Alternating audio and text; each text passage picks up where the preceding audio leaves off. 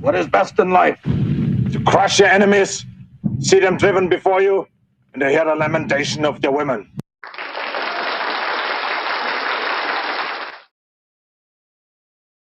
All right. What is it? Friday night. Hope everybody had a great week. I guess it's the Friday night Radio Baloney Live. I am your host, Richie Baloney. How's everybody doing? Looks like we got Rosie, Izzy in there already in the chat. Good to see you guys. Looks like Rosie got the first like of the stream. You know what that means? That's double good karma. So every time somebody likes the stream, they get a free dose of good karma from this channel for free. Well, I mean, you have to press the like. Also, subscribing to the channel, that does that as well.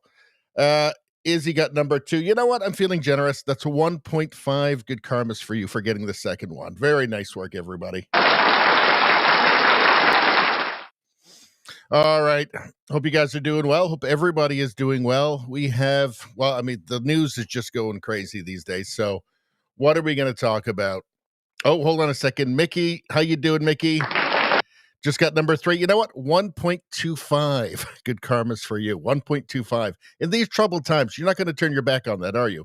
By the way, we're streaming on YouTube, Rumble, X, and Locals. So you get double good karma for each first like on any of those. It's good times. All right, news is going insane. So we're going to take a look at what's happening with Israel and Iran. We're going to look into news for that. We've got a live stream here, which we will be checking in on from time to time, a live feed.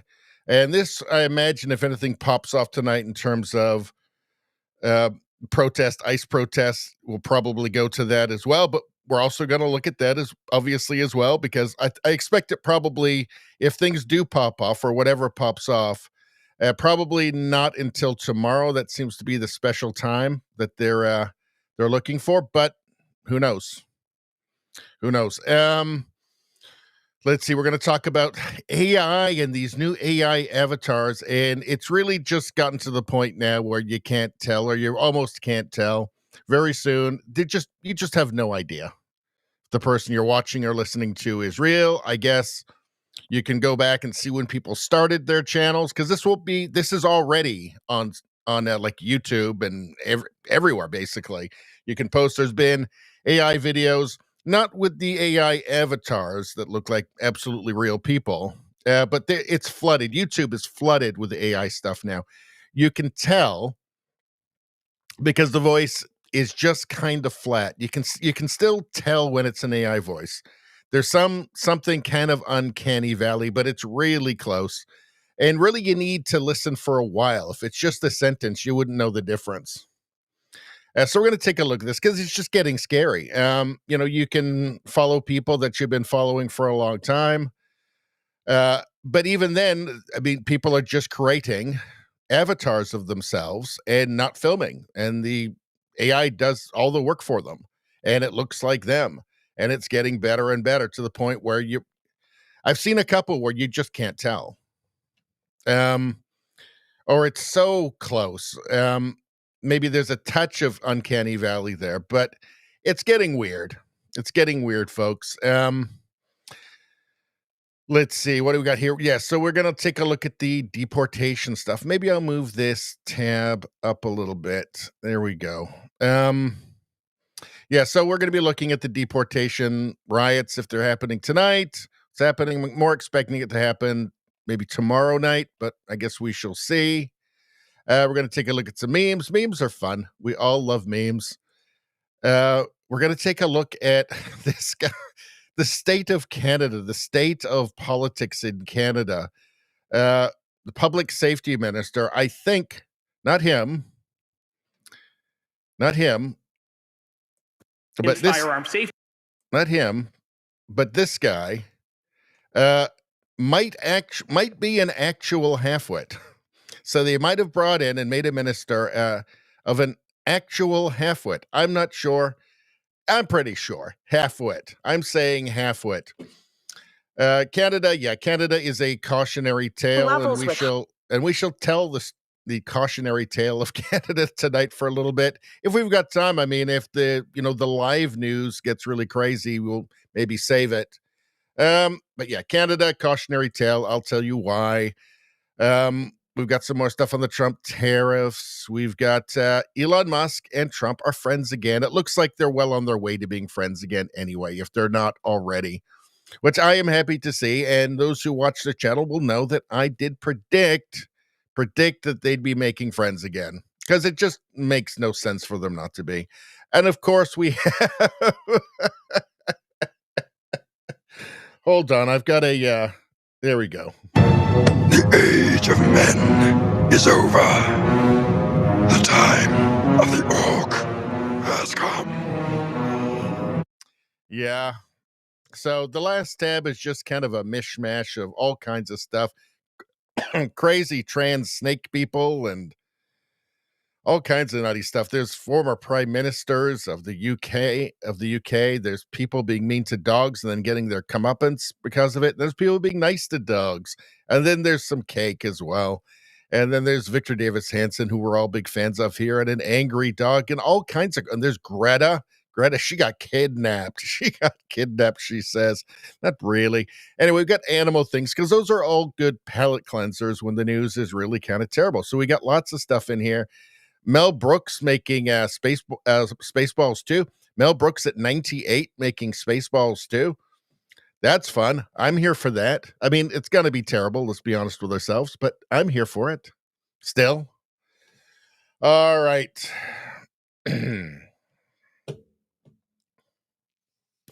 So what are you guys talking about in the chat? Let's see. Crazy weather. Yeah, it's kind of chilly where I am today. Let's see. Izzy asked, did I just call Greta an angry dog? No, I did not. I was saying that she's pretending she got kidnapped by the Israelis when she didn't really. No, she's not. No, I did not call her an angry dog. I've always said the only thing I've ever said about Greta Thunberg is that she's like one of those creepy kids from Children of the Corn. That's all I've ever said about her. Also, that her boyfriend is a tree with a face painted on it, and she only eats delicious seeds. Seeds. That's all I've ever said. Now, Rosie's saying, yes, he did. I'm sure. No, I did not. I would not do that. I've told you what I've said about her. No. Why are you doing that? Why are you trying to do that to me? Why are you trying to give me a bad name? It's way too mean for me. You guys know me. So I've got some different sources for the Iran-Israel conflict right now. We've got Al Jazeera. So there's one side. You've got the Times of Israel. So that's like a centrist, kind of right-leaning source. We've got Fox News. We've got also CNN. So we're trying to kind of cover our bases here. We've got this live feed here. This is Fox Live Now. So, and this Fox Live Now is really just kind of, I mean, most of it is just kind of down the line. It's not like the regular Fox network. It's not Hannity or something like that. Let's take a look.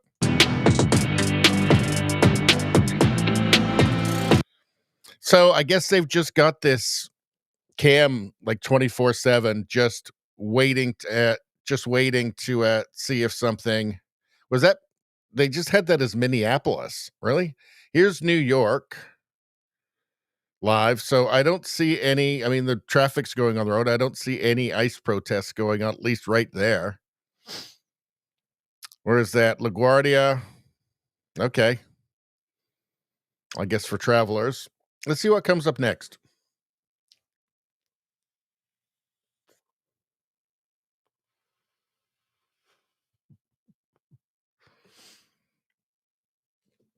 All right, what's going on here? Let's take a look. Welcome back. I'm Austin Westfall. Dr. Alon Burstein is standing by. Alon and I spent the majority of the night covering this exact story. We know a lot more today than we did yesterday. Alon, as always, we appreciate you joining. Let's start with some of the images that we're getting from Fox News. They're showing some of the damage in the Ramat Gan area after Iran's retaliatory strikes against them. My question for you alone is, we spent a lot of the night last night talking about some of the damage that was done in Iran. Now we're getting images of some of the damage in Israel. Can you describe what type of toll has been taken in Israel, whether it be here in Ramat Gan or elsewhere? It's good to see you, Austin. Yeah, really, the story is continuously evolving since last night. When we were speaking last night, I was constantly saying that I'm surprised that we haven't seen the Iranian retaliation yet. And in truth, the Israeli government also said that they expected Iran's missile retaliation to start within 2 to 3 hours of the opening of the attack, of the Israeli attack. And it didn't happen.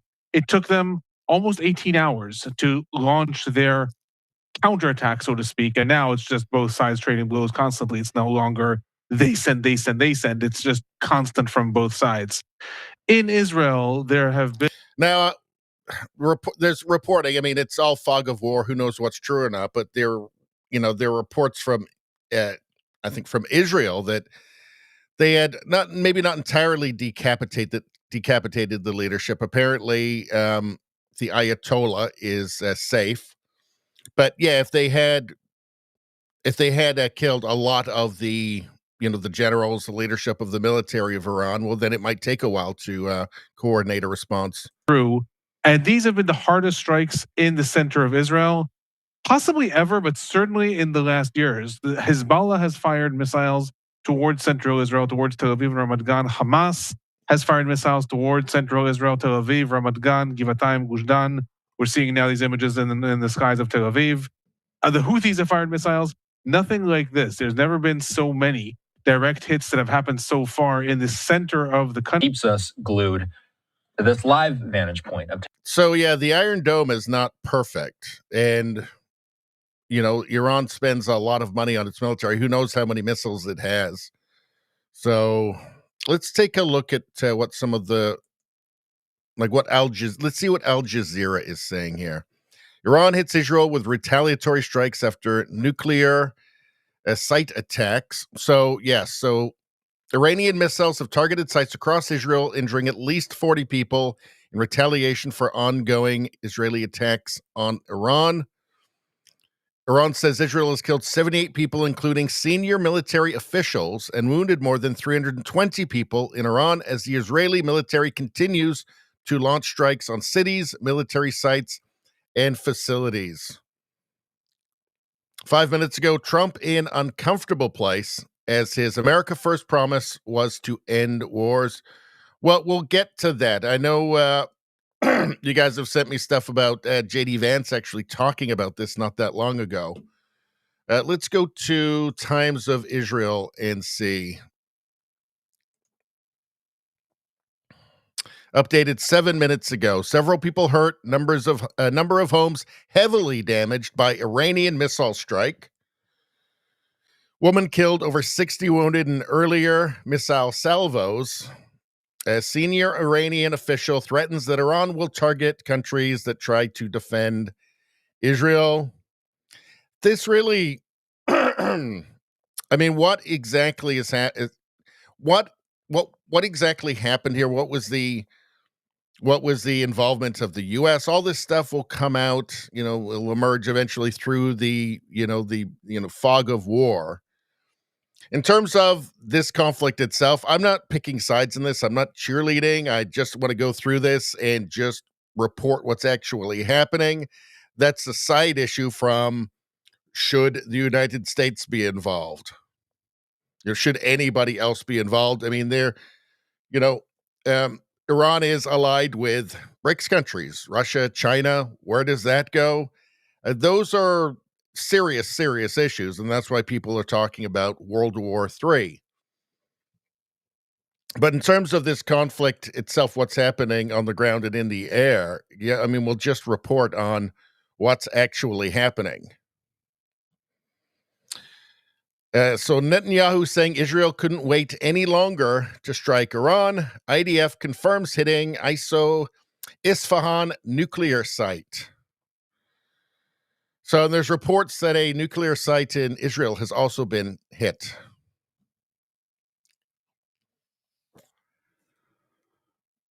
Excellent. Trump lauds Israeli strikes on Iran, says Tehran can still make a deal. Well, let's get to... Actually, let's see what if Fox has got anything fresh on this as well. Hold on, before we get to some of the other tabs. Israel warns of a fourth round of missiles incoming after Iran strikes military headquarters.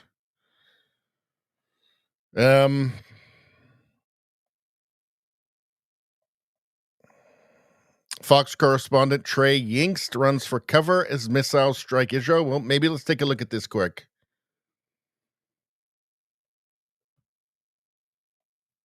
Will it play? Not sure that it's going to actually even play. All right, well, that's okay. And let's check out the time. Actually, the time is... hold on. What time is it in Tel Aviv right now? Let's find out. 5:48 a.m. Has CNN got anything here? Israel and Iran trade barrages of missile attacks. 3 of Iran's most powerful men were killed in Israel's attack. What you need to know about them. So 3 powerful men. We'll come back to that. Israel's spy agency shows how they attacked Iran from within. Let's actually take a quick look at this. So they had people embedded on the ground there to, I believe what I'm hearing is to disable radar before the attack, which is why the attack was, what I'm hearing is that none of the missiles were stopped, were intercepted. Let's take a look.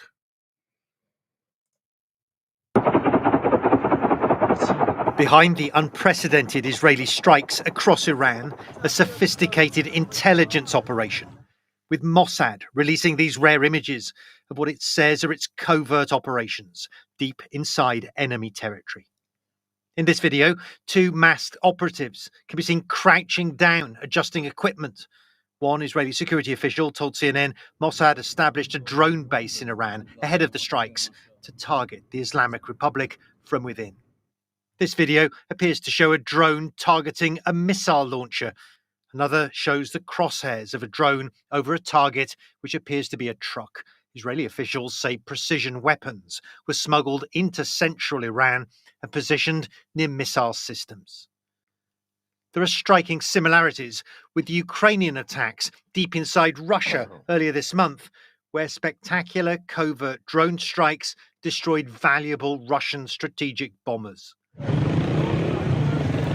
But alongside the Israeli hits on Iranian military and nuclear targets, key leadership figures were also targeted and killed in pinpoint strikes, likely driven by highly accurate Israeli intelligence, including top commanders of the powerful Revolutionary Guard Corps and multiple nuclear scientists, according to Iranian officials.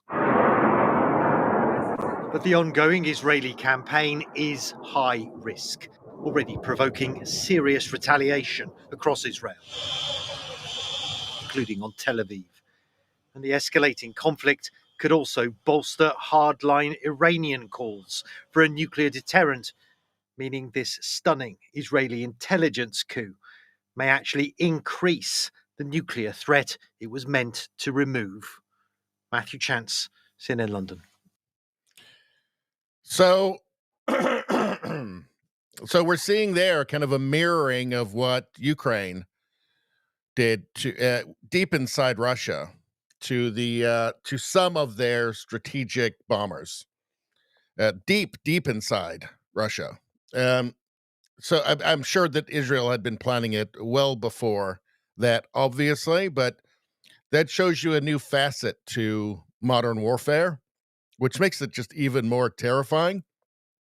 But I think there's probably a lot of people, like in the Pentagon and the American government, in every government in the world, wondering right now, I mean, do you have cells in your country of people with these drones that they can attack? You're extremely vulnerable to them. They can, they can set up near a military base or wherever, or a nuclear reactor, wherever. And these things are really hard to stop. I would think that with the United States considering that Biden threw open the doors. He threw open the gates and just let the barbarians in. That has to be a great concern. I mean, you had a lot of, military age Chinese men, but I mean, Iran is an enemy of the United States. Why would they not if you know that the country, the adversarial country is just going to you can send people in, they're just going to let them in. They're not going to vet them. They don't have to show up with ID.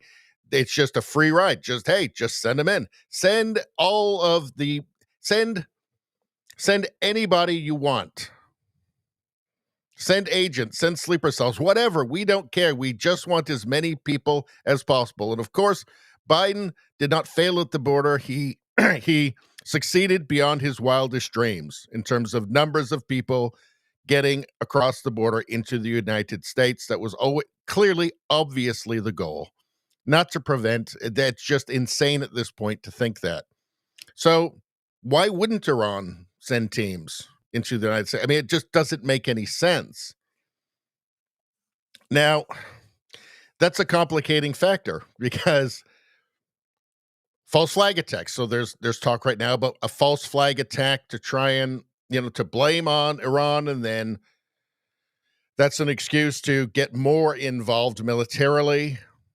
But they're like, why wouldn't Iran have sent teams to the United States to retaliate in the case of something like this? Now, I lean towards the idea they'd have to be crazy to actually want to do it themselves, because they'd be signing their own death warrant. And I guess it's an open question how, fanatically a death cult is the leadership in Iran, and how pragmatic are they, and how much are they just enjoy their relatively comfortable lives.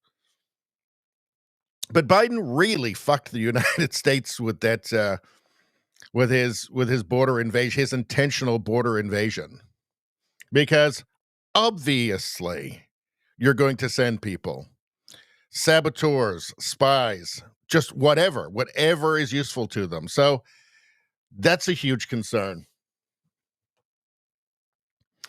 All right, let's get to the chat for a second. I want to see what you guys have to say. Let's see. Rosie says, husband laughed at Children of the Corn. I've made that Greta joke many times, and it never stops being a good joke. Let's see.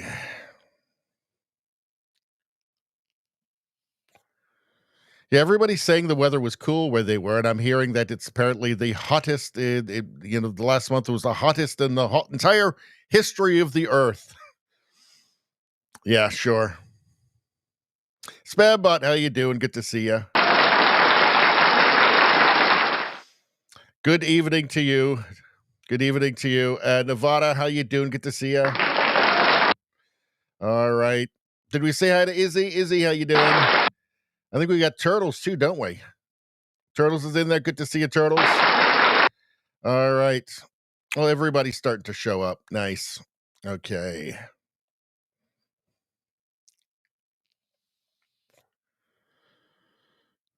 Spambot said, head of the nuke program, head of the Republican Guard. Yeah, totally right. Izzy says, I'm sure there's a big, beautiful deal with whatever is left after they're done blowing things up. Iran is no joke, and their military is no joke. It's mountainous country. You certainly wouldn't want to do a land invasion. Would be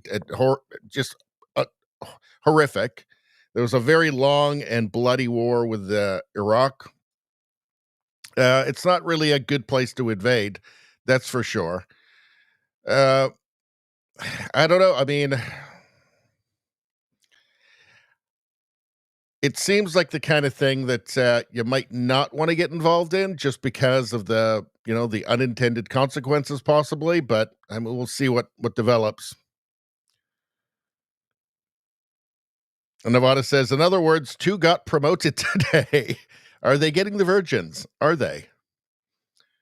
Turtle says, Cubby gets nothing. Nevada says, I'm starting to wonder if we're all just getting played with AI. Well, maybe it's dead internet theory, huh? I don't know. the AIs you can tell right now, but it's just getting so close, so close. I think that, you know, if you're spending a lot of time with um with a channel, you can tell because there is something ultimately uncanny valley and kind of robotic about it, but I think a lot of people will just want to be fooled, probably.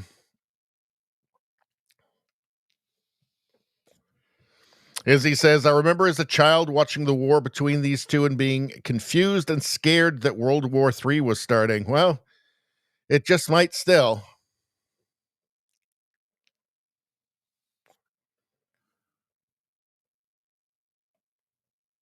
Let's see. Turtle says rioters just broke down the fence and there is an insurrection happening. I did see something where it was just like one that broke through, though, right? Let's take a look, see if they've got anything on here about that. And maybe we'll check out X as well.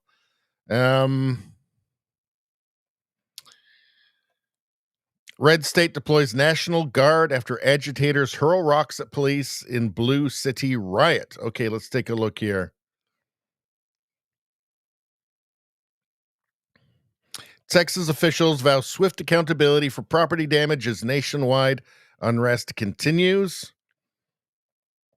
The Austin Police Department has released mugshots of 8 people who were arrested after anti-immigration and customs enforcement agitators turned violent this week.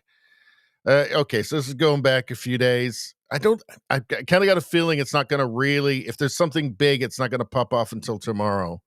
Let's take a look here again. From viewers, I want to ask you this question from Mike. This is something that piqued my curiosity because it gives us an opportunity to talk about the state of warfare in 2025. Mike asks, is either country capable of launching a large-scale ground assault if the conflict escalates? It doesn't appear to be the intention of either country at this point. Of course, ground warfare is one thing, air warfare is another thing alone. How would you answer the question of, is either country capable of launching a large-scale ground assault of the other? So, unfortunately, I don't actually have a map of the Middle East up behind me. I had actually thought of trying to do that when things were escalating 2 days ago, but didn't manage He literally has a map of the Middle East behind him. So, for the Middle East behind me. I would show some of the challenges of that. First of all, the geographical separation between the countries. Iran is on one side, and then you would have to go through, depending on your trajectory, either Iraq and Syria in order to get to Israel, or through Jordan, and depending again on your trajectory, possibly, let's say through Jordan and directly or indirectly, in order to get to. you know, drone warfare is really, I think, is going to mess up anybody's plans for ground invasions. As we've seen in Ukraine, it has really kind of become the new kind of great equalizer, because that's the only place where Ukraine has parity with Russia. And Russia's winning. Russia is moving west every day, a little bit, 20, 30, 40 square kilometers, but it's slow. You're not seeing those big arrow attacks from, World War II, the Eastern Front, because of the drones. So it's just changed the face of modern warfare. Nevada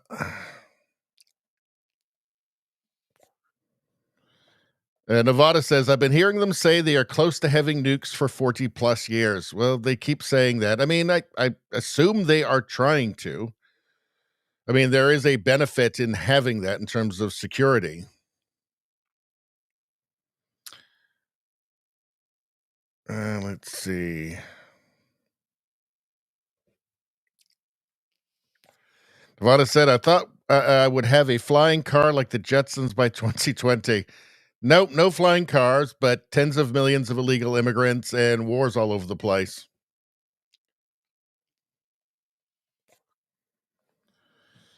Let's see. Turtle says, Netanyahu has been wanting war with Iran since 2012. I don't know how to spell his name. That's close enough. There's no clean hands in this. there's no clean hands in this. Iran has been like calling for the destruction of Israel since the revolution, since like 1979.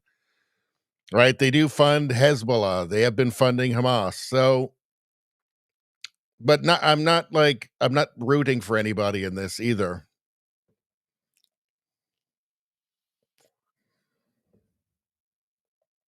Let's see. Spambot says the Iranian strikes by Israel has been in the planning stage even before the Hamas pager bombs. Yeah, I wouldn't be surprised by that at all. It was very effective. Jayham says it's good to want to avoid a war, but the enemy gets a view too. Sometimes we have to take the death cult at its worst. Tucker seems to miss this point. I've got Tucker's statement. I've got a couple of different statements from two different people that are contrasting. And I want to kind of do that in this because it's complicated, right? But yeah, I mean, I guess the question is, how much is it more of a death cult, the leadership, than pragmatic, just wanting to, preserve their, the leadership, the elites in Iran, just wanting to preserve their places and their comfortable lives? You don't really know is the thing. You don't really know.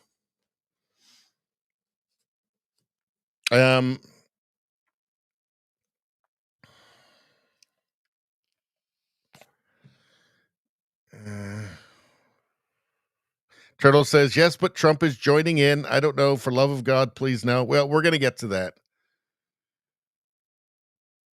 Nevada says, yeah, they will want our men to go in on the ground. Fuck that. Yeah, it has changed now. And even without the drones, Iran is not a country with its terrain that with them dug in that you want to march into.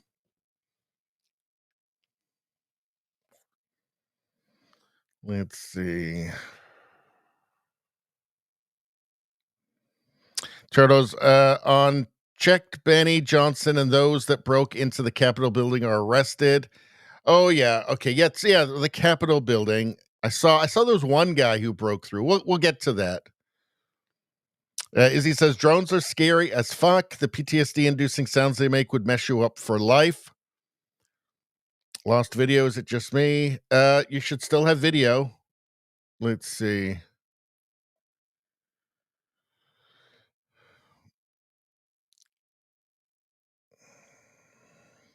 Okay, so it is working. Great. Okay. All right, maybe we'll take a look at all right, hold on a sec. Maybe we'll actually hold on. Let's see this. This is moments ago. Ask you then, what's the difference between what we're seeing right now and what a World War III scenario would look like? Unfortunately, that is still the question I get asked the most is this World War III? It's hard to say. It's hard to say because we'll only be able to look back in retrospect and try to understand, is that when World War III began to spiral? If we look at World War I, for example, World War I has to large extents a very clear initiation. Has a very clear initiation when countries publicly declared war on each other. World War II in Europe has, to some extent, a very clear initiation, the invasion of Poland. At the same time, though, other people historically have argued, wait a minute, World War II also involved Japan and China, also involved a lot of activity in the Pacific Ocean. And that actually started in 1936-37. The spiral towards World War II already started then.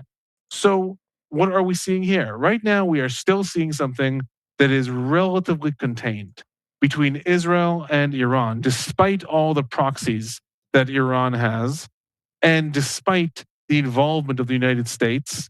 At this point, it is relatively contained between the sides. Now, it is equally possible that within the span of a few hours, we will see a missile that hits a building in Israel and kills 200 people, and Israel, in retaliation, assassinates Iran's supreme leader, Ali Khamenei. In turn, Iran attacks bases in the United States. The United States gets involved. The Houthis get involved. Spirals happen, and within 3 weeks, we are in something that could be described as a world war. Then when we look back at history, we'll say this was the starting point, or even October 7th was possibly the starting point. At this point, though, we're not there yet, and that's the difference. We're saying, is this World War III yet or not? We're not there yet because while a lot of different actors in the region, Lebanon, Saudi Arabia, Iraq, United States, Jordan, Afghanistan, Israel, Egypt, Turkey, the list goes on and on, while they are all declaring for certain sides, Russia is standing on the side of Iran primarily, United States standing on the side of Israel primarily. At the same time, they're not actively involved in the fighting. Similarly, should we look at things war in Vietnam? Yeah, I think that, if you look at, the Saudi Arabia, the other, Islamic countries there, I mean, there's the public face, what they have to say, and then there's their own interest. And those are different things. But let's go to Benny Johnson. So Turtles was talking about this. Some loonies broke through some fencing, tried to get into the Capitol building. Still fairly small scale stuff. This is not, it's not as big as what we saw in LA. It's not Summer of Love at this point, but you're going to have nuts. I just wonder if the big stuff is being saved for tomorrow. Hold on one second. There was something in the chat I wanted to just comment on. Turtle says Steven Crowder is going live tomorrow night. He's got eyes and ears on the ground. I might go live tomorrow night too after the hockey game. We'll see how I feel. Let's take a look at this. So Benny Johnson posted, a mob of deranged leftist rioters just broke through the barricades at the Capitol. Insurrection, he says. Well, isn't this what insurrection is supposed to be?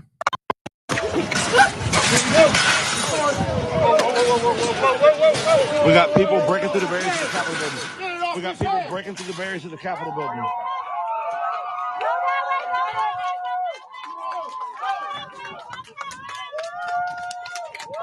There's people that are breaking through the barriers of the Capitol building, rushing the Capitol steps. We got people rushing the Capitol steps right now.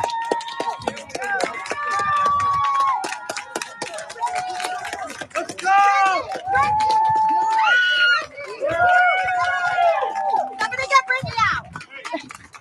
Capitol Police are responding to the break. Capitol Police are responding to those who broke through the Capitol barriers.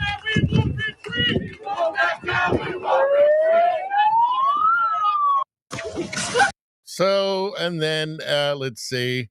All the deranged leftists that broke through the Capitol barricades have been arrested. So, it doesn't look like there's a huge crowd there. Again, I think they're saving it up for tomorrow night. There they go. They've been led away. They haven't gotten their open borders tonight, unfortunately. They're not able to pay for all of the world's health care tonight, unfortunately. I mean, it's just they're deranged. It's just total derangement. It's so strange. I find it so weird. All right. Wait a second. Izzy says, wait, isn't that an insurrection? Years in prison for them all, right? Yeah. I'm guessing nothing. Even looks like a guided tour. Looks like January 6th to me. Better put them in jail like the left said too. From Radio Streamer. How you doing, Streamer? Let's see. Turtle says, going to my youngest graduation tomorrow on Orcas Island. Yay, last one in the school system. All right, congratulations.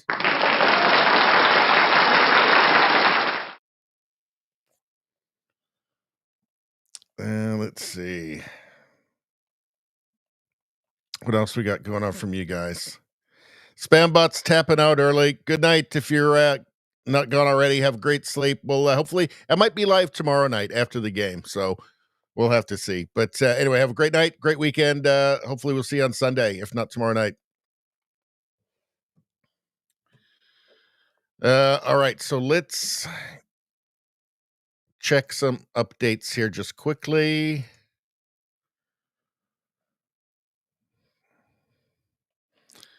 Okay, nothing really. Let's go back. Nothing much there. Let's check Al Jazeera again. Let's see.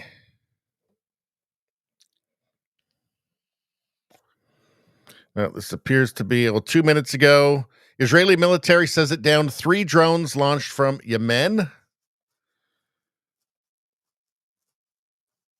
Israeli authorities say 10 lightly to moderately injured in the latest missile attack. Okay. China's UN envoy says Israel has crossed another red line with Iran attacks. Well, they get a lot of Chinese oil, apparently. Sorry, they get a lot of Iranian oil, apparently. China's UN ambassador, Fu Kong, has condemned Israel's violation of Iran's sovereignty, security, and internal integrity. He said F you to them. That's what he said. Let's see. All right. Let's move on. Let's go back to the Times of Israel again.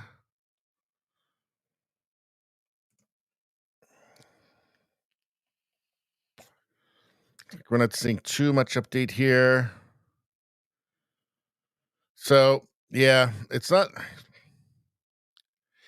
This is going to be, Israel is going to suffer, is going to, who knows how many missiles Iran has, right? So, the Iron Dome is not perfect, and I think Israel is going to take a lot of punishment.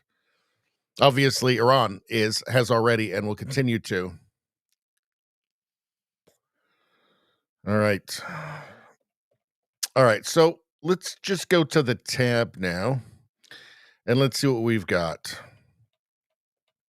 I put together a bunch of stuff here. So here is J.D. Vance. So this was him talking 9 months ago. Sean Ryan posted this. With the news of Israel bombing Iran, this was mentioned 9 months ago. So this was kind of a cautionary. Well, that's 9 months ago. And it does have to be said that, part of what got Trump elected was peace, right? Like, these things won't happen if he's president. So Ukraine, I think you just have to give him a total pass on. I was saying well before he was elected, look, there's no leverage there. There is zero leverage that anybody actually has because it's an attritional war, and unless you're willing to put men on the ground, I mean, I guess that's your leverage, but then you risk obviously escalating to a nuclear holocaust, essentially. Right. So there's just no leverage there. Ukraine has been running out of people, tragically running out of men. And either there's going to be a negotiated settlement, negotiated peace where Russia gets basically everything they want. They get, they get the Donbass, they get, all 4 of the oblasts that they want. What is it? Donetsk, Zaporizhia, Kherson, and Luhansk, plus a removal of the Zelensky regime, plus no NATO ever, no EU ever. Obviously, they're keeping Crimea. They may want Odessa as well.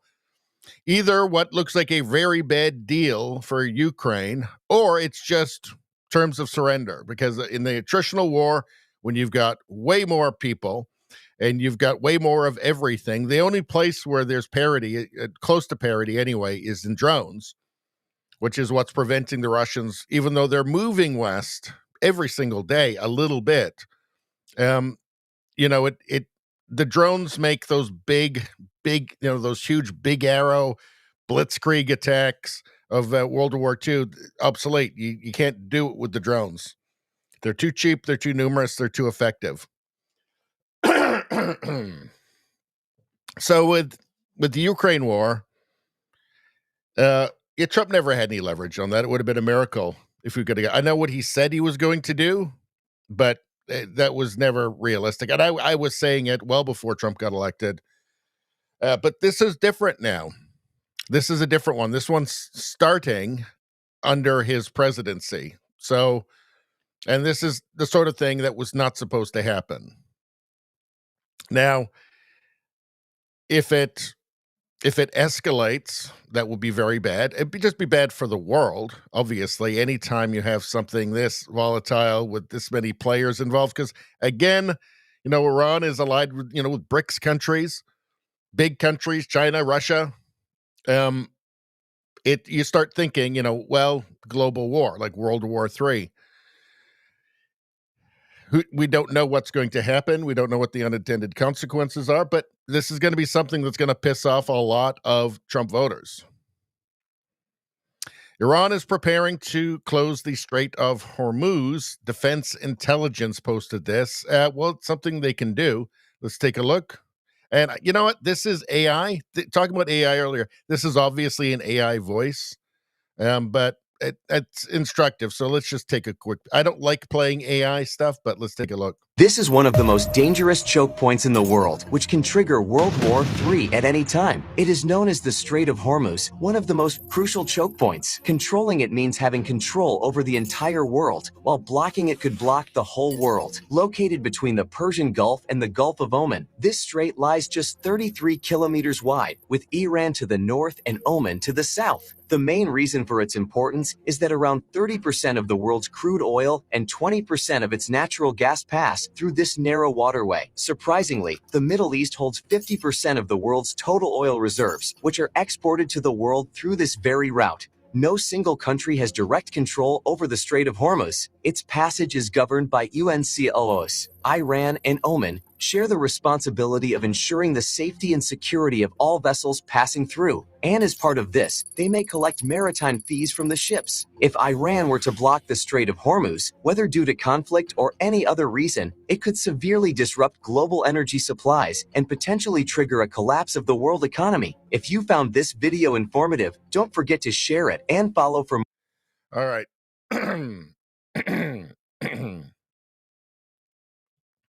So let's check this out. Israeli forces have released a graphic showing the underground uranium enrichment facility beneath Natanz in central Iran, which was heavily targeted in today's airstrikes. So obviously, this is about the nuclear program in Iran.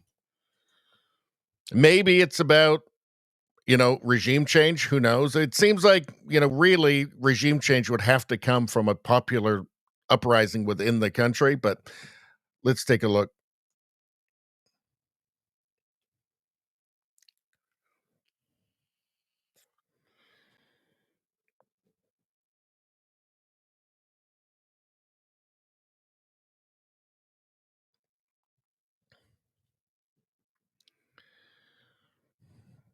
The modern technology and the precision strikes these days are really incredible. I've got some more of that coming up as well.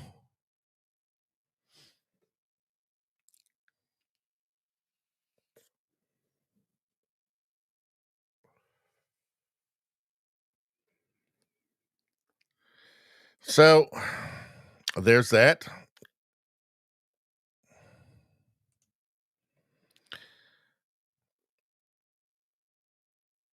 So talking about false flags earlier, it would be really hard to know. In the US, it would be really hard. Even in Canada too, it would be hard to know if something was a false, because so many people have come in legally but unvetted, and so many people have stayed illegally in the country. When you have a bunch of people that you don't know who they are, that's a problem. That's a security concern. It maybe something that the media should have been paying attention to a while ago. Former CIA Director Mike Pompeo warns that a major incident could occur somewhere in the world and suggests Iran may be behind it. Well, he's pretty much just a bona fide warmonger at this point, isn't he? But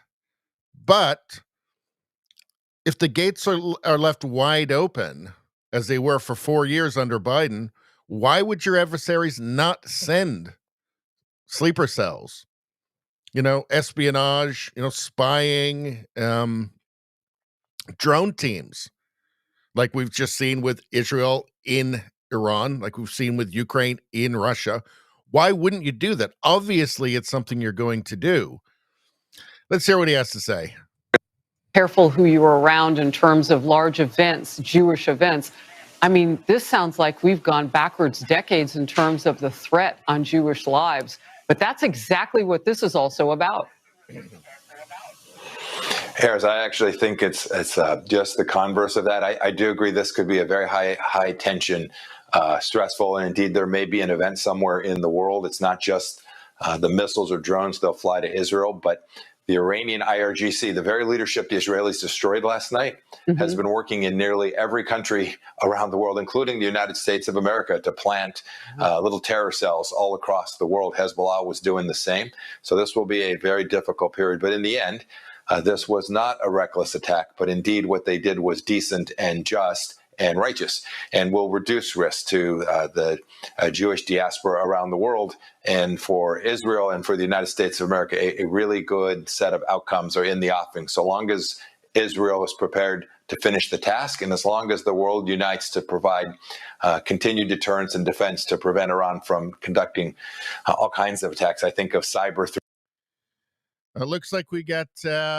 Looks like we're losing Turtle. Signing out, going to play mini golf, and forget that we don't have anything but an opinion.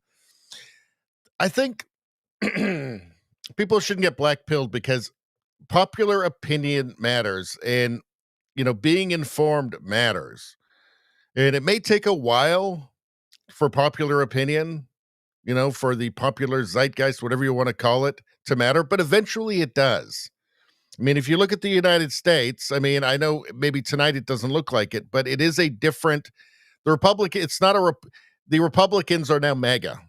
Something changed, and, the border got shut down. That's just something that just wasn't going to happen with the uniparty, the Democrats and the Republicans, right? So people speaking their minds around other people does matter. Or not being quiet. I'm not saying about evangelizing your politics to everybody, but just, I don't know about that. Somebody says something insane. I don't know about that. Well, and just making it okay to dissent. So that's it's such a black pill kind of statement, and I understand it totally, but knowing and saying does matter. Right? Unless you're in North Korea, at that point it's too late. But there's still time for and obviously, again, as we've seen in the States, there was a fork in the road. One was just moving towards what I think was just the plan is for the whole Western world is just Chinese style neo-fascism, or the Western spirit reasserting itself. And just, a movement towards sanity again. Radio Streamer says, we are winning. It takes time, but reality wins over time. Yes. And have fun, Turtles, playing mini golf. That's not a bad way to spend your time. Let's see.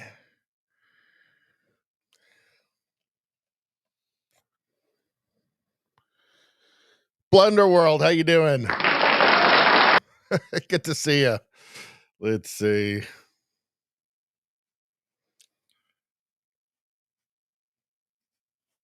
Izzy says, I'm getting black-pilled. Learn to keep my mouth shut unless I know I'm in a safe space. It's even just, in a chat on a show like this, that somebody just comes across by accident and goes, oh, and reads a comment and goes, oh, so I'm not crazy. There's other people that agree with the obvious sane thing. Right?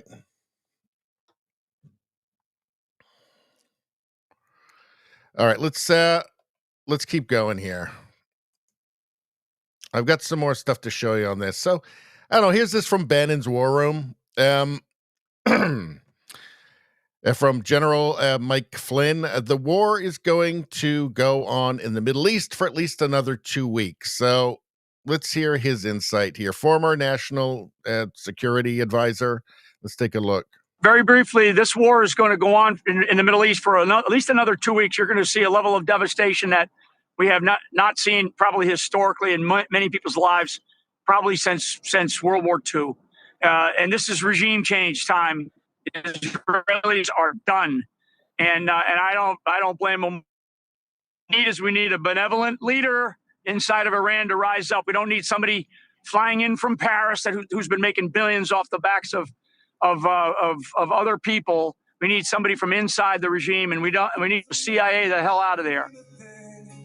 Right. And what do you see? I mean, you know the region better than anyone. What's the probability of those events occurring, getting a better secular leader who's not at war with us? Yeah, I think it's very high, actually. I think that there's some people that are identified. It is the most important thing is, at what point in time does Israel make the decision? And they are hunting right now. They are definitely, the guys on the ground are hunting for the leadership they've devastated the leadership, just like they did devastating the leadership of Hamas, Hezbollah. They're devastating the leadership of Iran right now, the military, the IRGC, the political leadership. And, we haven't heard about the Ayatollah yet. I guarantee he's in hiding. His life is at risk, and that's fine. I do think that. I mean, it seems a little optimistic to me. I mean, yes, it does appear that Iran is a very young country in terms of the demographics. It's obviously a very old place. I mean, it's had a civilization for thousands of years, but right now the demographics are very young. I think that has a lot to do with the Iraq-Iran war, which was extremely bloody. And the younger generation apparently is, they would like to be more aligned with the West. They don't like the mullahs, but I'm sure they have a very well refined security state there.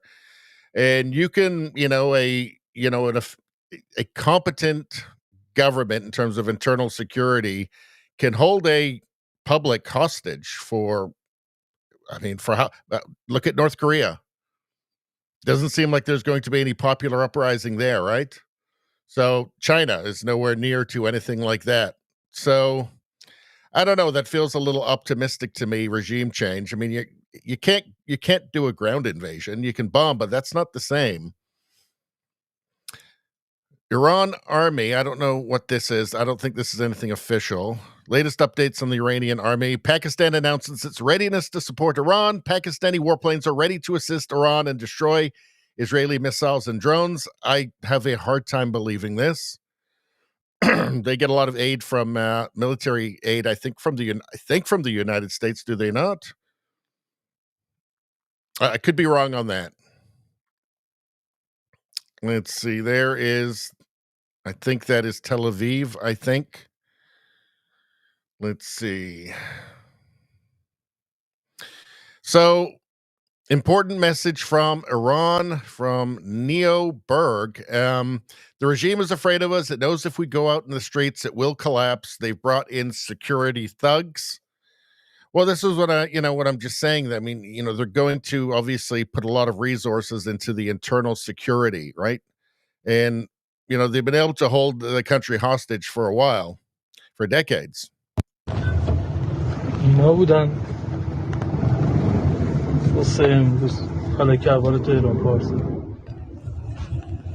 Well, that's obviously not in English, so let's move on.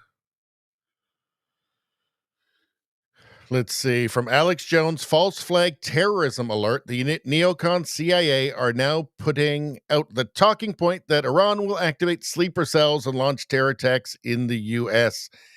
That's what we just watched. It would be an insane move from Iran. I don't see how they would see that benefiting them. If you assume that they are pragmatic enough to want to continue their hold on power in the country. I mean, how much do you want to escalate it if you're Iran? Like, how far do you want to gamble or call a bluff? I guess that's the question. So, Tucker Carlson. I've got two different takes here. We'll take a look at both of these. Tucker Carlson. It's worth pointing out that a strike on the Iranian nuclear sites will almost certainly result in thousands of American deaths at bases throughout the Middle East and cost the United States tens of billions of dollars. The cost of future acts of terrorism on American soil may be even higher. Those aren't guesses. Those are the Pentagon's own estimates. A bombing campaign against Iran will set off a war, and it will be America's war. Don't let the propagandists lie to you. And it does seem that Trump was at least aware of the plan. And certainly they'll be using American weapons. Now, here's Eric Weinstein. Let's hear his take on it. The U.S. has every right to step away. But if Israel alone frees the Persians from the mullahs and rids the region world of a malignant thermonuclear theocracy, again alone, then that will have consequences as well. Israel is not attacking the people of Iran. It's trying to end a regional and global nightmare regime. At least let us wish them and the Persian people a safe night while Israel is working through the wee hours to make sure that the mullahs won't be able to strike us here with WMD. And let us pray they know what they are doing. Godspeed. So,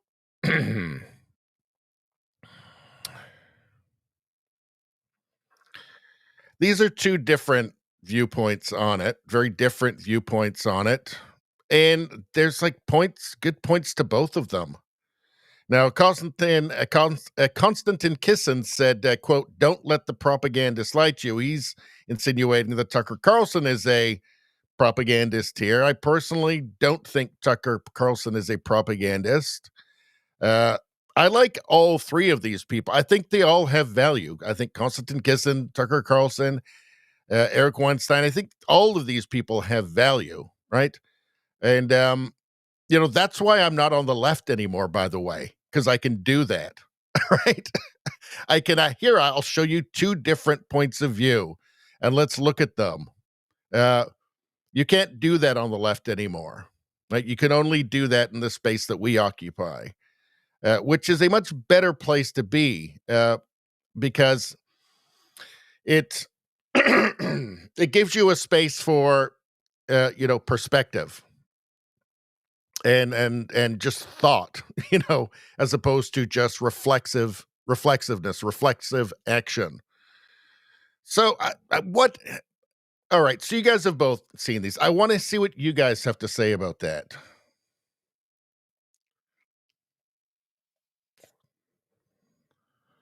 Plunderworld says, "I've tried Alex Jones's blue pills, made my pee bright green." Bright green. That must have been fun.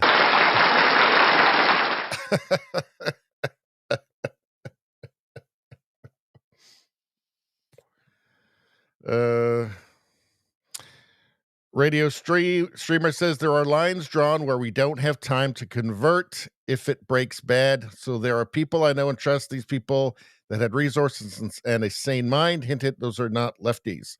No. Nevada says, "Libtards are mentally like third graders." It is absolutely true. They are totally immune to reality. Let's see.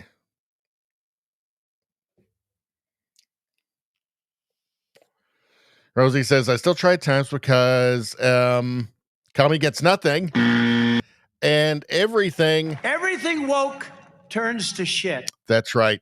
It does.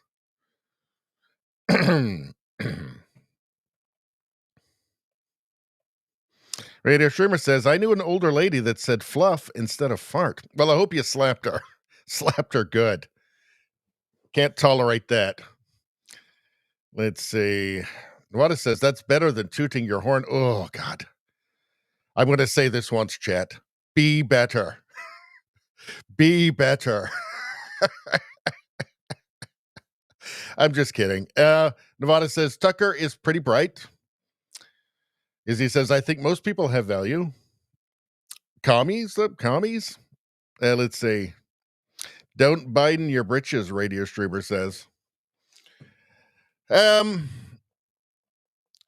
I've said on this channel before, I may not have said it for a while. This is trademarked Radio Baloney. History is the history of unintended consequences if you just wait long enough. And I think that the best you can do is try to come to a rational decision that will be good for your time and your children's time and hopefully your grandchildren's time as well. And after that, all bets are off because the world is so complex.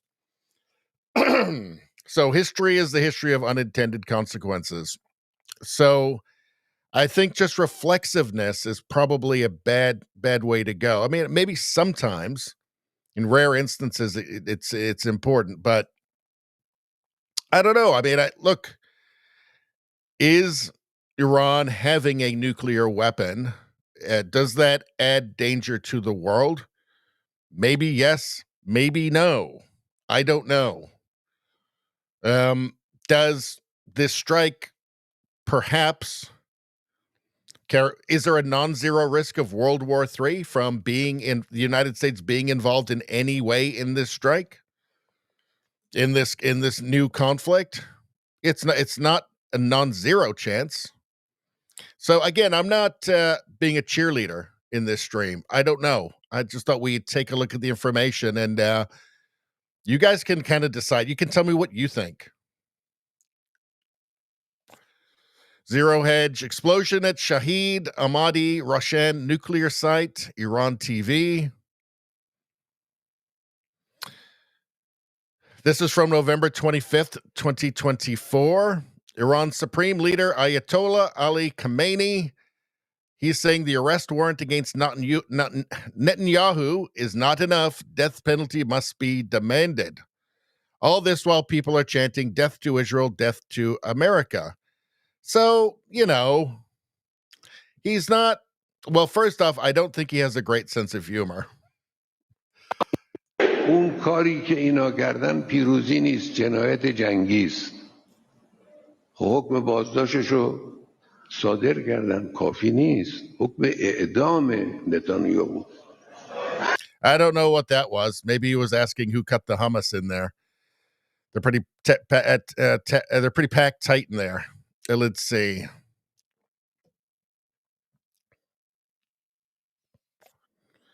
So here's just some footage of Iranian officials to Al Mayadeen. Any Israeli military step against Iranian nuclear facilities will be met with unprecedented response from Tehran. Here you can see what looks like a bunch of missiles raining down. What else do we got here?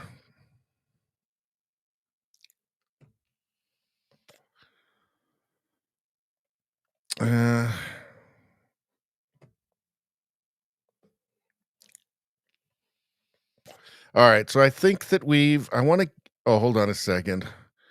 What is this? So let's take a look at the Ayatollah. And I say nobody has clean hands in any of this. They're deeply involved, obviously, with Hezbollah, Hamas. It's not like he's like a nice guy. Iranian Ayatollah Ali Khamenei during his speech addressing nuclear talks. This is from June 11th. Trump is lying and his statements are not worth the response. Death to America, death to England, death to Israel, death to the infidels. Well, that's you. I don't know when this actually was recorded, though. So let's take a look. May 17th, 2025.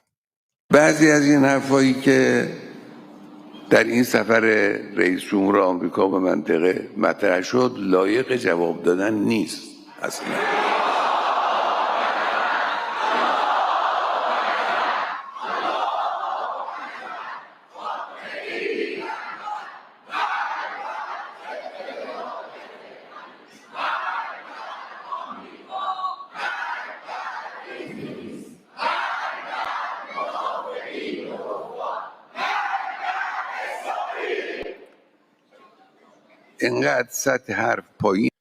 So, I mean, they're obviously in a bad mood, and they do wish death to quite a lot of people. I'm not sure. I mean, it does come across a little bit death culty, doesn't it? I'm not sure you want that guy having nuclear weapons. I'm not saying that, again, I'm not picking sides here either. I'm just saying that it's complicated and there's a lot going on. Again, definitely a bit death culty. And definitely wishing death to like a bunch of other entire countries. So there's that.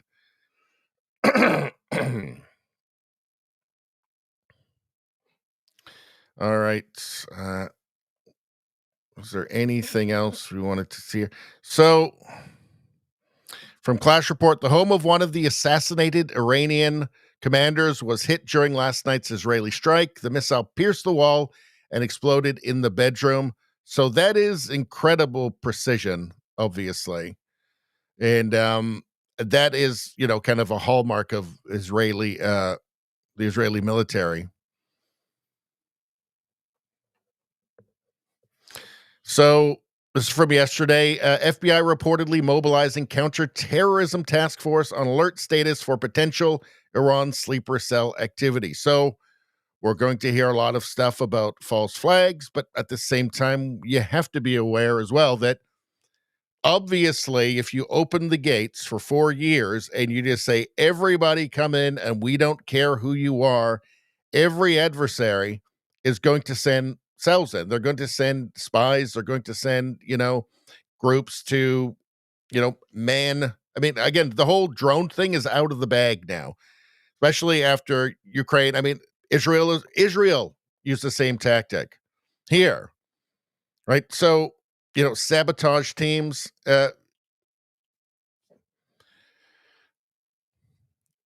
So it gets confusing, doesn't it? Like false flag, but a false flag is actually not at all. Nobody should be surprised if there is an actual sleeper. If there are actual sleeper cells, and they do act, because why wouldn't your adversary send sleeper cells in when you throw the gates open and say, just come on in? We don't need to know who you are. We don't need ID. Just everybody come. We don't care. That was the Biden border policy. So you have to assume that they sent some people. I mean, again, why wouldn't you? Why wouldn't intelligence services or militaries do that? Why? Of course they're going to do that. That's how they work. Let's take a look. What's the beginning here? Weapon close to a nuclear weapon. So Jack, as from an intel standpoint, was Iran close to a nuclear weapon? Now the question of doesn't really mean anything. So tell us, what is really going on here, and can we trust the intel agencies? Well, Charlie, this, of course, has been one of the most fractured debates that's going on from the intel community and members of the U.S. political community, as well as the Israeli political community, as I mentioned before, with Prime Minister Netanyahu really pushing for these strikes, of course, for quite some time, years in many cases, and has directly targeted these facilities with a variety of cyber attacks and other attacks over the years. The question comes down to, and the intel community's official assessment, everyone I've talked to in the intel community has always, and even from my time there, has said that Iran did not have an active weapons of mass destruction program in the sense that, in the sense of having a actual nuclear weapons program. But what they were doing was this uranium enrichment. And this then the question, of course, and even, by the way, even DNI Gabbard, who many people pointed to as say that obviously she's no hawk, even she pointed out that their uranium enrichment was much higher, at a much higher yield than anyone would need for only a fuel program or only for nuclear energy. And so a lot of the war hawks have been pointing to that, saying, look, it's clear that they're going to do this in order to try to ratchet up their ability for escalation. And so one of the things, though, that people have pointed to is say, well, Iran, the back and forth has always been, well, Iran was doing that because there is no Iran deal. Trump, of course, ended Obama's Iran deal, which was a total handoff to them back in 2018. He ends this thing after the pallets of cash, and he had run on it, of course, back in 2016, the Obama deal. And so after ending that deal, that's really when Iran pushed towards this enrichment to say, we are going to essentially kind of have a middle ground of saying, well, we're not restarting the program, but we are enriching this uranium, which of course puts them in a situation to say, well, they would potentially be able, if they chose, to use that in a weapon at any time. That being said, though, that's my distillation of the intel on both sides there. That being said, we do know that Iran had been, and it seems in good faith, conducting these negotiations with Steve Witkoff, having meetings with him as appointed by President Trump. We saw President Trump earlier today saying that he had directed all members of his administration to pursue negotiations and diplomatic means of working with Iran to end this potential threat and prevent Iran from getting a nuclear weapon. And something where you've also seen in reports, I believe The Guardian had actually put out at one point that there was a potential for Russia to come in and be the guarantor of this program. Russia, of course, being the country that finished the building of the. So there were ongoing negotiations. There's a bunch of stuff being posted about how Trump had given him 60 days. In fact, here, we'll hear something about it. Then on the 61st day, these strikes happened. Here's a post from Donald Trump. I gave Iran chance after chance to make a deal. I told them in the strongest of words to, quote, just do it, but no matter how hard they tried, no matter how close they got, they just couldn't get it done.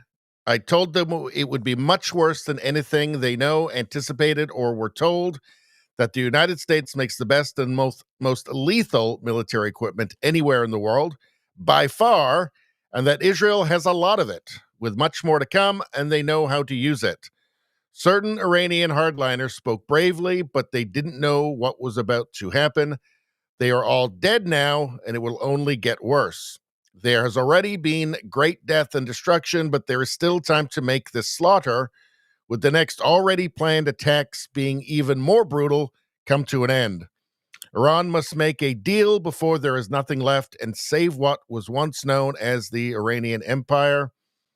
No more death, no more destruction. Just do it before it is too late. God bless you all.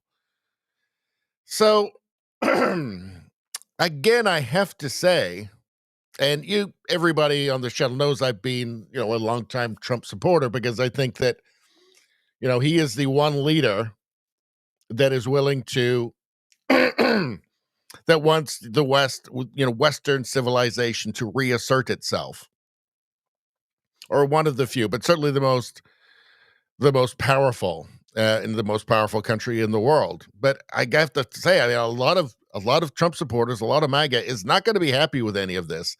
It's definitely not what they voted for. Like here, Luke Rutkowski, this is the stupidest thing Trump could have done. The operation in Iran is in coordination with the U.S., says Israeli media. Well, there's things going back and forth on that. Again, there's some fog of war. So Donald Trump has given Iran 60 days to agree to a nuclear deal or face military action. Look at the date, April 11th. Video from Tehran during Israel's preemptive attack. Let's take a look. اینجا رو زدن، اینجا رو هم زدن، این لویزانم زدن، پشتم زدن، پشت لویزانم زدن، اینجا رو زدن، اینجا رو هم زدن، این لویزانم. The people of Iran and the government of Iran are two different things. From everything that I've heard, there's two different things. It's demographically a very young country which doesn't like the mullahs, and would like to move in a more kind of Western direction politically. But I get, a population can be held captive, basically, for a very, very, for decades and indefinitely. I mean, look at North Korea. Oh, stunning imagery from Iran. The Mexicans are there too. You wouldn't believe it. Let's see. All right. Let's go to updates, and then we'll move on to something else. Then we'll take a look and see if anything is happening with the ICE protests and riots in the U.S. All right. This is all the same stuff here. 2 minutes ago. So this is kind of what we're talking about here. Drop Israel, how military escalation with Iran divides Trump's base. Yeah, it's going to be not popular with a lot of Trump supporters. It's not what they voted for.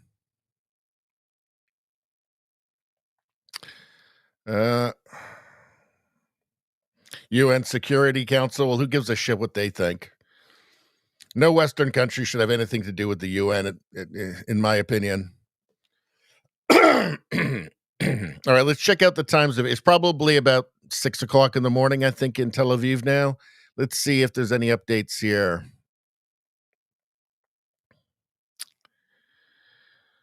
Let's see. Sheba Medical Center, 43 hurt missile attacks. Death toll in Iranian missile hit rises to 2. So, yeah, that's just going to continue. Because it doesn't sound like Israel is going to it's not like, these kind of back and forth that we've seen in the past. Like, they seem to be quite serious about this. All right.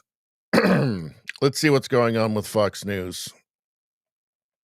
Let's update this. So this is all stuff that we've seen. Okay. And then we'll check out CNN very quickly as well. Hold on.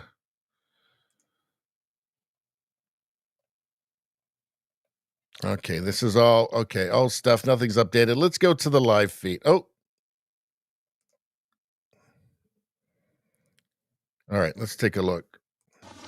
Second, we struck Iran's military infrastructure, specifically the surface-to-surface missile array. Israeli Air Force fighter jets, guided by precise intelligence, completed a series of strikes against the Iranian regime's missile capabilities. Dozens of launchers, missile storage facilities, and additional military sites were destroyed. Late last year, Iran launched wave after wave of ballistic missiles at our cities. Okay, so that's the UN. James, how you doing? Good to see you. Says Rumble not letting you in. That's weird because everything seems to be working okay. I would try it again and refresh. Because that's the best place to be in the chat is over on Rumble because it gets a little lonely over on YouTube for the chat. Let's see. By the way, anybody watching right now, whether you're watching on Rumble, YouTube, X, or Locals, like 99% of the chat is all on Rumble. So if you want to join in with that community, you got to go to Rumble. Let's see. Rosie's making sandwiches. Only sandwich maker here right now.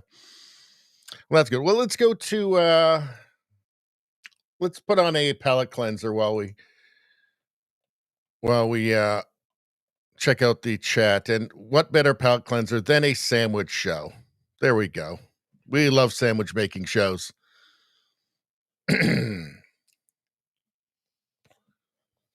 Nevada says Iran was the most Western culture in the Middle East until Carter came along. Yeah. Well, it was, and here's a warning to the rest of the world, to Western countries. The Islamists joined forces with the communists to overthrow the Shah. And then once that happened, the Islamists didn't really have much need for the commies anymore. So it didn't go well for the commies.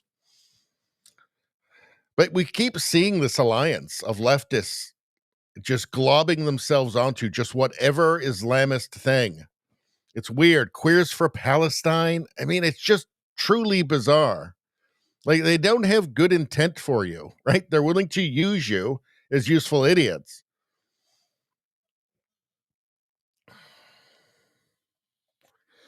JDL, how you doing?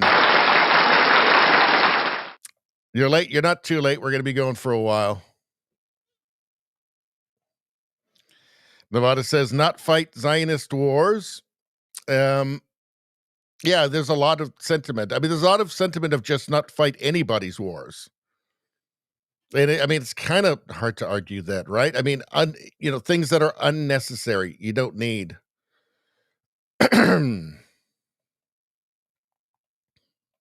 Rogue Thought says, I hate this. Stay out of this, Trump. Damn it. I think there's a lot of that sentiment going around. Let's see.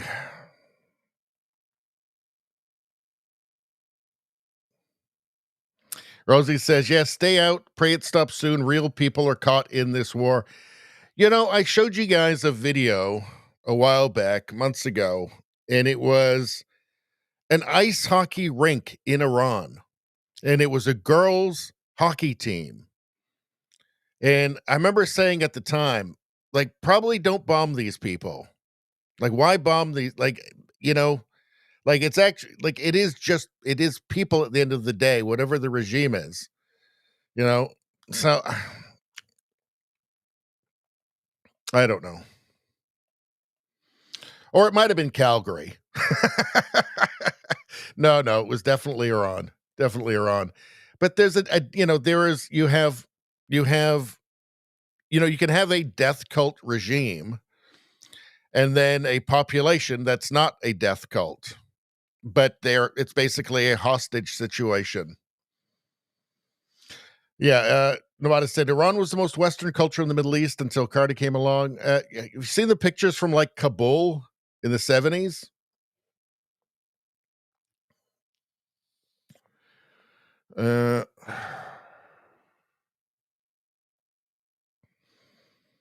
Izzy says, yeah, we need rooms full of people saying, stop this death.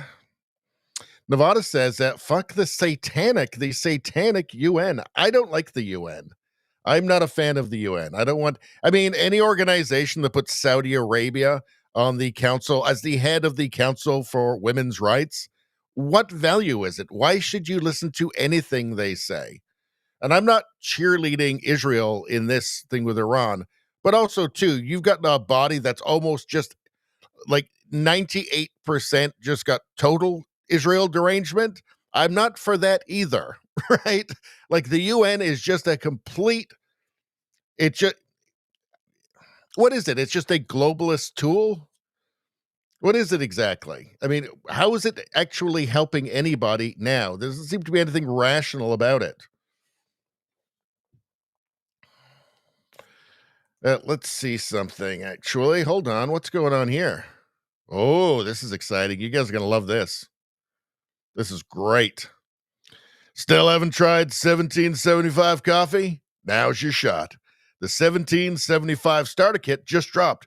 Only 1,000 units. That is exclusive, my friends. You're getting the bold, dark roast that hits harder than a CNN fact check. Still don't get that line. The smooth medium roast and the vitality mushroom coffee for clean energy and laser focus. No crash, no commies.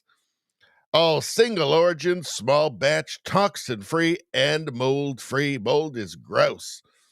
Plus, you're also getting a gold spoon clip because freedom isn't scooped with plastic, my friends. A frother strong enough to stir up your coffee and your mother-in-law's political opinions. And a black 1775 tumbler that says, I don't take life advice or caffeine from a woke sea witch. $170 worth of coffee and gear, yours for only, and I can't believe I'm saying this, only $99. That's less than $100, my friends. I never thought I would speak those words, but the day is here. This is for the ones who've been watching 1775 blow up on Rumble, wondering if it's actually worth it. Spoiler, it is. Go to 1775coffee.com/studio and grab your starter kit before they're gone. And at that price, they're going to be going fast. Bold beans, clean fuel, and a morning routine that stands for something, just like Rumble does. Is it free speech? Yes, it's free speech. Start your day with coffee that actually backs what you believe, not like some sort of dirty, filthy commie coffee. You know what to do. There we go. You don't want that dirty, filthy commie coffee. It's full of mold, for one thing. Gross.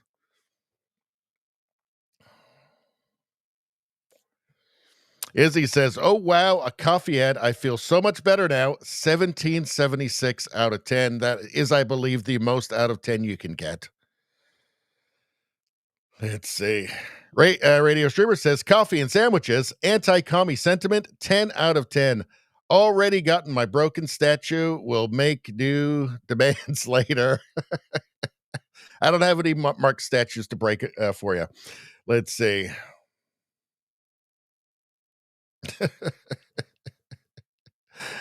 Nevada said, great ad. JDL says, good ad read, RB. Good ad. And that RB would be Radio Baloney. Rosie says, coffee ad, bold, strong, non-commie. 2020, wait a second. 2025 out of 10. That has to be the most out of 10 you can mathematically get. Beautiful.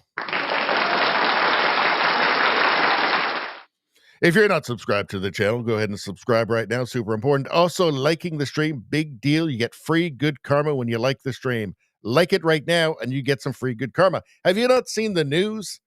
Have you not seen how troubled these times are? Do you think you could use a little bit of extra good karma, maybe? I think you might. I wouldn't want to go without it. Why take the chance when all you have to do is subscribe to the channel or just like the stream, for God's sakes? Why do I even have to sell this? All right, let's go back here for a sec. No, that's still the UN, and don't care. Don't care about the UN. All right, I'm going to go and see ICE protests live updates. Weekend of rallies planned nationwide. Trump and Newsom spar. Some people call him a new scum. Spar over National Guard. Just the most. Do the Democrats want to lose like every election forever? Like, it's just so weird. No, we don't want law and order. We want our citizens, we want the people who live in our blue cities and states to be terrified 24/7. Hundreds have been arrested or detained in several cities this week, including Seattle, New York City, and Chicago. Marines detain man outside a federal building. So this was earlier today. Should we take a peek? U.S. Marines officially in L.A. with a mission to protect federal property and ICE agents. Seen here detaining a man who the military tells us was trying to walk through a checkpoint at the Wilshire Federal Building amid ongoing legal whiplash over California's National Guard, deployed by President Trump in response to violence at protests against ICE immigration raids. Overnight, a federal judge writing the Trump administration's actions were illegal and that the protests in Los Angeles fall far short of rebellion, ordering control of the troops be returned to California Governor Gavin Newsom. He is not a monarch, he is not a king, and he should stop acting like one. But then a win for the Trump administration. Yeah, it's perfect. It's perfectly legal for him to do what he did. It's perfectly constitutional. It's just the shameless lying. It's so weird. When an appeals court paused the ruling for now. The president praising the decision, writing, without the deployment, the city would be burning. We saved LA. Meanwhile, protests here now stretching for a week with a nighttime curfew still in place in downtown. Marines have just been spotted at the other federal building. What is your take? There's no reason for them to be here. The Marines being out here is laughable. The fact that they're out here for this, it's again been very peaceful on our end. DHS saying protests have not stopped ICE immigration enforcement raids, saying agents are targeting people here illegally who have criminal records. We've seen under this last week some operations that have been working to bring in criminals that have been out on our streets for far too long. This video showing ICE agents raiding a home in Huntington Park. Homeland Security Secretary Kristi Noem there with agents yesterday. The man they were looking for, not home. His wife saying he's undocumented and served prison time for a violent offense, though she wouldn't give details. Throughout the whole. Yeah, don't get rid of that guy. The guy who served prison time for a violent offense who's in your country illegally. Whatever you do, don't get rid of him. That's mean. Don't you know that's mean? Gavin Newsom, Karen Bass, they think that's mean. Process, they have to see me naked, you know. I'm getting changed. I feel humiliated. I'm pregnant. I'm scared. I'm shaking. Meanwhile, in New Jersey. Well, I guess that's it. Not allowed to have laws. That's it. She's embarrassed. She had a illegal immigrant convicted, what was it, some sort of violence, and but no, not allowed to have laws. A manhunt tonight for 4 detainees who escaped from an immigrant detention center in Newark. DHS saying the men were here illegally from Colombia and Honduras. All have criminal records, including arrests for aggravated assault, burglary, and making terror threats. Local officials say the men broke through a dormitory wall in the facility. Liz Croyce joins us now live. Liz, talk to our viewers about what the Marines exactly are doing there in LA tonight. So who are these guys that broke free? These are the people they don't want ICE to deport, apparently. Broke through a dormitory wall in the facility. Liz Croyce joined. Actually, hold on. Okay, there we go. Criminal records, including arrests for aggravated assault, burglary, and making terror threats. Well, they probably just escaped to start landscaping companies or to, care for people's children, I'm assuming. I mean, what else could it be? Nothing else makes sense. Let's see. All right, I think I've got... Hold on a second. I think I pulled something up. Or did I? Let's see. All right, let's pull up this one. Oh, actually, what's this one? Let's check out this one here. All right. So, let's just see any latest news. Madam arrested for impersonating police. Beware. Let's see. President Donald Trump gears up for first major military parade in the U.S. in decades.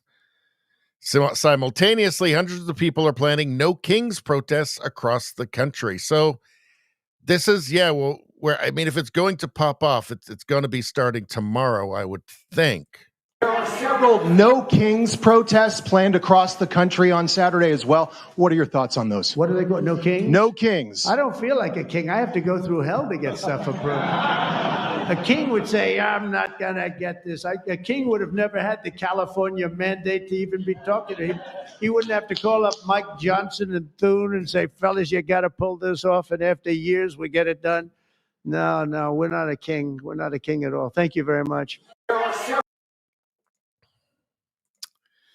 Let's see. What have we got here? Good to see the protests in Los Angeles are peaceful, right? So is that the guy who had that's the guy who had the flag. So that was going back a few days. Again, he was about to start a landscaping company or get a job as a busboy at a Mexican restaurant, and just on his way, he decided to torch a car and do this. So, yeah.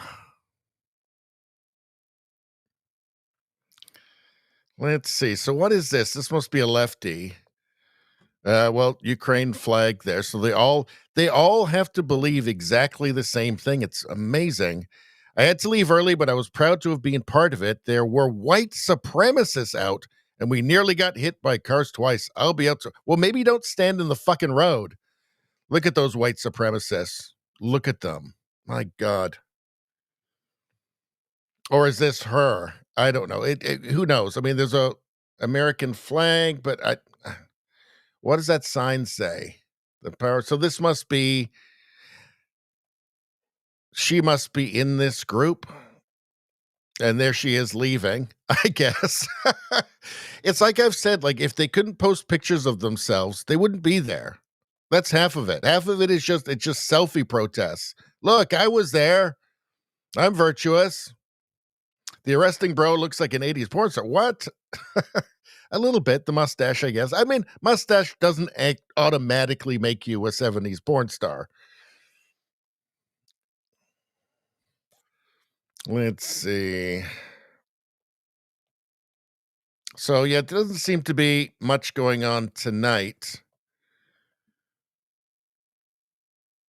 What is this? There are many ways to peacefully protest. I think No Kings protests will add to ICE protest chaos, and both will be compared to January 6th. Maybe they'll be compared to the Summer of Love. It will not be good for anyone. A peaceful protest. See, the thing, talk about it's diversity of tactics. So peaceful protest is one part of that. That's the cover for the violence, for the violent protesters, the violent rioters. Right? And which is tacitly endorsed by the peaceful protesters. It's diverse. They call it diversity of tactics. What's going on here? Ben Stuckart, former Spokane City Council president, was arrested for blocking ICE during a protest that turned violent. Now the city's under curfew and law enforcement is stretched thin. What happens when officials lead the mob, not the people?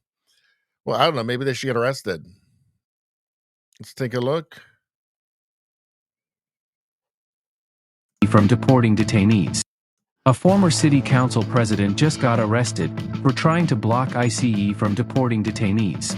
Yes, I can. There is a lot of noise here. As you can see, they're bringing detainees now into this white van. The protesters are angry, but they're also yelling at these detainees that they love them and making sure that they're showing their support. The smoke has died down here, but these are the detainees that you... In Spokane, Ben Stuckart, a long-time... Think about how weird that is. Like, they don't know these people, but they're shouting that they love them and they support them. They're going after the people who have committed additional crimes other than just simply breaking immigration law, border law. That's who they're going after first. They're going after like rapists, violent people, right? Like gang members. But you're so stupid and naive that you stand there. You have no idea who they are. We love you. It's bizarre. Sanctuary policy advocate physically obstructed a federal ICE vehicle carrying 2 detainees. The protest, organized by far-left groups, quickly spiraled into a riot. Smoke grenades, pepper balls, and now, an emergency curfew. This wasn't civil disobedience. It was an elected official refusing to accept the law he once... Yeah, it's concerning. It's very Bolshe. It's very Bolshevik-y. Let's see.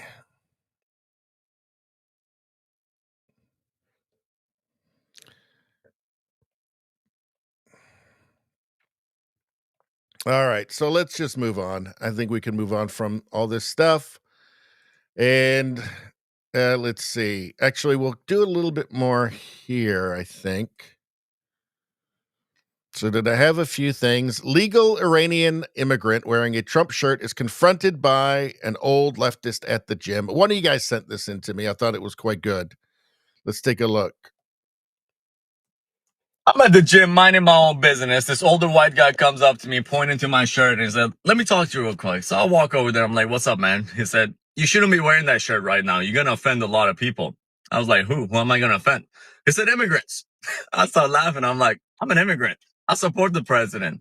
He's like, "No, you're not." I was like, "Yeah, born and raised in Iran, man." He gets all confused and he's like, "Well, how about the soldiers, military's being deployed to target protesters?" I was like, I like law and order too. I like stores that are not looted. I like taxi cabs that are not burned. I don't know about you. I support him on that. And he's like, "Well, a lot of people in the military don't. They're speaking up. They're walking away." And I was like, "Well, guess what, man? I'm a veteran too. And the first thing they teach you in the military that you obey the chain of command. And guess who's at the top of that chain? It's the commander in chief, the president of the United States."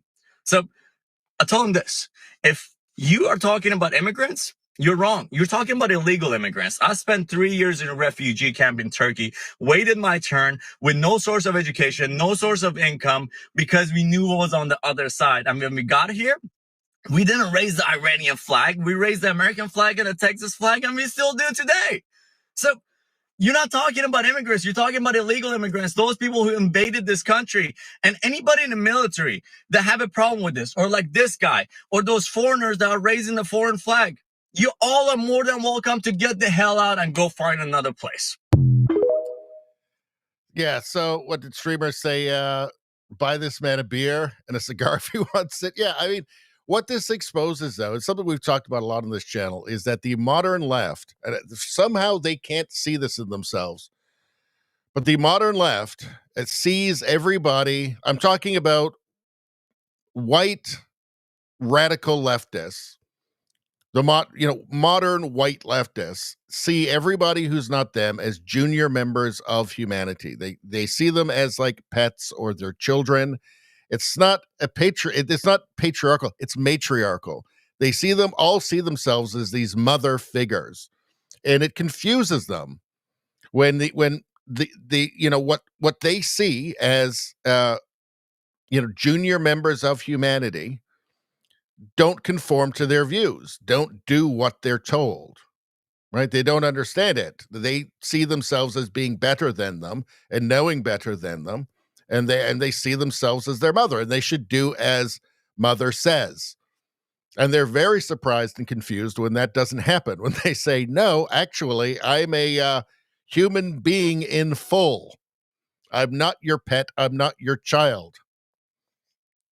They really don't like it. They see everybody who's not white as a faceless part of an identity blob whose destiny has already been decided for them by them.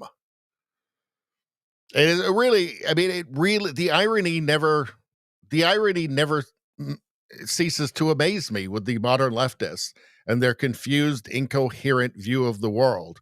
Because some might say that's actually quite racist, right? Some might say expecting everybody to conform to your opinion and your worldview and your philosophy because they're junior members of humanity, because it's just expected that they should agree with you because you know best, because you're you. Some people might think that's a tad bit racist. And I want to show you something, and I want to prove it to you when I say they see them as lesser. And I'm actually going to get rid of a couple of tabs here because I think we're probably done pretty much with the Iran stuff. And hold on. All right, give me 1 second.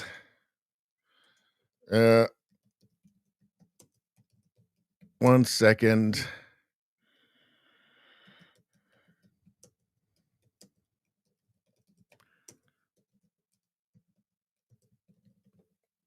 Okay, we're almost there.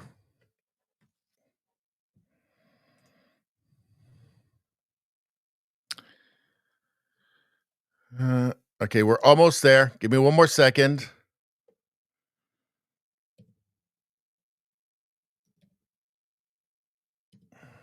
One more second. We should just be there in 1 second. I just have to find. Okay. Here we go. Here we go. White liberals dumb themselves down when they speak to black people, a new study contends, from the Washington Post. So how do you know they see themselves as superior and they see everybody else as junior members of humanity? A new study suggests that the words you use may depend on whether it's the club secretary's name is Emily, a stereotypically white name, or Lakeisha, so stereotypically black name. If you're a white liberal writing to Emily, you might use words like melancholy or euphoric to describe the mood of the book, whereas you might trade these terms out for simpler sad or happy if you're corresponding with Lakeisha. I don't change my language, regardless of who I'm talking to. I mean, maybe if I'm talking to an actual child, sure, but with adults, I know that I don't change my language. I don't try to dumb it down. I don't assume anybody has a smaller, vocabulary than I do just from looking at them. Again, children, sure, but adults, no. And I don't think that, and it has been studied, I think repeatedly now, conservatives don't tend to do that. White liberals do that. Although we should never use the word liberal because they're not really liberal, they're illiberal. These are radical leftists that we have now. There's very few liberals around, and the liberals that do exist, if they know what they actually believe, don't support leftist parties. Izzy says the left is everything they accuse of others of. Yep. Yes, they are. It's called projection. JDL asks, what are male Karens called? Nevada says Chad. Ma'am? Let's see. Rogue Thought says, white elitist leftists are truly the most truly bigoted people amongst us. Yes, I would agree with that 100%.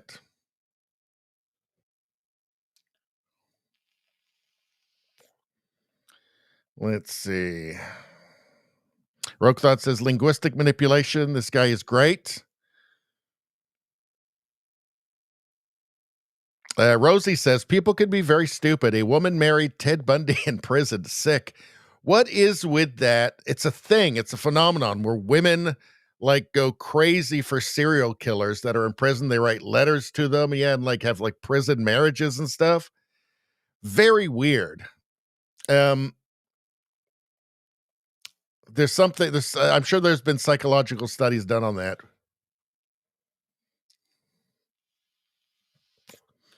Rogue Thought says they are looking for a martyr. They want another St. George Fentanyl Floyd. They do. Let's see. Hold on. Rosie says the illegals are treated almost as badly as slaves. The free government stuff is new. It has been years of low wages, no insurance, no retirement planning, no hope. If disabled, the D's are criminals. And the weird thing is that they say it out loud. Well, who's going to wipe your bum? I mean, one of them actually said that. Like, who's going to mow your lawn? Who's going to work in the restaurant? Like, who's going to be the dishwasher? It's just, again, would you say this about people if you didn't see them as less than yourself? Insane. Rogue Thought says, got to change your hate chant. We are now at war with Eurasia.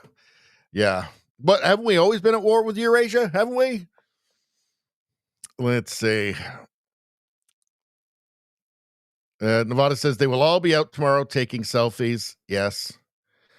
Well, this is why the genuinely organized revolutionary communists, why they are able to succeed is because you have they can't do it without the large flock of sheep that they embed themselves in. Just the selfie crowd, the people, every one of those people that's out there milling about would not be there if they couldn't take a selfie, post it on the internet, and say, look, I'm virtuous. I was here for the big revolution. I was there for the big protest. I care. Don't I have so much empathy and compassion? They wouldn't be there. So they make it possible for the diversity of tactics to work.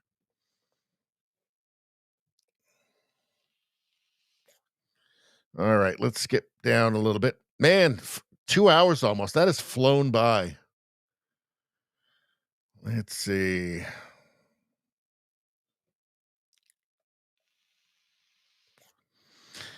JJ Nevada makes a great point here. Stinking commies. Rogue Thought says party of projection, 100%. Let's see. Radio Streamer says Kevin's. That's male Karens. Kevin's. Okay. Male Karens are Kevin's. Very nice. Let's see.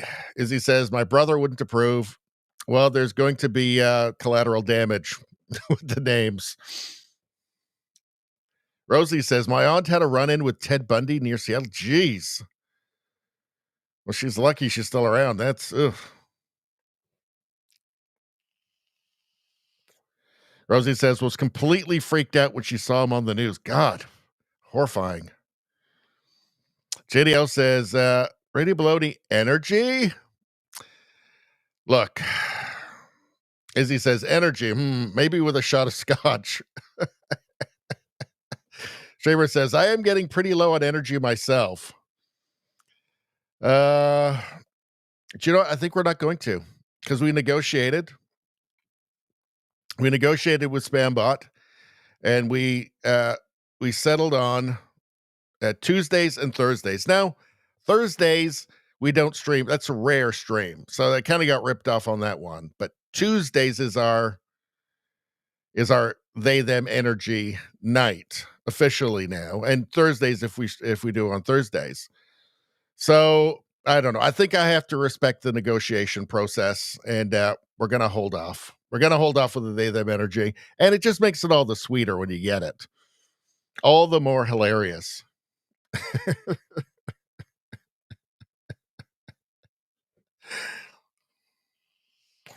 Nevada says spam is asleep. Rosie says you can do chocolate anytime. So I don't know. I'll let you guys have a vote. Okay, if we get 4 yeses, we'll do the they them energy. But each no counts against it. So we'll just do a vote. And we'll up to 5 responses. It's best out of 5. So however many we get. So Radio Streamer says yes. So there's 1. So you need 3. Rogue Thought says yes. JJ Nevada says bring the energy. All right. Okay. I guess we're doing it. Now, energy. For these long streams, it does require extra energy. And how did we discover this? Well, we all together, when we have coffee, is it enough? No. Add some espresso. Is it enough? No. Smoke some crack. It's not enough. Smoke some meth. Not enough. We all together chew on a human adrenaline gland. Still not enough. And beyond that, what do you have? Where can you go higher than all of those things? They, them, energy. They, them, energy. They, them, energy. They, them, energy. And teapot.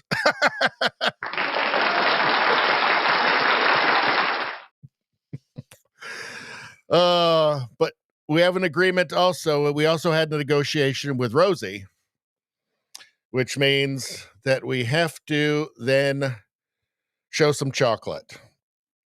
So if we do that, we've got to show some chocolate, and we have some in here somewhere. Where is it, though? Oh, it must be way up at the top. Now we got to do this. And I also gave myself a stitch when I laughed there. I laughed too sharply. There we go. Look at that. I mean, it's got some vanilla there too, but look at that chocolate. Wow. Oreo cookie, Oreo cake. That's some chocolate. Do you see that, Rosie? Do you see that? We make a deal. I keep my word. Look at that. It makes me kind of hungry, though. It's kind of a problem. All right. Let's see. So Rogue Thoughts says, JJ, you're not a Dem. You can't vote twice. You can't vote twice.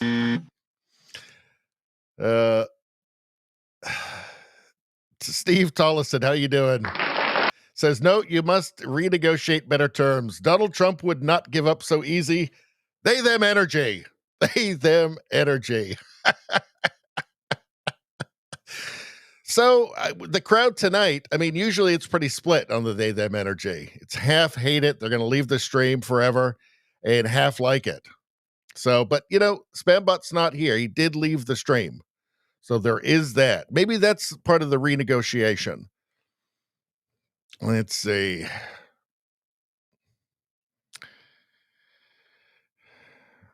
Izzy's asked, where do I get a human adrenaline gland? I don't know. I don't know where you get one of those. Rosie says, chocolate also 20-25 out of 10, which is the most you can get. Steve says, the teapot is the best part. I know. But that's it. I cannot be convinced tonight to play again the they, them energy. I don't care how tired we get. I don't care how exhausted and fatigued we get. I don't care if we can't keep our eyes open. There is no way, absolutely no way in this world that I will take my finger to the soundboard one more time this evening to play They, them, energy. They, them, energy. They, them, energy. They, them, energy. Teapot. I don't know why I can't stop finding. I wish I could stop finding that funny. I wish I could find it not funny. I wish I could hate it, but I can't. It's just found a place on this show, and we can't get rid of it now. We can't. I think it's even more popular than the cooking shows now. Like, is it more popular than the noodle show? I don't know. Well, definitely not that. Definitely not the sandwich show either. But somehow it's just found a place here. It's found a home. And it's because it's the most ludicrous thing that I've ever seen. They, them is not a thing. That's not real. they them energy is not real because they them isn't real. But then they find the most ludicrous pitch person for this non-existent they them energy. And I don't know, I find the whole thing I call it nature satire because you couldn't make it up. Let's see. All right. Let's hang around this what we normally do is the last bookmark for the evening, but we need some palate cleansers. Let's see. Watch till the end. See, dogs, you just feel good. Look at this. I mean, this is just nice, isn't it? What a nice thing. And there are a bunch of really nice dogs. And then that tiny one, where's that tiny one go? It's a tiny little pal. Look at that. Good Lord, that's adorable. You know what isn't adorable, though? Let me show you something. What the heck is that? What the hell? Holy Jesus. What is that? What the fuck is that? The age of men is over. The time of the orc has come. Well, it's not an orc. It's a trans woman snake man lady. So, I don't know. I mean, what are they saying here? Turfington, that's a good name. He isn't a woman. This isn't a dragon. These are men with mental and psychological challenges who took medical steps to align their external appearance with their inner feelings. Good for them. We don't have to play along. So, would a typical gender studies professor insist that we pretend this is in fact a dragon lady, really? Or a snake dragon? I don't know what the hell. Just pretend this is actually a trans snake woman or dragon woman instead of just a crazy person.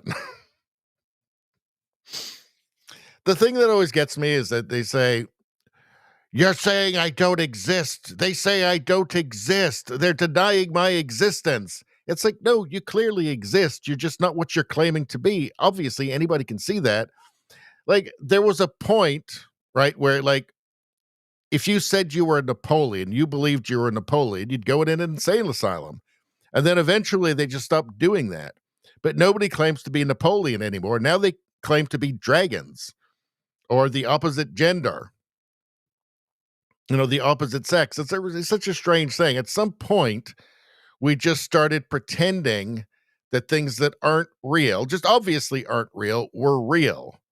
And that just kind of gave the green light to that. In fact, I have a little bit more here. Transgender woman dragon lady chops ears off to look like a reptile. So I believe this is a woman as much as I believe it's a dragon. The woman, I'm just fundamentally opposed to pretending that things that everybody knows aren't true are true. Who prefers to be referred to as it. That used to be a joke. The pronouns are it. Has had her nose shaved off and her ears cut to look like a snake. So why aren't they pretending the person is actually a dragon? Right? So we know it's not a woman, right? Are they gonna pretend in this article that it's actually a dragon? A pre-operative transgender woman, so that means still got the tackle, has cut off her ears, shaved her nose, and had scales tattooed all over her body in a bid to look like a rattlesnake. So not a dragon. Okay, a rattlesnake. Dragon lady Eva Tiamat Baphomet I kind of feel like that's probably not the real middle name, but it's a concerning one. Baphomet Medusa, yes. Okay. Who likes to be referred to as it, like a snake would be. So, like a snake, has spent the last 20 years attempting to look more like a reptile. Where are the friends? Like, where are the friends? You know, like, how does it look? How do you think I'd look with no nose? Like, I'm ready to go out. I'm ready for the night out. How do I look? You look terrible. You look awful. I don't know. I mean, where are the friends and family here? It's not exactly do I look fat in these jeans. It's more like do I look insane with no ears and nose? It believes that it believes that it was brought up by Western diamondback rattlesnakes after it was abandoned by its parents as a young boy. So this is all just insanity. Like what would, like, in 100 years from now, somebody looking at this, they would think that we're all completely mad. This is it's ridiculous. Like playing along with this. Cara O'Neill, reporter for the Mirror, just playing along with this, just acting like something that's just obviously ridiculous and not real. Things that aren't real, just pretending like this is all perfectly normal. Likes to be referred to as it.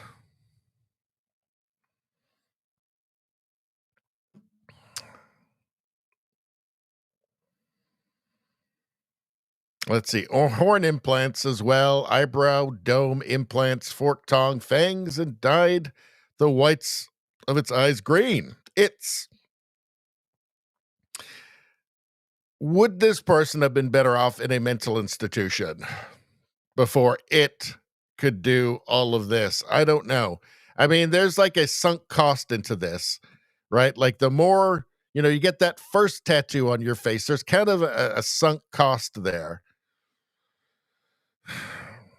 Oh, you look great. You look great today. Have you been out in the sun? Did you eat a rat? You look great. Are you eating different rats now? Wow. You look fantastic. Oh my God, you look fantastic. The having your nose cut off and your ears, it takes years off. Nice, Baphomet. Boy, you're really doing well. It's good to see you looking so good these days. Again, the only thing I can think of is that, like, for cheap, low budget horror movies, like you're in. Like they can't afford like CGI. You have to be in, right?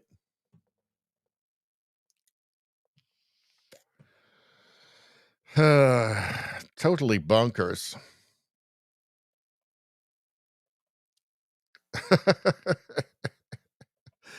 All right. Anyway, let's move on and let's get rid of that. We're never going back there again. Never. All right. What else do we got going on? Let's see. So check this out.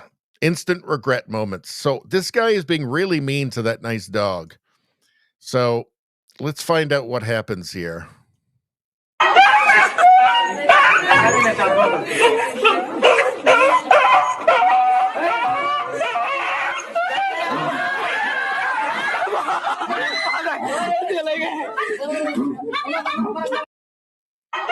Yeah, that's like not on my watch. That made me feel good. That's cathartic. I will say that is cathartic. Good.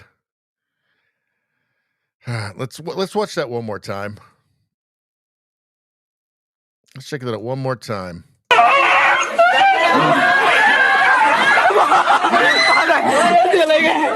Fuck you, you asshole. Pick out someone your own size. I don't know. I find that very cathartic. I don't know what happened to the guy, but he deserved it, whatever it was. Radio Streamer says, looked like a botched, low-budget Hellraiser prequel that never got finished. Yeah. Rogue Thought says that FO, fuck around, find out. You're talking about the guy with the being horrible to the dog, the cruel person. Yeah, exactly. Let's see. Rolling Pony says, beanbag gun to make one punch man, one nut man. I did see something about a guy who was in the hospital and he got he got the beanbag bullets or in the nuts and he lost one of his nuts. So I guess he's not protesting anymore. All right. Let's see what else we got. Here's a warning from former UK PM Liz Truss. And she was not a prime minister for very long at all because basically the globalists in her own government decide, and bureaucrats, powerful bureaucrats in the UK, all conspired to get rid of her. She wanted to dump the net zero stuff, and that was not good. Also, she didn't want to print as much money as was being printed by, guess who? Mark Carney. Mark Carney, the Prime Minister of Canada. The technocrat, globalist, self-professed elitist globalist Mark Carney. She warned us about him, by the way. She warned us. And for some reason, the mainstream media in Canada, even though she's a very notable figure and it is of interest what she says because she has experience with Mark Carney as prime minister, it is notable. It's notable the media being curiously incurious about her during the election. They did not want to hear what she had to say. Let's take a listen. And what I am saying is unless we get a grip and change the way our countries work, the West will be finished in 10 years. And what do I mean by that?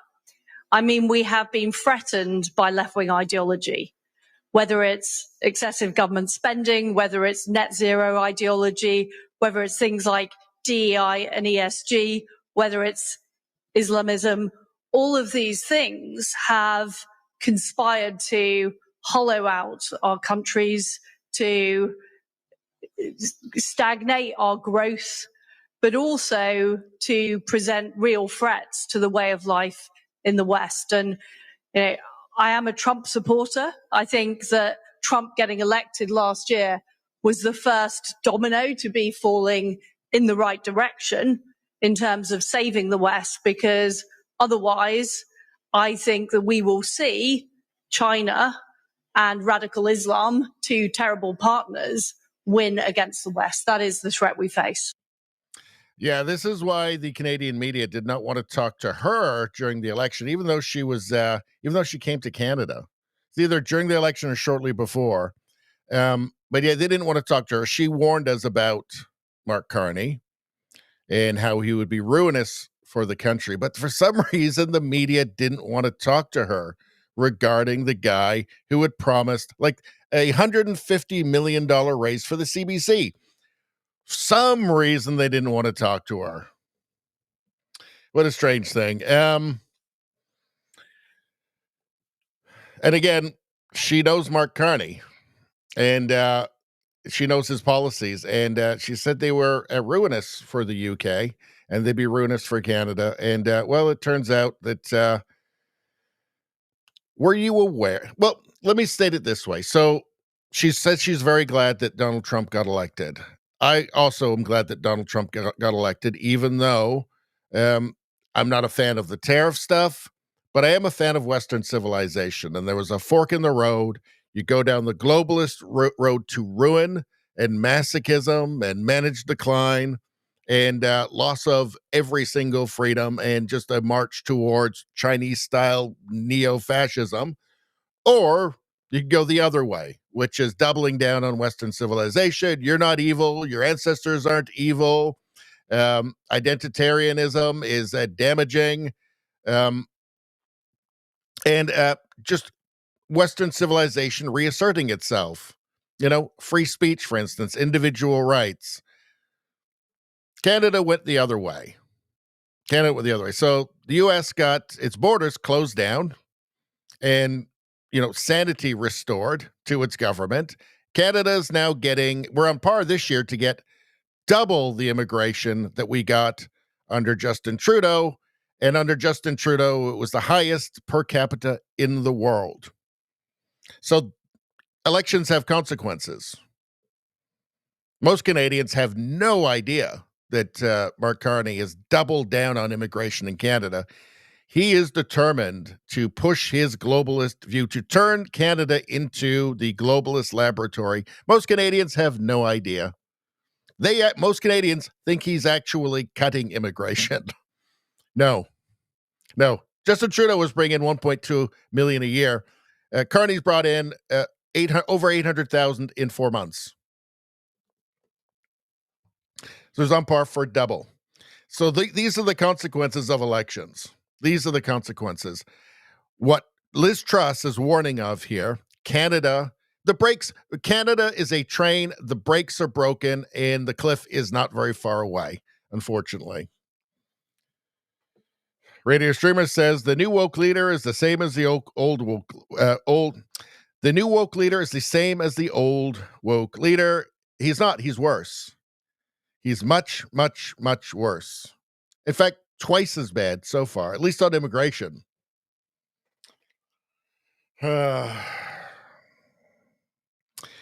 Rolling Pony says Mark Carney is constipation.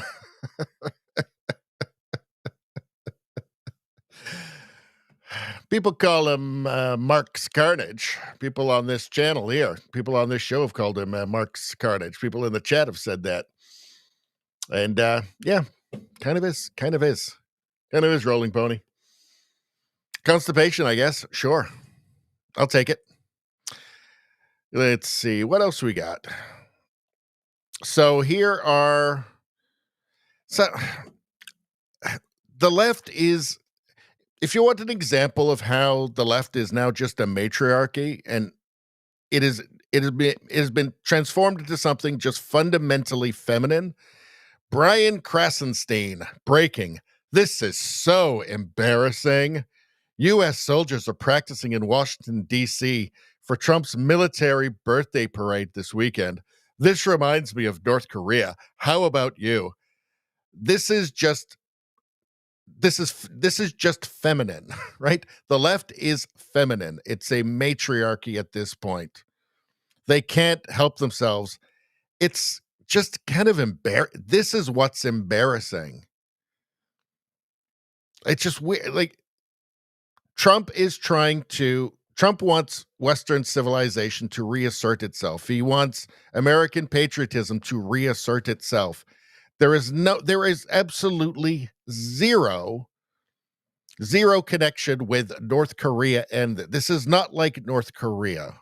Okay. And by the way, like, lots of countries have military parades.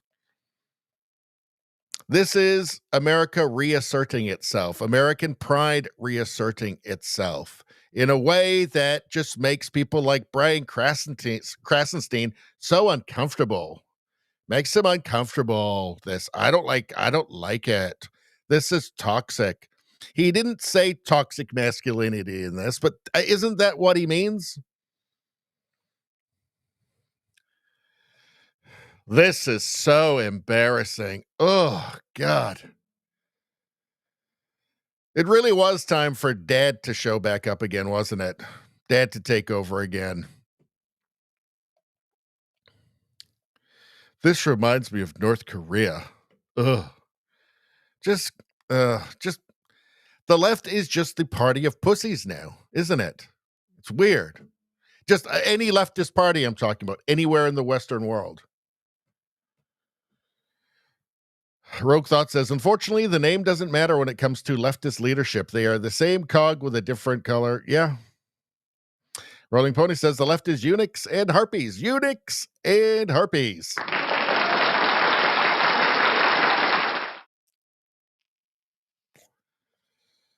All right. Where were we? Where did we leave off? Let's oh yeah. Do you want to do a little bit more on all the protest stuff? So, like, look at this. Freemason posted this.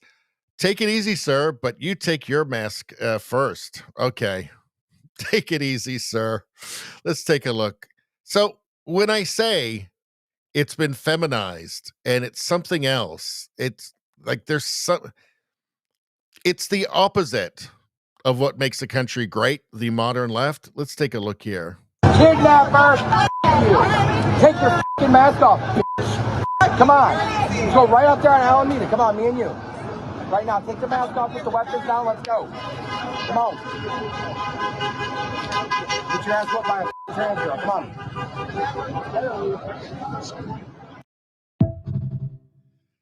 That's the modern left in any country. Kidnapper. In any Western country, that's the modern left. They're all the same. Everywhere. It's amazing. It's absolutely amazing. It's this dude dressed like a woman, threatening violence against somebody. Let's face it, somebody who will kick his ass badly, absolutely badly, just demolished, and probably really wants to. Their patience must be wearing, like the police, the National Guard, their patience must be wearing so thin dealing with these lunatics.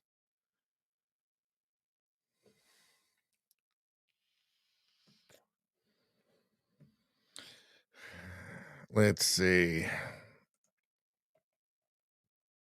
I mean, it's up. And by the way, if you want to talk about toxic masculinity, right here.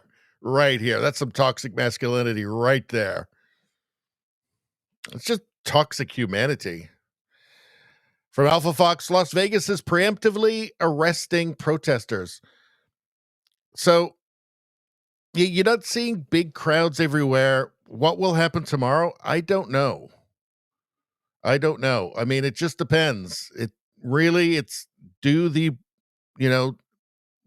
blue city mayors, blue city governors, do they want to turn loose their far leftist, revolutionary communist militias? That's what they did in 2020. There's no disguising it, right? They set up bail funds. You had Kabbalah, AOC, a bunch of them all donate to bail funds to get out looters, rioters, and some people throwing Molotov cocktails. So there was no disguising that. That was the left turning loose their militia, turning their mob loose. And that you can tell they want to do it again, but it's a risk. So they have to, so we'll see. We'll see what happens tomorrow. We know that they can control it if they want to. It can be controlled. All right. As soon as Trump said he was sending in National Guard into LA, they got control. They started at least getting control of the situation because they didn't want Trump to save the day. So they can. When the riots go crazy, that's on purpose. Rogue Thought says they want to turn every country into a representation of a single mother raising the nation. Yeah. Yep, I would say so. Rolling Penny says it's not even feminine, it's sexual impotence and Karens. Yeah, it's destructive. Let's see. This was from 4 hours ago. I think it's longer ago than that. Insurrection from Andy No. Insurrection. Far left extremists have mobilized to attack the ICE facility in Newark, New Jersey, again after surrounding it overnight and preventing entry and exit by DHS officials. The same building was besieged by the mayor and Representative LaMonica recently. So you have seen things like this, but they're not huge crowds. Right? Maybe they didn't get the memo. You're supposed to save it up for Saturday. I don't know. But it's not, it's not Summer of Love yet.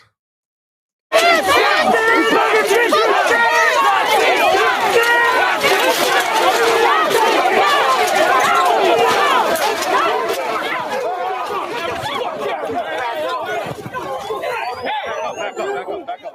Just go to the other side of the line.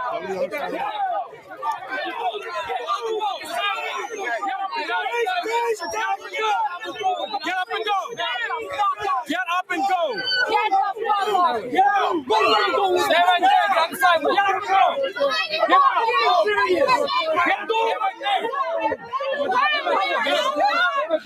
Get up. Get up.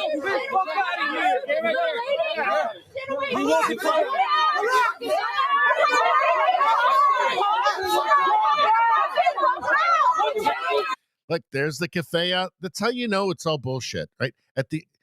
It's all bound together by one thing, and it's Marxism. That's why you see that you got the Palestine people at the immigration thing, right? You've got the gender people at the immigration thing. Whatever the next thing is, they'll all be at that as well.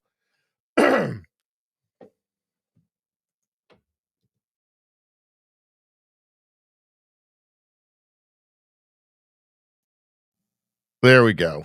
And we're back. That was the glitch. It was a bit late, actually, this time. 2 hours and 28 minutes.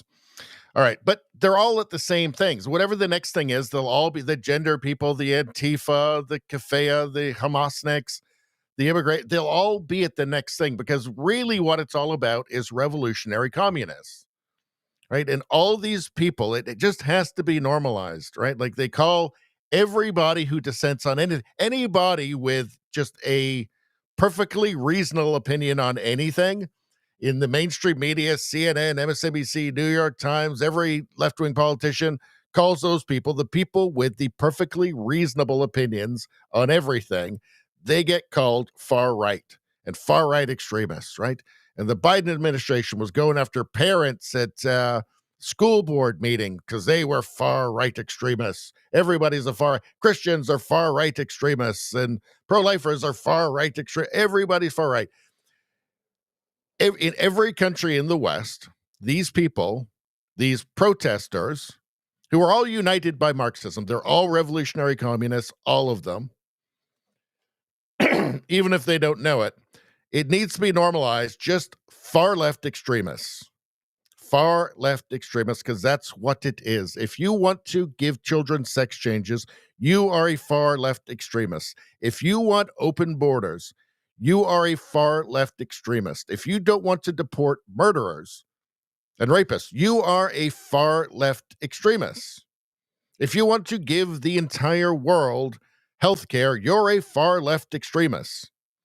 Right? If you want to put people in prison for stating perfectly reasonable, popular ideas on social media, you're a far left extremist. If you want to just censor people for just accurately describing reality, you're a far left extremist. All of them. CNN is essentially a far left extremist network. MSNBC is a far left extremist network. The New York Times is full of far left extremists. The Washington Post is full of far left extremists. Like, that just has to become normal now. Everybody has to refer to these people as far left extremists because what they believe is far left.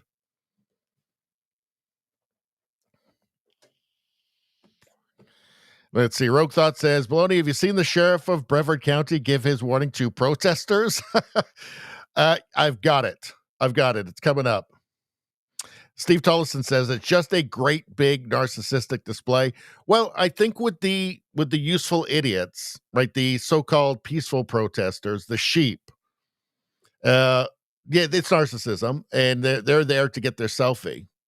But the hardcore, the real movers in it, the organizers, the ones on the ground with the cinder blocks, they are revolutionary communists. Let's get to that, Sheriff, because I've got it in here. Hold on. There's some good stuff in here. If anyone spots Vanilla ISIS, Vanilla ISIS, at the anti-ICE protests, get a picture and send it to me. You won't be disappointed. Vanilla ISIS. Look at that. Oh, there's the Antifa patch there. I mean, this really is the best they can do. It's quite sad. Also, this too, like when I say it's a matriarchy, this is what I'm talking about. It's not masculine. Like from Paul A. Cispola, Democrats have lost the normal male voter forever. Let's take a look. He's got an F-ICE sign. Run, bros!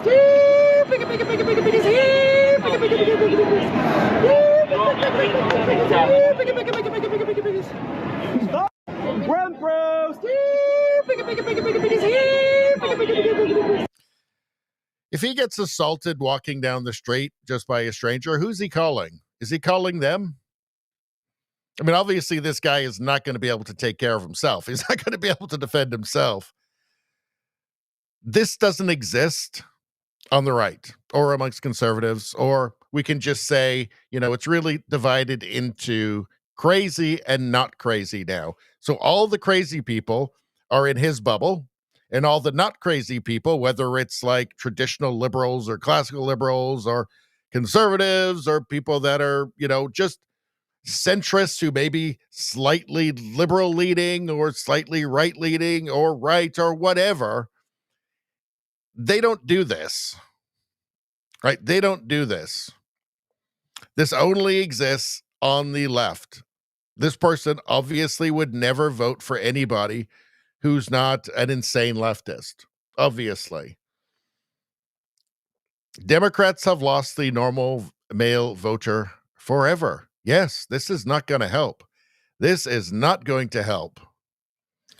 Very, very weird. But hold on. I want to get to that sheriff. I've got him in here somewhere. I know I've got him. I mean, we really have some woke mind virus stuff in here tonight. But hold on. Where is he? He's in. I know he's in here somewhere. This is it, right? Florida sheriff. All right. This was posted by Benny Johnson. So this Florida sheriff is this. I believe this is who you're talking about. It must be. Let's hear what he has to say. No, he's not messing around. Florida is just different. So I'm gonna break it down for you. All right. And if somebody wants to know what I mean by turn violent, all right, this is what I mean. If you resist lawful orders, you're going to jail. Let me be very clear about that. If you block an intersection or a roadway in Brevard County, you are going to jail. If you flee arrest, you're going to go to jail tired because we are going to run you down and put you in jail. If you try to mob rule a car in Brevard County, gathering around it, refusing to let the driver leave, in our county, you're most likely going to get run over and dragged across the street. If you spit on us, you're going to the hospital and in jail. If you hit one of us, you're going to the hospital and jail, and most likely get bitten by one of our big, beautiful dogs that we have here. If you throw a brick, a firebomb, or point a gun at one of our deputies, we will be notifying your family where to collect your remains at, because we will kill you graveyard dead. We're not going to play. This has got to stop. You're watching what's taking place out there. You're seeing police officers that are being attacked, being spit on, being put in harm's way just for doing their jobs. You're seeing ICE agents that are being targeted for doing their jobs. And you're seeing obstructionists that are doing all of this, standing in the way of law and order. They say that Florida is the America of America. So, I mean, they're not messing around there, right? They do not want chaos. They do not want, whole city blocks burnt down. They don't want people losing their livelihood. They don't want people losing their small businesses, everything they've worked for. They don't want people being killed. They don't want law enforcement being killed or attacked. They're just, I mean, it's good to know where you stand, right? It's good to know where you stand. They're not putting up with it. Rogue Thought says, this is masculine. So if you are just a normal person in Florida and you want to get around, you don't want to be surrounded by lunatics in your car, God knows what's going to happen to you, right? If you just want to live your life and you want law and order and you want to have a country and you want to have borders, right? You're going to be drawn towards this, right? So you have that, and then you have this, right? And I'm pretty sure he doesn't have a landscaping company, this guy, right? I'm pretty sure. There was some other stuff I wanted to show you. All right, I think we saw that one last time. So,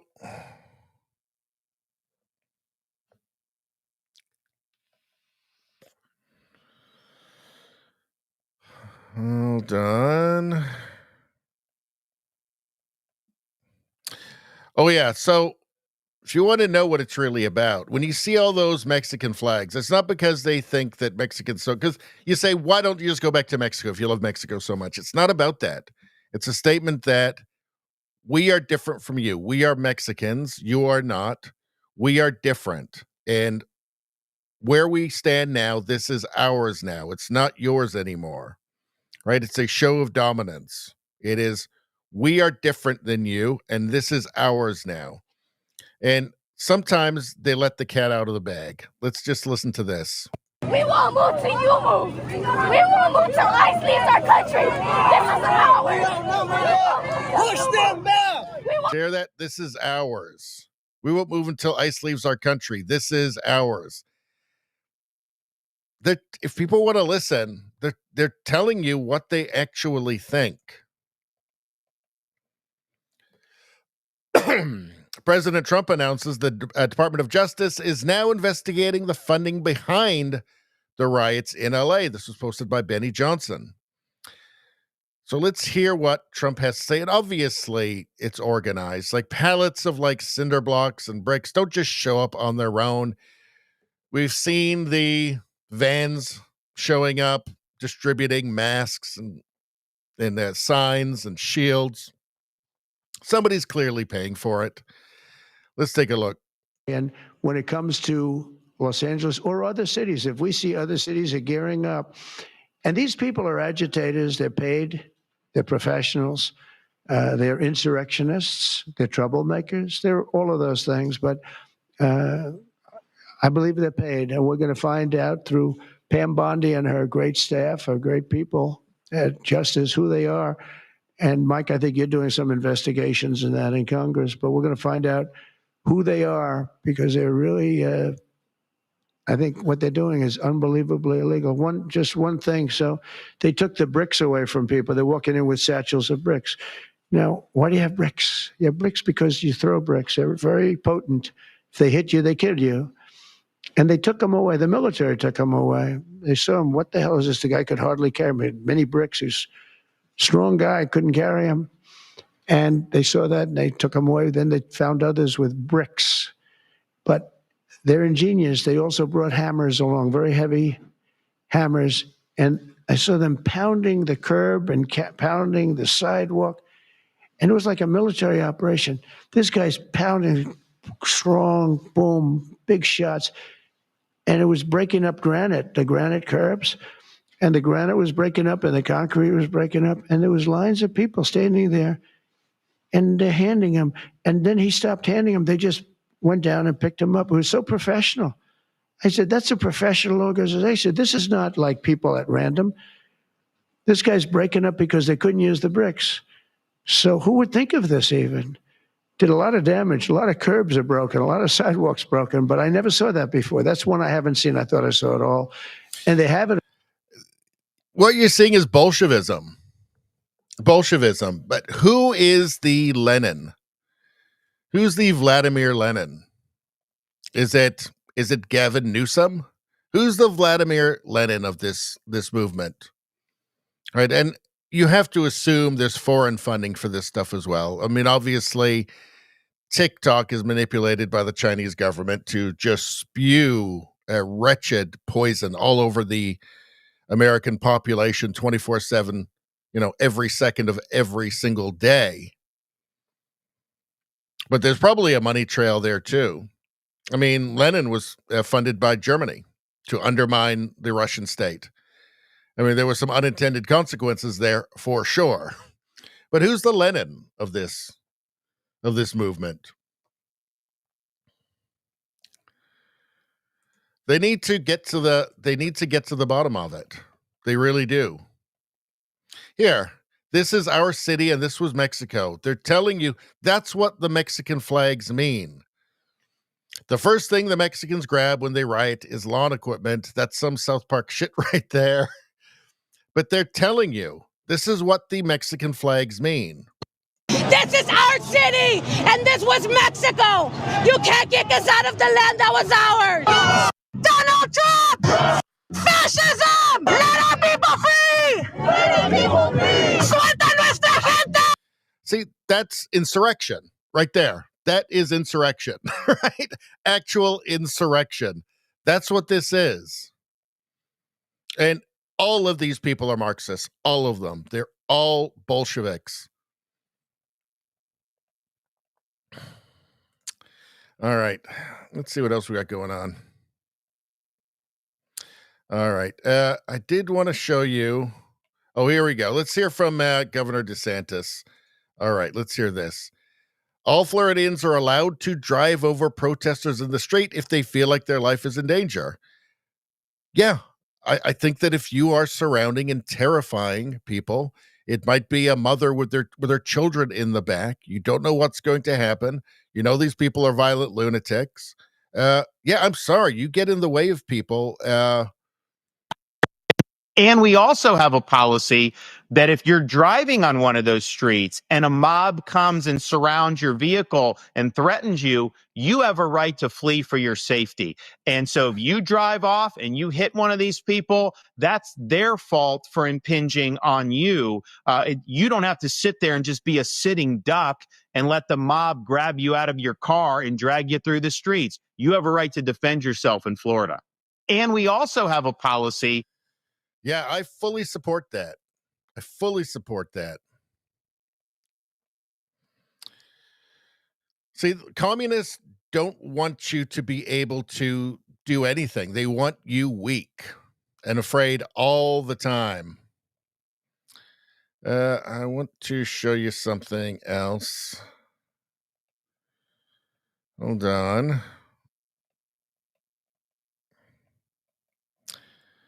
Where was it?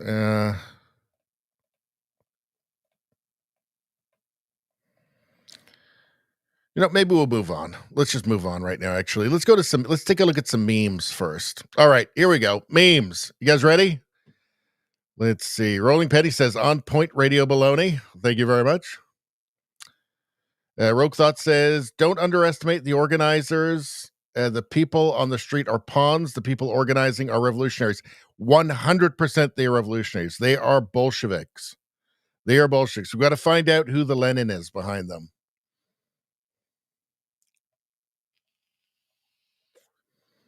Rosie says, yes, graveyard dead. Oh, that's dark, Rosie. That's dark. What's going on here? Ooh, how about this? Let's try this out before we do the memes. If you're looking for a great place online for news, discussion, and entertainment, then check out Truth Social, Donald Trump's social media website. Commies can go there, but they'll hate it. You'll get breaking news stories and commentary from top media figures. If you want to see Trump's legendary Truth Social posts, then get on Truth Social today. Join a growing community of patriots on a free speech platform designed to avoid censorship and cancellation by big tech who too often act like crazy authoritarian commies, and we don't like that. Make your voice heard. Join the movement. Join Truth Social. See, I like that one because it's short. It's short. It's good for later on in the streams. Gummy gets nothing. That's for you, Izzy. And also, Izzy. Everything woke turns to shit. As he says, yeah, follow the money. They have to do it. They have to do it. I mean, are there cabals in like the US's own security state, right? Are there cabals in the CIA?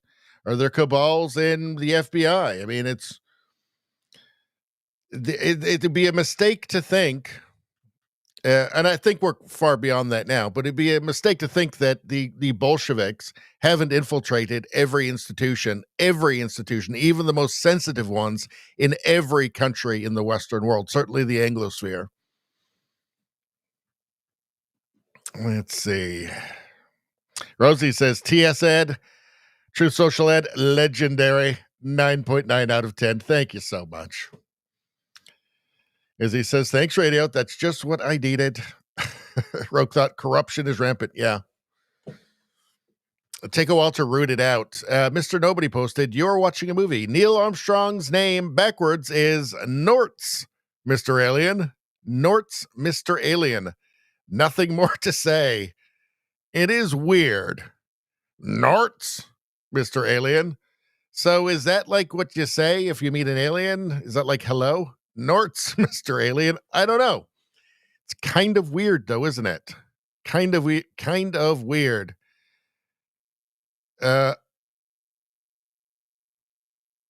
Nortz, Mr. Alien. It's weird. That proves it. We're in a simulation. We are in a simulation. No question about it. I'm sold. Perhaps the best meme of the decade. Let's see. We are going to Mexico to vote in their elections and demand free health care while waving the American flag. If they ask for our papers, we'll riot, attack police, and sue them. You up for a road trip? That won't go very well. Mexico, you'll never believe this. They deport people that are in their country illegally. I know, you'd never believe it. There are actually countries that do that. In fact, it's like all of them except for, well, it was the United States that wasn't doing that. And also, for some reason, Canada doesn't do it anymore. Because commies is why. Liberals don't hate freedom of speech. They hate your freedom of speech. That's right. That's right. Well, that's what they say. They say we're for free speech, just not hate speech. And hate speech is everything I disagree with. Izzy says, oh, wow, this is a simulation. It feels like it. Candle Monkey, how you doing?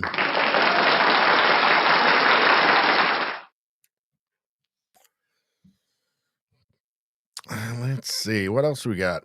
And when they lose, they call others. What do we want? Free speech. For everybody? Just for us. That's not free speech. You're a racist. That is actually the whole game right there. This is what they believe. This is what they want. They want free speech as long as you agree with them, right? There was free speech in, Soviet Union as long as you said what they wanted. You could freely agree with the communist government.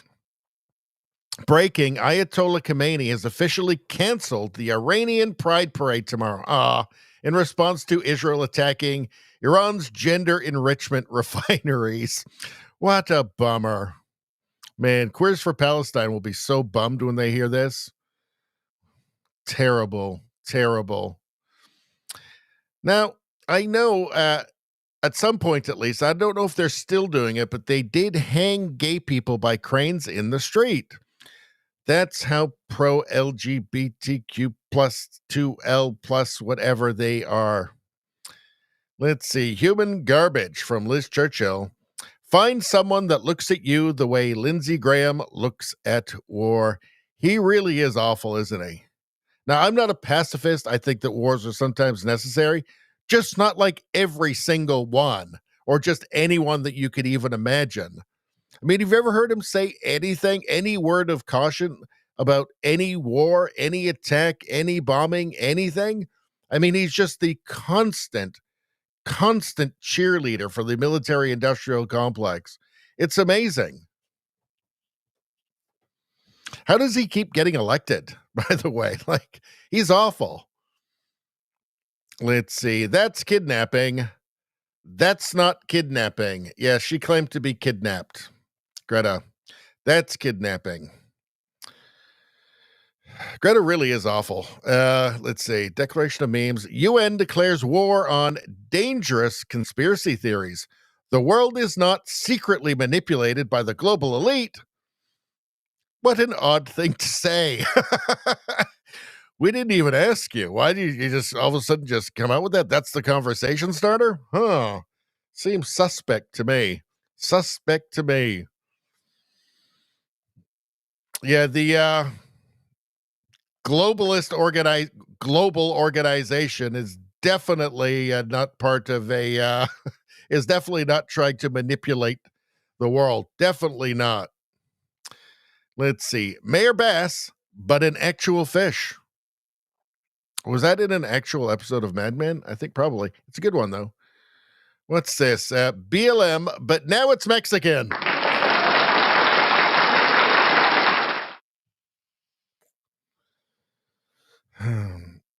Rolling Pony says, in U.S., democracy means tyranny to the left. Yeah, well, it's a constitutional republic, which is a different thing. Holy macaroni. Okay, we've got something very special happening here. Rogue Thought has donated $5 to the channel. That means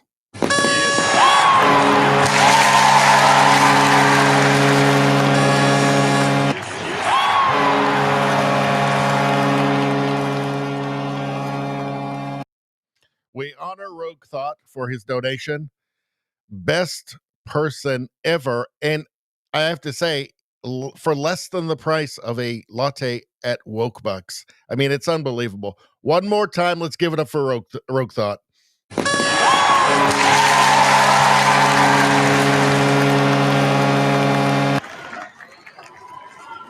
And plus, if that wasn't enough,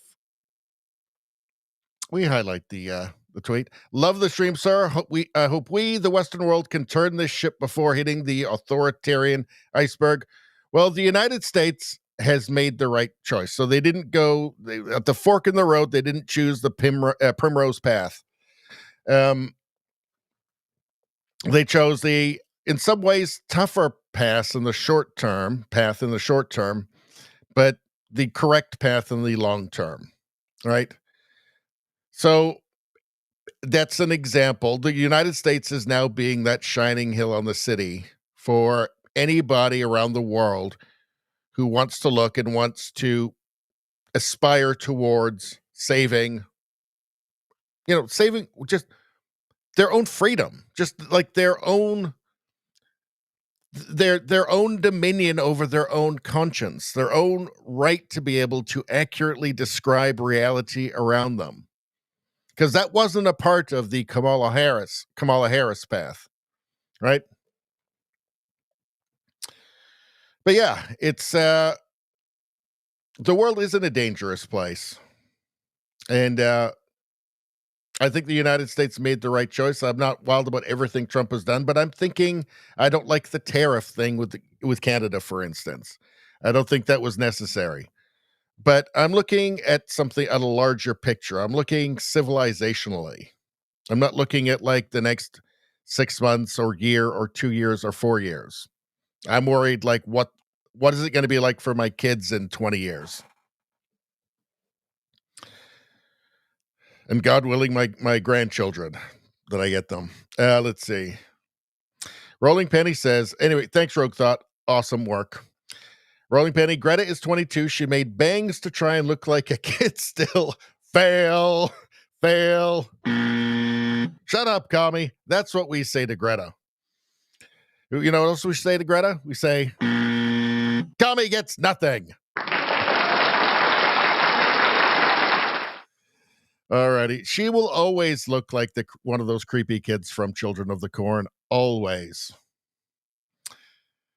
Rolling Pin says, yes, we are a constitutional republic. Why the left says democracy, tyranny? Well, they want just a what do you call it? A direct democracy. So, which means you don't have any rights at that point, right? It's just two wolves having lunch with a sheep.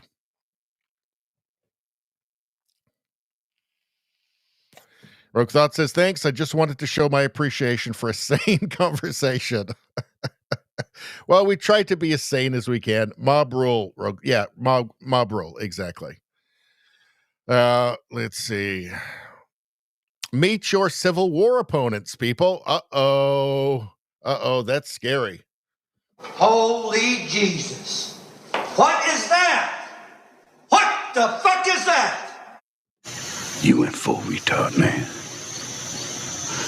Never go full retard. Never go full retard. Never go full woke. Don't.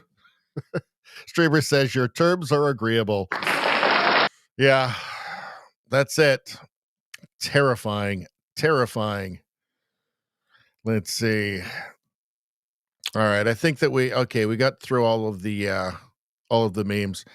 So, all right. The state of Canada. So Canada made the wrong choice in the last election. All right. So Gary Anandasangari, Canada's public safety minister tasked with seizing firearms, doesn't even know what an RPAL restricted firearms license or CFSC mandatory safety course is. And here I thought the Liberals had finally turned a corner on hiring incompetent ministers. So as you witness this, you may begin to wonder, as I wonder, if this minister, Ananda Sangari, is an actual halfwit. I mean, there have been some really incompetent, idiotic ministers for the Liberal Party. But this guy might just be, I get serious being there vibes from this guy. And I wonder if he's an actual halfwit. Let's take a look. Does the minister know what an RPAL is? No, Minister. I do not. Member. Does the minister know what the CFSC is? I'm a minister. I do not know. Member. I'll stipulate, Chair, that is the Canadian firearm safety course that all gun owners in Canada have to do to get their firearms license. Has the minister ever done the Canadian firearm safety course? The Honourable Minister. Speaker, it's my third week on the job. No, I have not. The Honourable Member. Does the minister know what safety classes and safety demands are expected of law-abiding Canadian gun owners? The Honourable Minister. This is not about law-abiding gun owners, Mr. Speaker. Honourable Member. How can the minister make that claim when he doesn't know the basic fundamentals of law-abiding gun ownership in this country, Chair? Or does the minister know what an RPAL is? Honourable Minister. So he said his excuse is that he's only been in the job 3 weeks. But if he's totally unqualified from the beginning, why should he be in that position at all? I thought Mark Carney was supposed to be this buttoned down, responsible, moderate. I thought he was supposed to turn the Liberal Party around. There wasn't going to be any more of the Trudeau incompetence. He was going to take everything well in hand. Let's see, from Brian Lilly. This is embarrassing. Liberal Public Safety Minister Gary, by the way, that's not his actual first name. I believe his first name is actually unpronounceable, so he's just called Gary Anasangari. I think that's where they get the Gary from. Is now in charge of the Liberal gun ban and buyback program. He has zero understanding of the basics and had to be passed a note. Yes, so the Liberals, of course, as crime is skyrocketing in Canada, is very determined to take guns away from people who don't commit crimes. To make them nice and defenseless, of course. Let's take a look. What are the classifications of firearms? The Honourable Minister. Mr. Speaker, what I can tell the member is that Bill 21 addresses a number of concerns that we've heard from all Canadians, but it is to ensure that if he's getting passed a note right now with them, without looking at that note, what are the classifications for firearms in Canada? He's a public... The Honourable Minister. Restricted, non-restricted, and prohibited, Mr. Speaker. Sure. Mr. Speaker, this is the public safety minister. Somebody passed him a note with those classifications. Does the public safety minister not know the classifications of firearms at the committee of the whole? Yes or no? Minister. Mr. Speaker, the questions before us today involves Bill 21, and I will advise this House that the Honourable Member. Of firearms has nothing to to do with that. We're not talking about Bill C-21. We're talking about whether something so basic as how a firearm is classified is known by the public safety minister. The Honourable Minister. Mr. Speaker, the issue is about Bill 21, and our intention is to ensure that law-abiding gun owners have the ability to hold on to their guns, at the same time taking... The Honourable Member. About law-abiding gun owners, but he doesn't even know what classification would be owned by somebody or not owned by somebody. How is that possible, Mr. Speaker? Mr. Speaker, when I was a child, I was dropped on my head, and then I got bit by a cobra, and now I can't know things. Are you getting the feeling that he might be a bit of a half-wit? As he says, he's less than a half-wit, likely less than a quarter-wit. This is the state of the Canadian government. This is the state of the Canadian government. You want to see what the Canadian government is? I have a slight learning disability. We know. That sums up the Canadian government right there. Brian Lilly says, this is embarrassing. It sure is. It sure is. He was picked by, for his post by our super competent Oxford economist prime minister, our buttoned down, moderate, responsible, take charge prime minister. He's going to solve all of our problems by giving us people like that. I mean, apparently an actual half-wit. Let's see. We're not done with him, by the way, yet, right? You think that's bad. Okay, no, we're not done. From Kirk Lubimov, breaking, Canada's public safety minister, Ananda Sangari, well, this is his actual first name. It's not Gary. It's, again, as I said, it's unpronounceable. Ananda Sangari, or Gary, recuses himself from files on Sri Lankan terrorist groups, Liberation Tigers of Tamil Eelam, or the World Tamil Movement and their Canadian fronts, out of an abundance of caution. Nothing to see here, folks. Public Safety Minister recuses himself from files on 2 terrorist groups. The cabinet minister leading Prime Minister Mark Carney's border security push said Tuesday he is recusing himself from files related to a Sri Lankan terrorist group and its Canadian Front organization. So the guy who's in charge of the terrorism file has to recuse himself from terrorism files. When I was young, I fell in a puddle and I almost drowned. And then I was bitten by a cobra. And now I can't know things. Let's see. All rather alarming, isn't it? This is the guy who's in charge of like RCMP. Hold on a second. Let's hear. Okay, hold on a second. From Sheila Gunn Reid, Canada's public safety minister just stepped aside from handling terrorism files involving the Tamil Tigers, a group banned in Canada since 2006 for assassination, suicide bombings, and child soldier recruitment. Public safety minister. Minister Gary Ananda Sangari says he's recusing himself from these files out of an abundance of caution due to his past involvement with Tamil organizations. So terrorist organizations banned in Canada that he was involved with. But that caution, Sri Lanka warned us about it 11 years ago.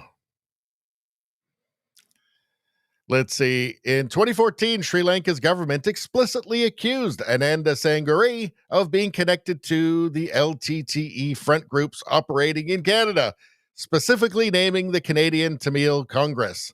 They warned Canada that he was planning to enter politics with LTTE linked backing. You can't make this up. You can't make this up.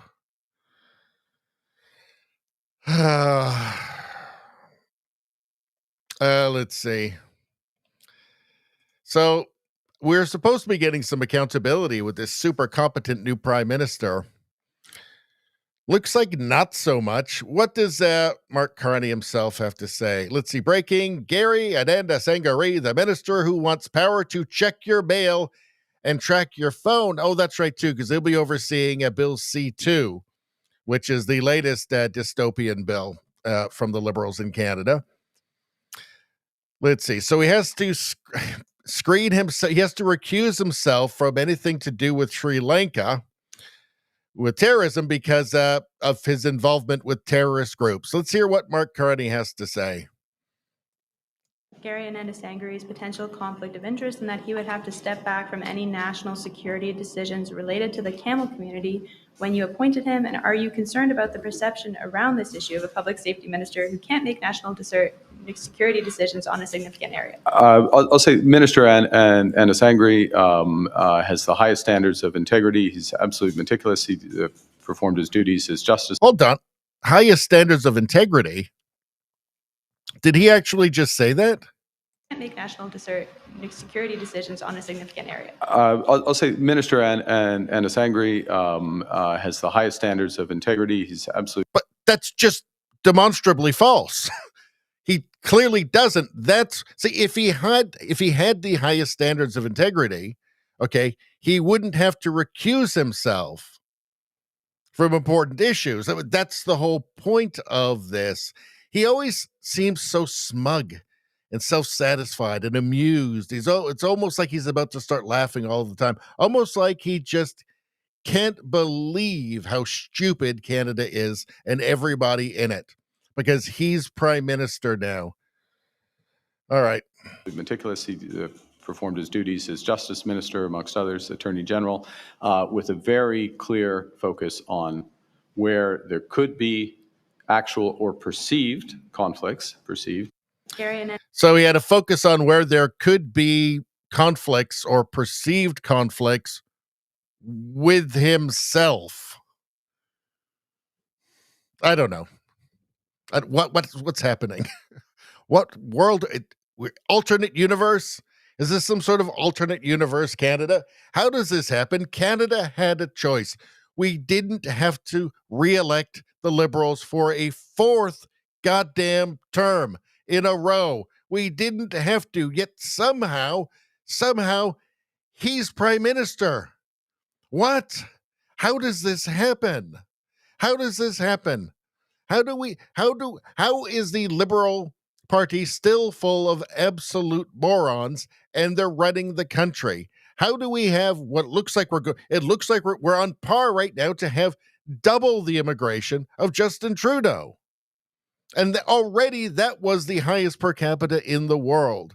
How? What alternate universe am I in? Am I having a nightmare? I'm pinching myself. I'm not waking up. That's bad. All right. God damn it. I'm going to, I need a palate cleanser after that. I'm sorry. I need a palate cleanser. What do we got here? I need some women's jujitsu. Nothing else is going to help. All right.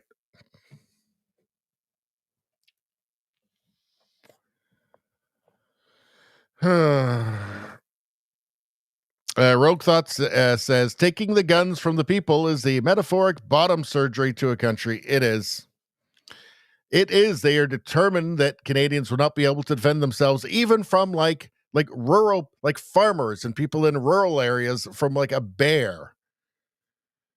Candle Monkey says, reminds me of Unfrozen Caveman Lawyer. Unfrozen Caveman Lawyer was way smarter than Ananda Sangari. Let's see. Rosie says, child soldiers sick. Rogue Thought says, it's only going to get worse. Yeah, it is. It is. Rogue Thought says, interchangeable communists. It's only going to get worse. It is. And the question is Canada completely lost? Is Canada San Francisco or LA or New York City, who looks like they're about to vote in an Islamic communist? Is Canada just the same? At this point, I don't know. I'm not black-pilled completely. Um, we still had the largest conservative vote in 40 years. And, Carney won by a couple of points in the popular vote. But he also had the left uniting behind him. And he had the media 99% behind him, as well as just, now year after year, month after month, week after week, day after day, hour after hour, minute after minute, second after second of negative framing, the drip, drip, drip, drip, drip of negative framing of anything that's not Liberal Party in Canada. It takes an effect. The social engineering does work. But I'm not totally black-pilled. If the NDP had had a stronger leader, less NDP voters would have united under Mark Carney. I think it's possible. I just think I'm still bummed out by that election. I'm still shocked, actually. It's still hard for me to believe that enough Canadians would want more of the insane Liberal policies, and they are insane. The Liberal Party is not your father's Liberal Party. They're an illiberal party. Justin Trudeau turned it from what was really a centrist, liberal-leaning party into a far-left radical party, an illiberal, authoritarian leftist party.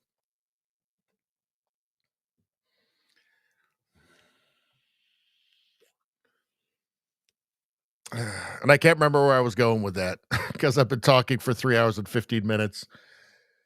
I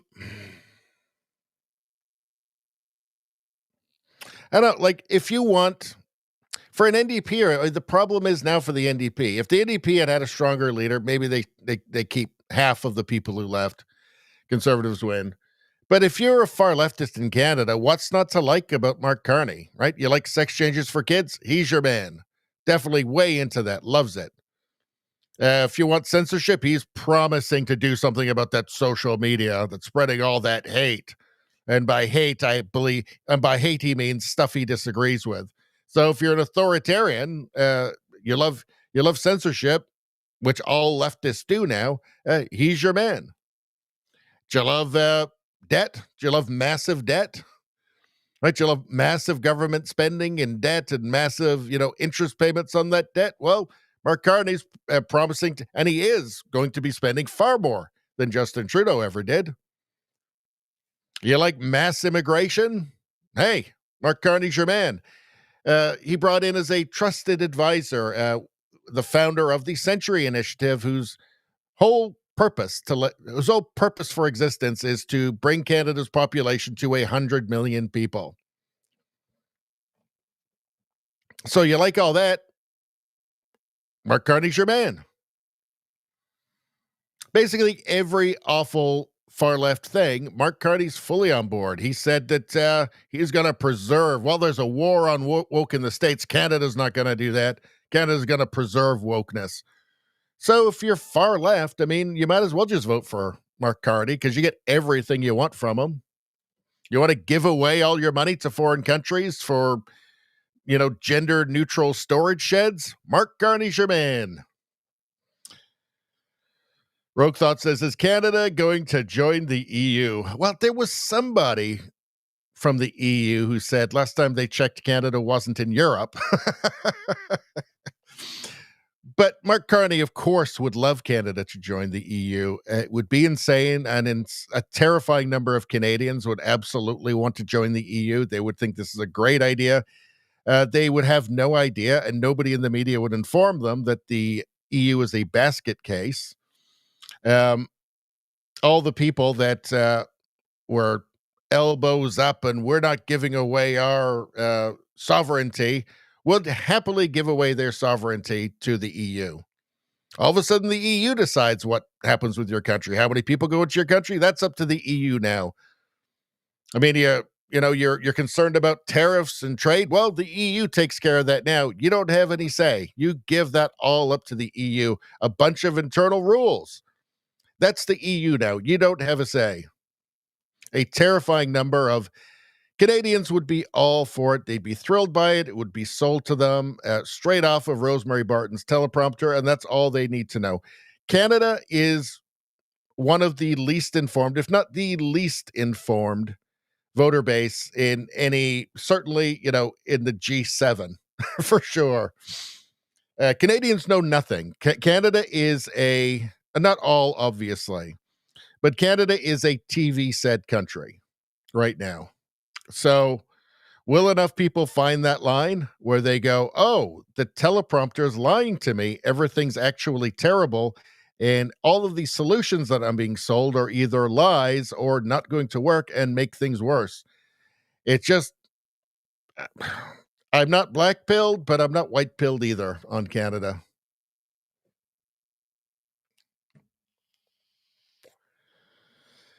Let's see.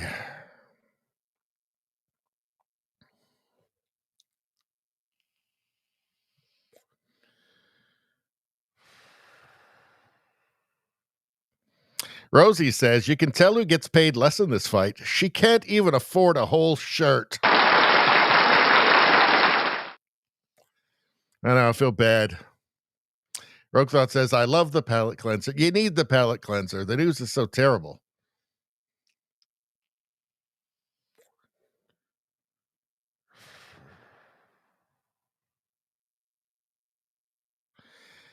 Let's see.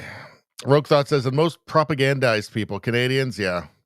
Well, it's just the constant framing. There's no counterpart. I mean, we have nominally conservative newspapers, but nobody reads the newspapers anymore. Circulations are way down. So people get their local news, their Canadian news off CBC, CTV, Global, and increasingly they just get clips on X or Instagram or whatever. Oh, I guess not Instagram because they're not allowed to have Canadian news anymore after the Online News Act. Nothing Meta can have Canadian news on it anymore. But there's no counterpoint to the narrative. There's no Fox News in Canada, right? There's nothing that can be a counterpoint for the TV. So it's just constant negative framing. Just watch CBC and then watch Rosemary Barton or any of them on there talking about Mark Carney. And, it's, they're fairly comfortable talking about Mark Carney and they might smile or whatever, and then have them talk about anybody in the Conservative Party. And all of a sudden you see the mouth turn down and the little frown. And it's not all just subtle like that. I mean, there's just obvious bias, right? If you take a look at their panels, right? I guess they're calling Andrew Coyne a conservative. I mean, but it's just constant negative framing all the time. Some of it's fairly insidious. When it gets around to election time, it's just totally obvious. But yeah, you can socially engineer people like that, and it's worked. And again, I'm not totally black-pilled, but is it possible that Canada is now just San Francisco? That it doesn't matter how bad it gets? That nobody will be happy until we turn into Venezuela? Maybe. Wouldn't be the first wealthy country to totally destroy itself, to become a poor country. Argentina did it. They're finally starting to turn themselves around with Milei. Venezuela was a wealthy country. Not any longer. That absolutely could happen to Canada. All right, what else we got going on? Let's see. Well, June 13th, and not a single temperature is above 16 degrees across Canada. We did it, team. Our carbon taxes have paid off.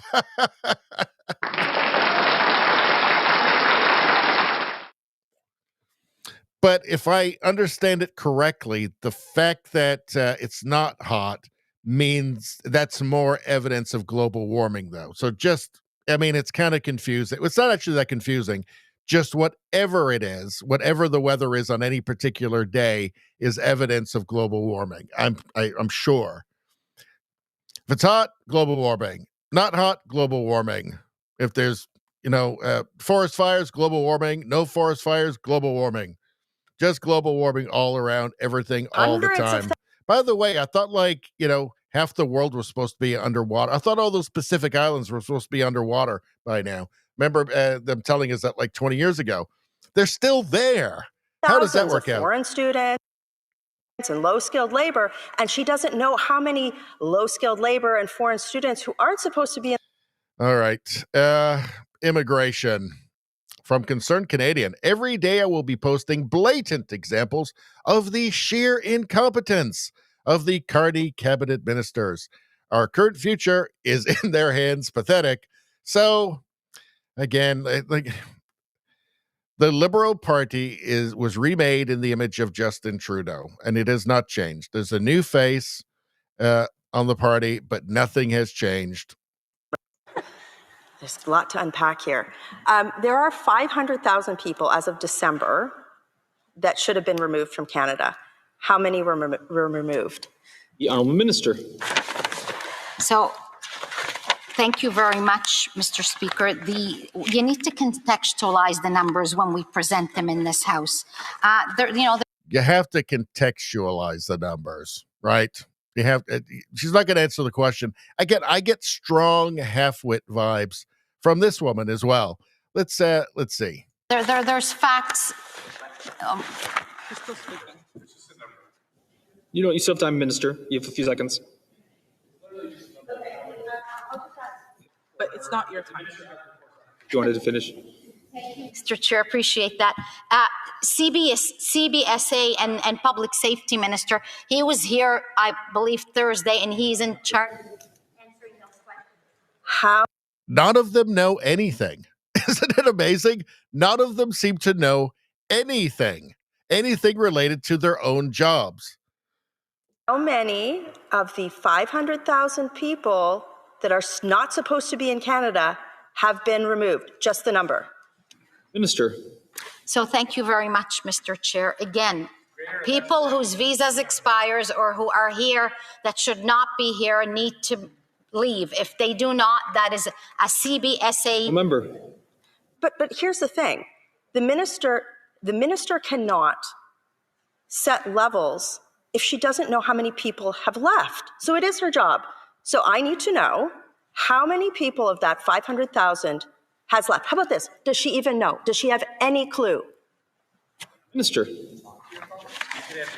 So again, Mr. Chair, my role here tonight is not to talk about people leaving and people that are here that have visas expired and so on.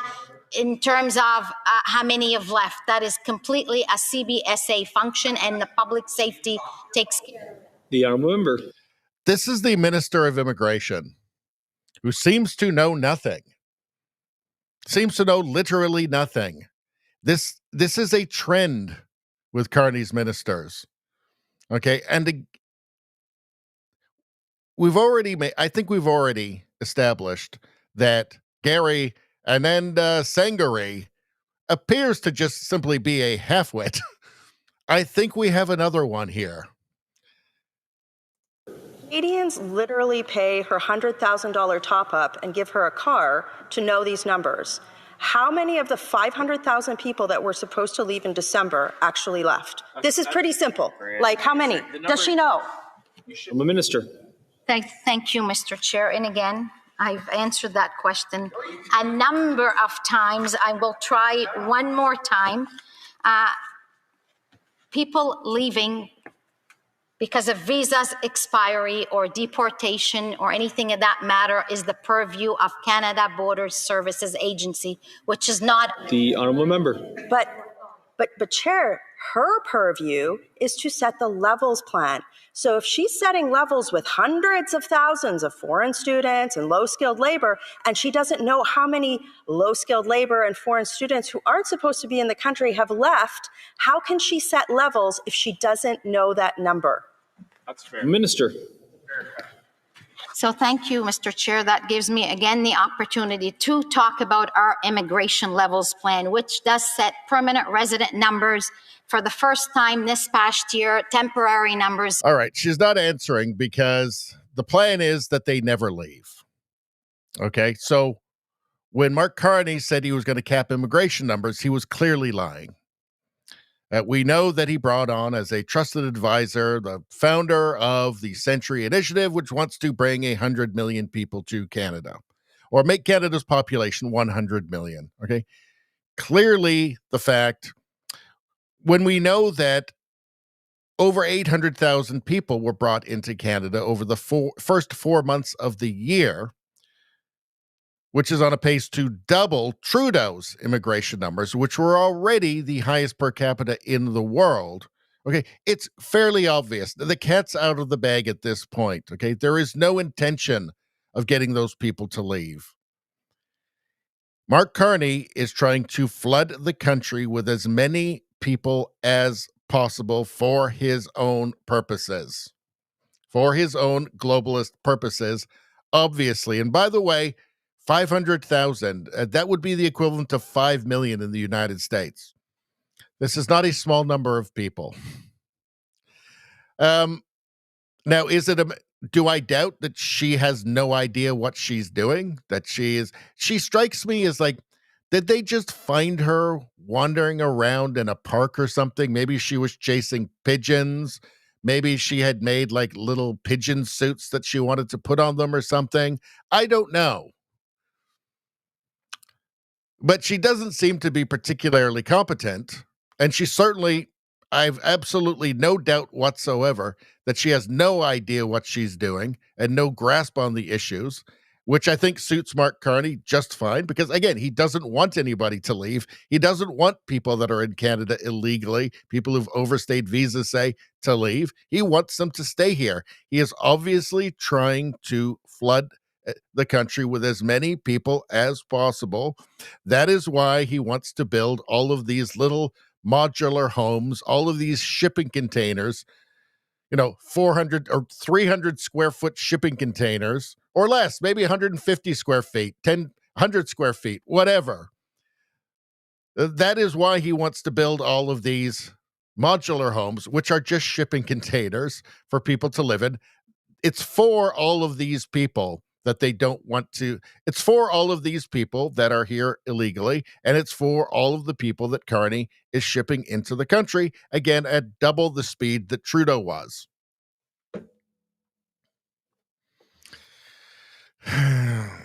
So this is the state of Canada. This is why Mark Carney looks like he's about to start laughing all the time, even when he's being asked very serious questions that really should require a bit of seriousness. This is why. All of those people who voted for the Liberals, well, they're going to get what they deserve. Unfortunately, a bunch of people are going to get what they didn't deserve, but what are you going to do? All right, a little bit more Canada. Mario Zelaya posted this. You own a Lamborghini, then someone tries to steal it. In fact, 4 of them try. You are a legal and registered firearm owner. You fire a warning shot. The car isn't stolen. No one gets hurt. You get charged along with the other 4 criminals. Only in Canada, we are officially a mentally retarded country. We are. Trudeau bragged about how Canadians don't have a right to defend themselves, by the way. Let's see if we can find that. Hold on one second. Let's see if we can find that. Let's see. Hold on. Actually,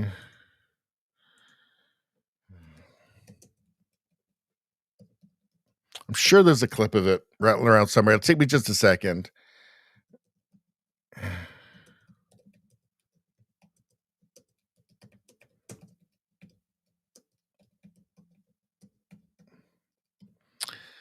Let's see. It must be in here somewhere.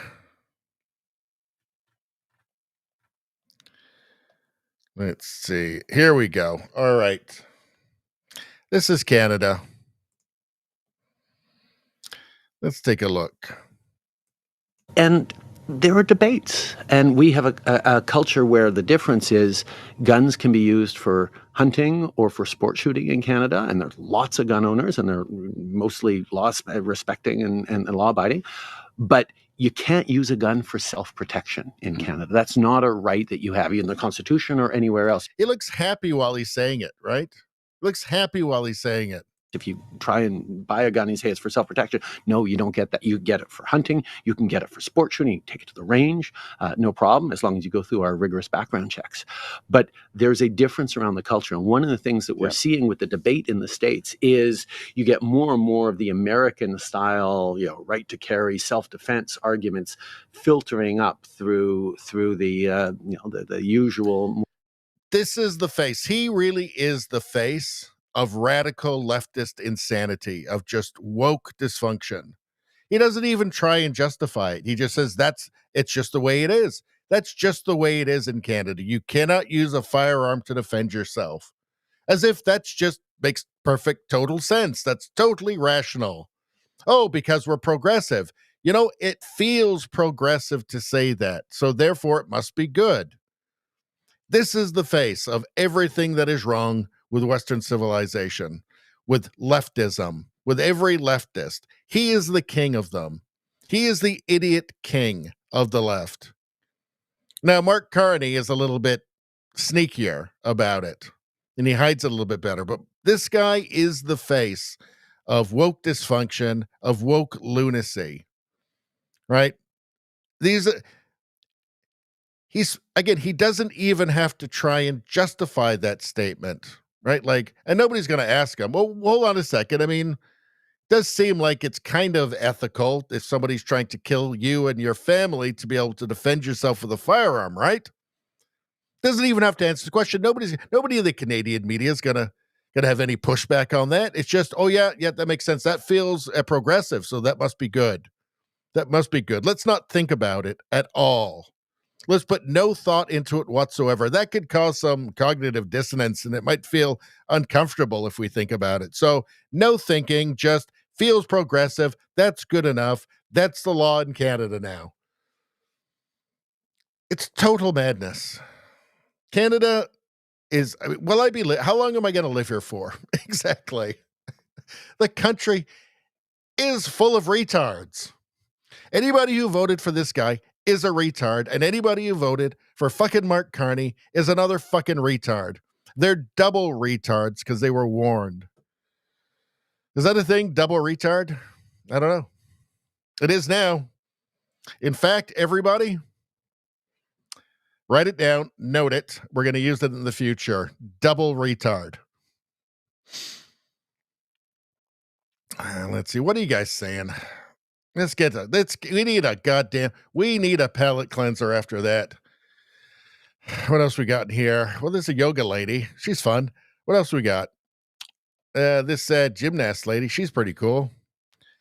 I think the beach volleyball. Let's see. Radio Streamer says, at least Kamala has that laugh to cackle by. This lady can't even feign intelligence or knowledge. No, just nothing. They got nothing. Rosie says, strong half-wit vibes. You are being generous. Canadian, ladies and gentlemen, I present the Canadian Minister of Immigration, who knows nothing.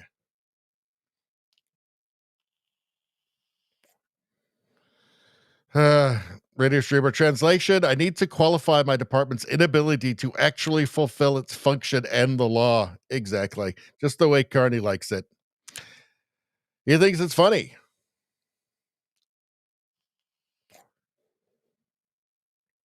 Let's see. Rogue Thought says, watch Tom Nelson's interviews. The climate change cabal is exposed with each guest. Well, we'll have to check that one out.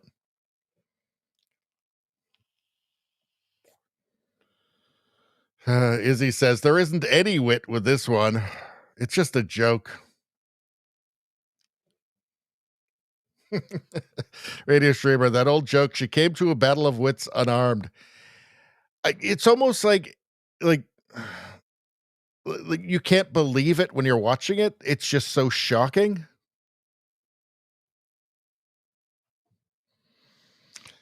Let's see.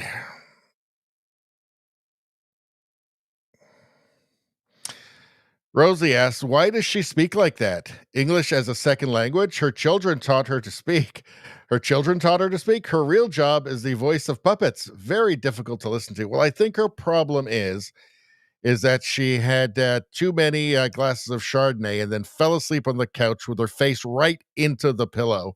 And then when she woke up, she couldn't know things anymore. So sad. Rogue Thought says Canada is California blue and only getting deeper blue. Well, that's what it looks like. All right.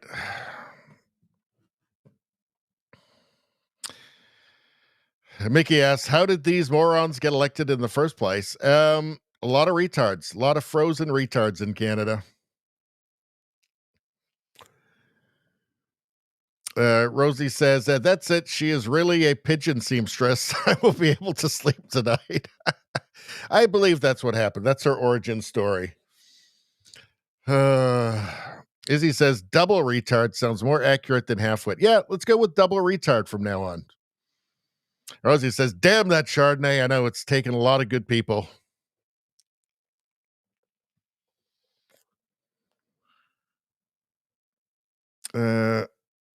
Radio Streamer says, I guess the bonus of having such stupid people under you is that they are too stupid to endanger you or think on their own. You think that lady is privy to high-level commie stuff? No, couldn't be trusted. Yeah, I think Carney took a look at the polls as soon as Trudeau stepped down and realized that everybody's just waiting to vote for a Liberal because it just, all of the framing and social engineering in Canada has worked so well that I can just do anything and it doesn't matter. I'll just have a bunch of morons who won't challenge me. And it doesn't matter because I'll give lots of money to the CBC and lots of subsidies to the other media, and they'll just keep getting me elected because Canadians are retards. Canadians are dumb. All right. Now what the hell's going on? We're 3 hours and 40 minutes in. How much do I have left?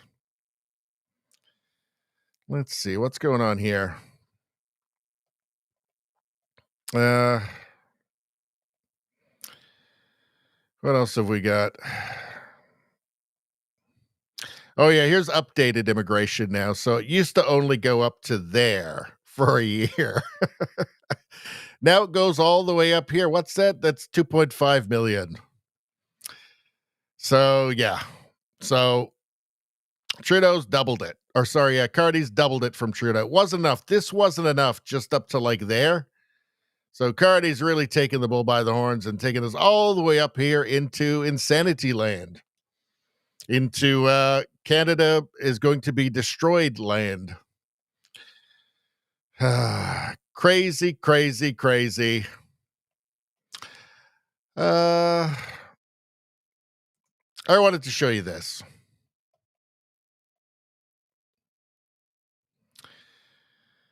So, do you remember Elbows Up? And Carney's a tough negotiator who knows how the world works. And he's the only one who can take on that evil orange man Trump. Well, let's see. Well, it turns out he wasn't being entirely honest with all of that. As we know, as we found out when it turned out that the dollar for dollar tariffs that he was selling to Canadians because he's so tough, it turns out he told Trump during the election that, yeah, that's not going to happen.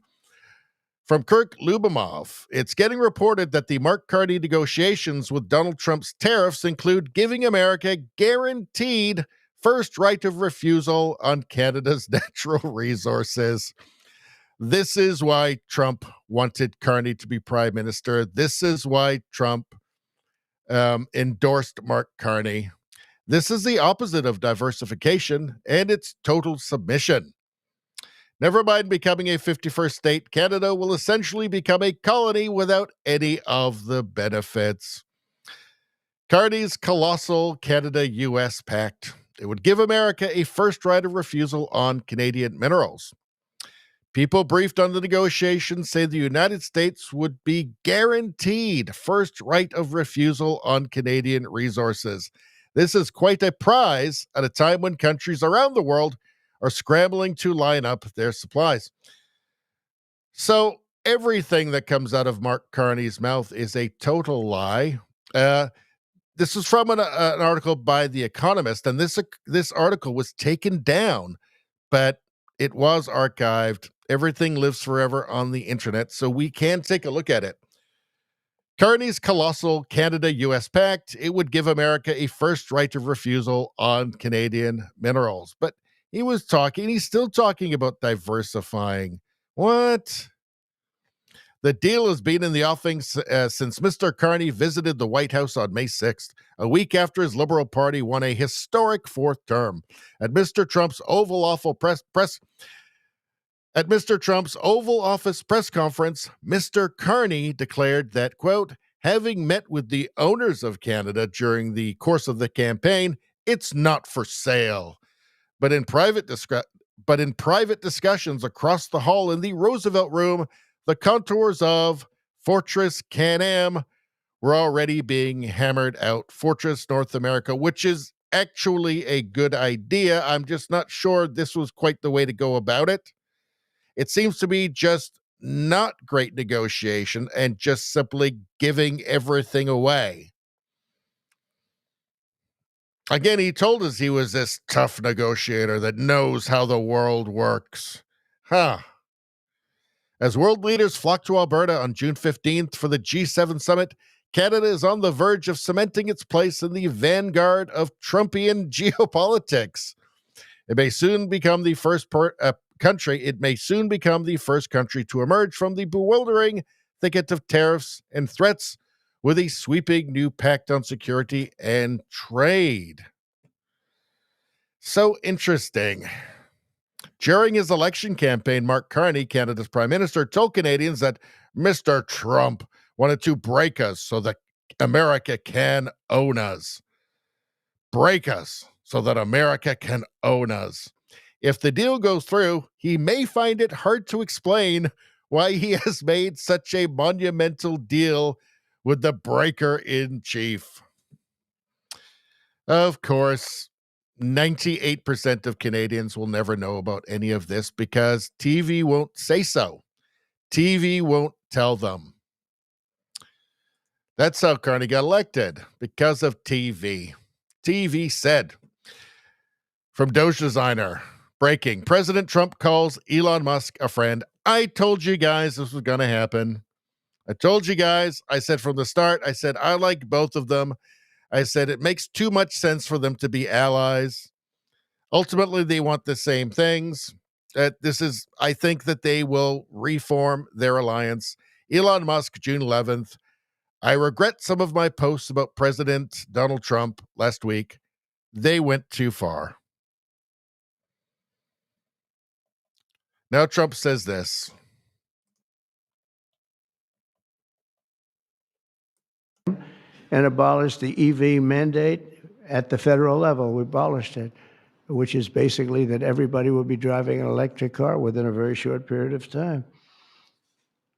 Now I know why Elon doesn't like me so much, which he does, actually. He does. And he never had a problem. You know, it's very interesting. This is not something new. This has been there from day one, Speaker, right? We're going to abolish the EV mandate. And Elon still endorsed me because, honestly, he never, ever spoke to me about that. And I used to say, I'm amazed that he's endorsing me because that can't be good for him. I'm abolishing the EV mandate. And I once asked him about it. You never talked to me about that. He said, well, as long as it's happening to everybody, I'll be able to compete. It was a very interesting answer. I thought it was a very honest answer, to be honest with you. And I talked about it, incredible. You know, you would have thought he would have been from day one. You got to make sure you don't do the EV mandate, the abolishing, and never did. Very honest in that sense. And he did say to me, I actually asked him because it was like really strange how I'm with him. He's very, a friend of mine, and he makes electric cars. And we're saying you're not going to be able to make electric cars, or you're not going to be forced to make all of those cars. You can make them, but it'll be by the market, judged by the market. And that's what he said. He said, as long as I'm on the same plane as everybody else, we're going to do good. We make a better product. So there you go. Everything is returning to its proper place once again, which I'm very happy. And it makes sense. They are an excellent team. They're good for Western civilization, and they should be allies. I will remind, I said when the fallout happened, I said, look, these are two singular people. They're not like other people. They can't be like other people and achieve the things they've achieved. They are singular characters. These are people that will be remembered in the history books. And you can't expect them to act. They're going to be unpredictable sometimes. They're not going to be like the people that we know. And I expect that they will see the benefit in being allies, and they will be, because it just makes too much sense. So it looks like, again, everything is settling back into its proper place, and I think that's a very good thing for the world. All right. I definitely want to see what you guys have to say about that.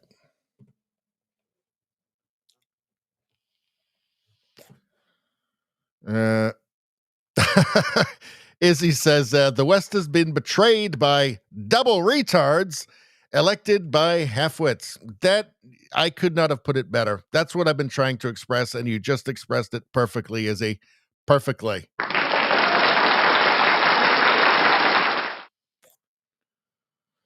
Rogue Thought says, any country fearing its people's firearms means its country's leaders are fearful of its people revolting under their rule. True accountability. Yeah, it was obvious why authoritarian leftists would not want people having guns, obviously, right? Because it's all racked up for Carney for his radical leftist authoritarianism. He's promised he's going to censor the internet, protect us from the internet. Thank God, huh? Thank God we're going to be protected from things that Mark Carney doesn't want us to see.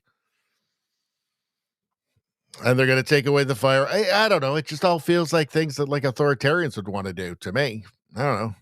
Also wants us to live in shipping containers, apparently. Although I do think that they're really meant for the, 2 million a year immigrants he's going to be bringing into the country. He did say 5% of the population a year. So, but of course, some lucky Canadians will get to live in shipping containers as well.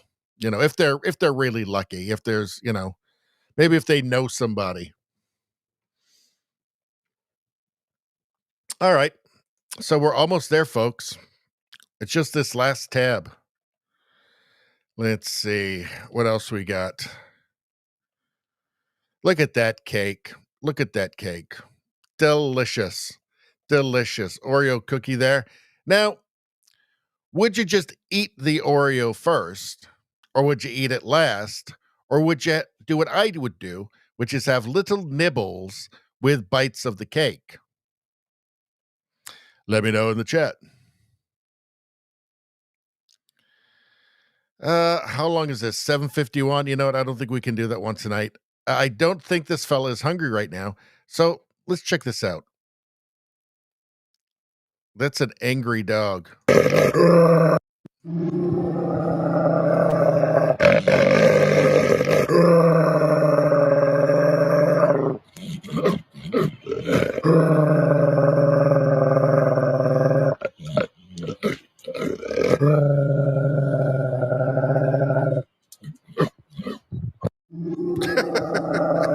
He seemed to be getting a little friendlier by the third one there. But I would probably just not try and feed him. I'll just say he doesn't want anything to eat right now. That's an angry face, though, huh? That is a real angry dog face. Probably a really nice dog, though, generally speaking. Let's see. Greta Thunberg becomes the first hostage victim in history whose kidnappers' only demand is that she leave. That's just everywhere. Please just leave. A harvest mount's balancing on 2 dandelion stalks. This is the part of the evening where we do some nice palate cleansers. Look at that. That's like out of a cartoon or something, right? Just nice. All right. Family of wild boars walking through a field in search of food in the early evening. They're vicious, those wild boars, though. But that's pretty cute. The baby wild boars are pretty adorable, I gotta say. They probably taste great as well. Let's see. Those snouts are deadly. Let's see. Happy National Corn Day from Rico the Porcupine. Again, it's just like almost like a little cartoon character, isn't it? I think they're nice creatures, porcupines. I think they get a bad rap because they can, those spines stick in you, but they seem like actually pretty nice, gentle creatures. What do we got here? Let's see. That one, maybe we'll save that one if we go tomorrow night or something. Maybe we'll save this one for the premium stream. It'll probably get me banned off YouTube. How fun is this? Embarrassing your kid on the last day of school. All right, let's check it out. We're so close to the end of this stream now. Let's check this out.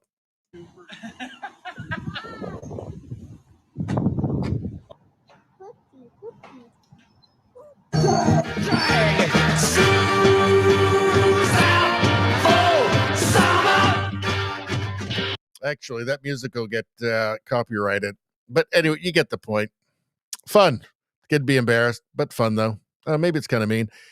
Elon Musk reposted this. This is Spaceballs 2.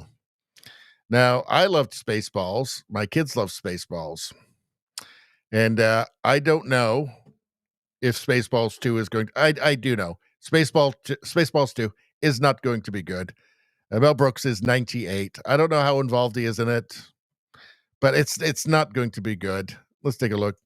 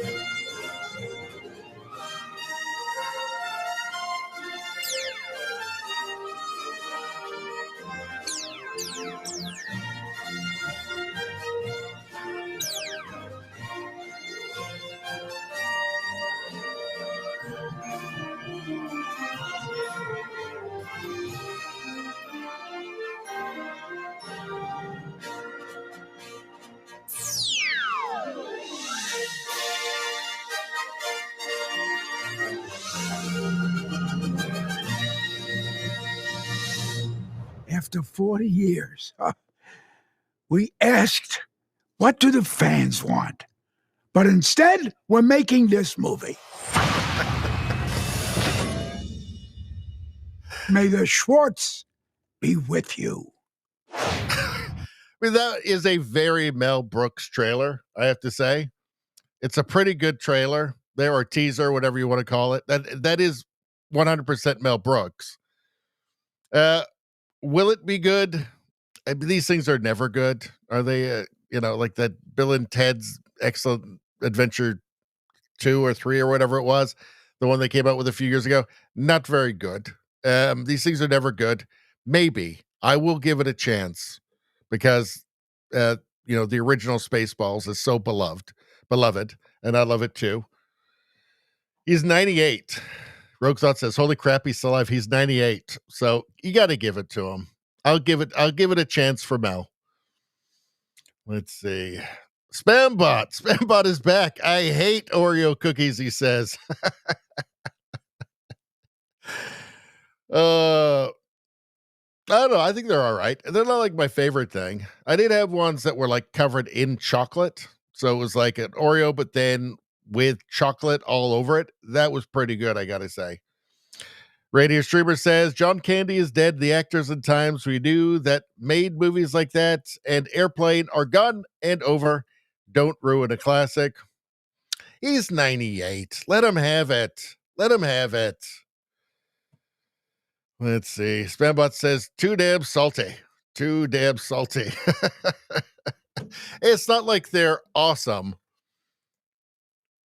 If there's no other snack, I mean, they'll do. Let's see. Fuck around and find out.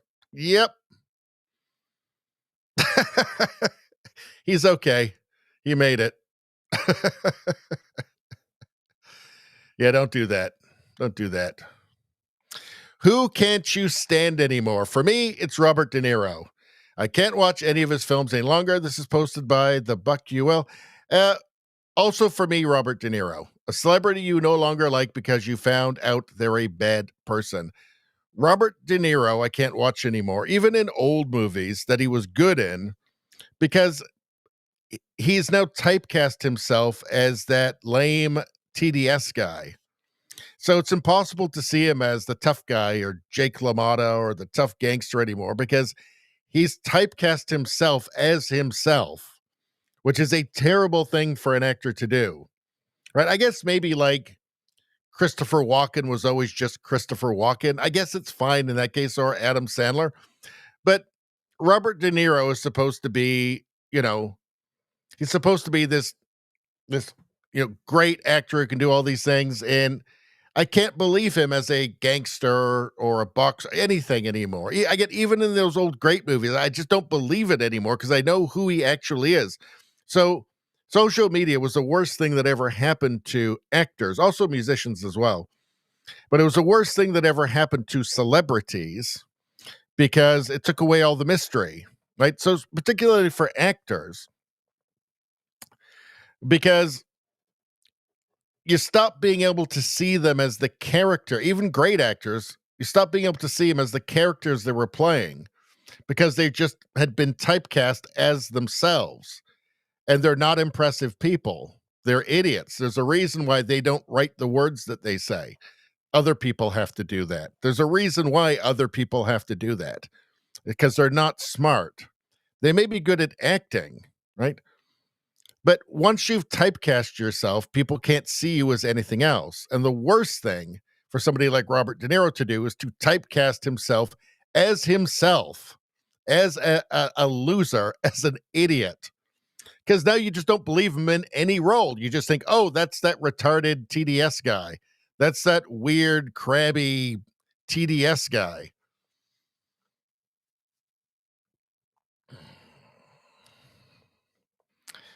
I think that, what's his name? Who's the guy that's in everything? Pedro Pascal. He was great in Narcos. But if I tried to watch that now, he wouldn't be good in it anymore because now I don't believe that he's that character. Now he's just this weird woke guy who, like, when he's nervous, he has to be touched. He has to feel skin because he'll have a panic attack. Like, I just can't believe him in any of these roles anymore. He's typecast himself as a woke retard. And now that's all you can see. Spambot Fodder says he is an asshole who hated fans that recognized him. Yeah. Oh, Spambot Fodder says it's Rob Lowe. He is an asshole who hated fans. Really? I did not know that about Rob Lowe. He always seemed like a nice guy. But I guess he is not. Streamer says, "Oh yeah, forgot about him. I didn't know that about Rob Lowe, but I'm willing to believe it." Rogue Thought says Mark Hamill, not at that level, but still yeah, Mark Hamill is he's just Twitter retard guy now. Izzy says double retarded TDS guy. 100. Western Lensman. Tim Walsh compares DC on Saturday to Pyongyang. Isn't it Pyongyang? And hopes the military runs into bad weather at the parade. This may get me in trouble or whatever. Could he be, okay, double retard. I'm calling double commie retard. He's a commie. He used to hand out little red book to his students. His wedding anniversary is he wanted to get married on the anniversary of Tiananmen Square. Usually, and that was not just an accident, that was mindful. Like he wanted it to be on that day because he wanted it to be a notable day. Well, you don't do that if you think it's a bad day. You think it's a good day. He's a full-on CCP commie. Let's see what he has to say here. I'm just going to say it as someone who, proud of military service, understands the importance of it, but understands they serve us. And whenever I come out here, I take great joy in running my mall route and down around the monuments or whatever, and it was horrific down there today. I'm just going to tell you, it just looks wrong, feels wrong. And so I think I'm going to go be with a few thousand folks who kind of have the tradition that there is a separation there, that we don't need this. And this is not Pyongyang on a Saturday. So I'm just going to confess too, and might get me in trouble, whatever. I have never so hoped for rain in my life. So, there you go. So it's just, he is the face of the left-wing matriarchy right there. I hope that it's raining. I'm Droopy the commie dog. It's just pathetic. Pathetic. Center for American Progress. Yeah, progress into fucking communism. It's just that is the face of the fall of Western civilization. That is the face of losing everything good in the world, everything good about your country. That is the face of authoritarianism. That is the face of you're too scared to accurately describe the world around you. That's the face of you no longer have dominion over your own conscience anymore. That is the face of burn down this whole thing and let's build up some sort of awful dystopian facsimile of China in its place. And here's your little red book, by the way.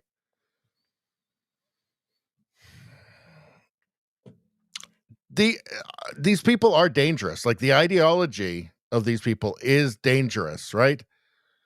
This is a guy who let rioters burn down a police precinct, burn down like whole city blocks. His wife said that she found the smoke invigorating or something, the smoke coming through the window, the smell of burning tires, right? It is shocking that people like this have managed to infiltrate their way into powerful positions, not just in the United States, across the Western world. Rosie says, that is the face of Deputy Dog.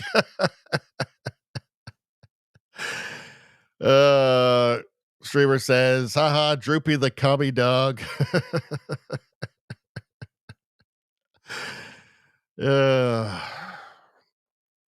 Let's see.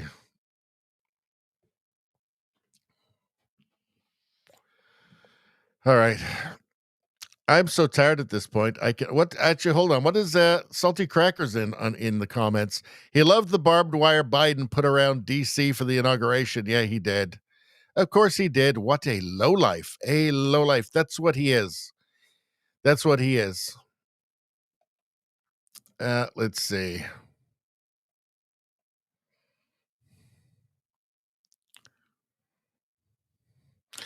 Remember that little thing he did with Kamala Harris where they were trying the hot wings and he was all like, I don't like spicy.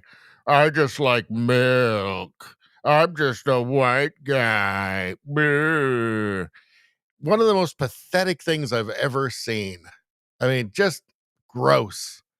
He's gross. Just as a human, he's gross. What's going on here? Laughing my ass off, enjoy this video. Techy plenty. So what's this? This is something to do with the Waffle House. Let's check it out before we sign off for the evening. Right. Right. Excuse me? These eggs are running. Can they be cooked again? And my waffle is burnt. Can I get a new one? If a situation like this arises, please do not throw hands. We know it's tempting, but court dates cut into smoke breaks. Instead, try using de-escalation phrases like, buy a waffle and eat around it, bitch. Or my favorite, the f*** did you expect? This is Waffle House. Remember, our goal is to reduce physical altercations by 12%. We crunched the numbers, and the only company to pay their employees more to fight was the UFC. So that means no uppercuts on the clock, and if you must square up, clock out first, like management does. Now let's see how the associate handles the situation. My waffle is burnt. Can I get a new one? Oh, your waffle is burnt. Then eat around it, bitch. Excellent. The customer will receive exactly what they asked for, and a little extra. Congratulations, you've completed our core training. Now let's take a look at a few situations you'll be learning in our next training video. What to do when a customer brings a raccoon inside. Proper spatula stances during a brawl. What to do when a waffle is used as a weapon. How to tell if those are firecrackers or gunshots. Safely retrieving a tip from an active crime scene. How to properly scramble eggs during a race war. Acceptable slurs for you to say after you've been hit in the head with a coffee maker. Where to ash your cigarette when you're cooking on the grill. And is it acceptable to blow into a customer's breathalyzer so their car will start? Remember, it's not just a Waffle House, it's a Waffle Home.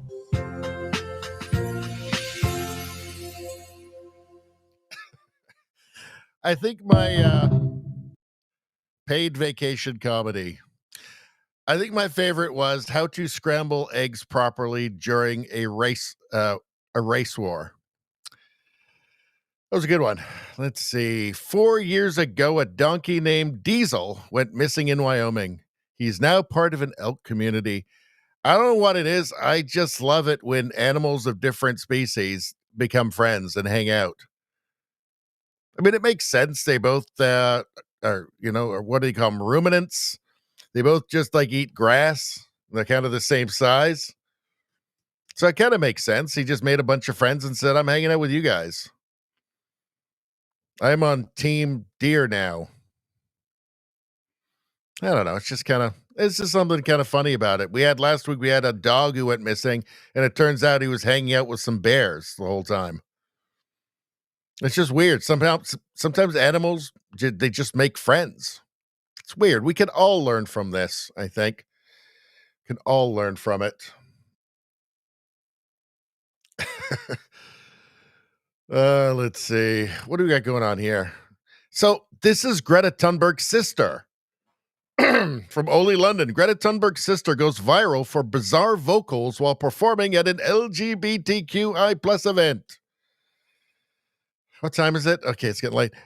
Beata Thunberg, who goes by the name Beata Mona Lisa, posted a singing video showing off her bizarre voice on Instagram at the same time her sister Greta was being detained in Israel. Well, let's see. Let's take a look at this. What a weird family.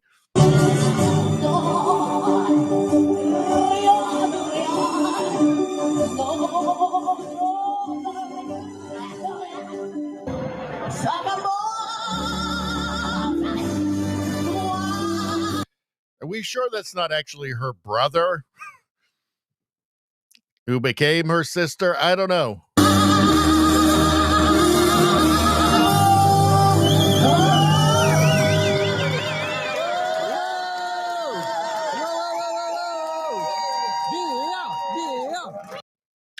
I don't know about you guys, but I like her way more than Greta. Way more than Greta.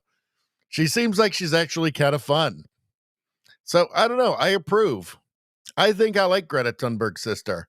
She's got a weird singing style. That's all right. Different strokes for different folks. I think I like her. I think she's the good Thunberg, in my opinion. And yeah, I don't know. Whatever. She's a weirdo. What's going on here? School bus monitor salary in Kansas. So what's going on with this? All right. So what is happening here? Let's hear this. I am a single mom of 4 who are ages 21, 17, 12, and 11. I would like to tell you my story on how SNAP benefit has helped me. Sorry. Go ahead. You're doing good.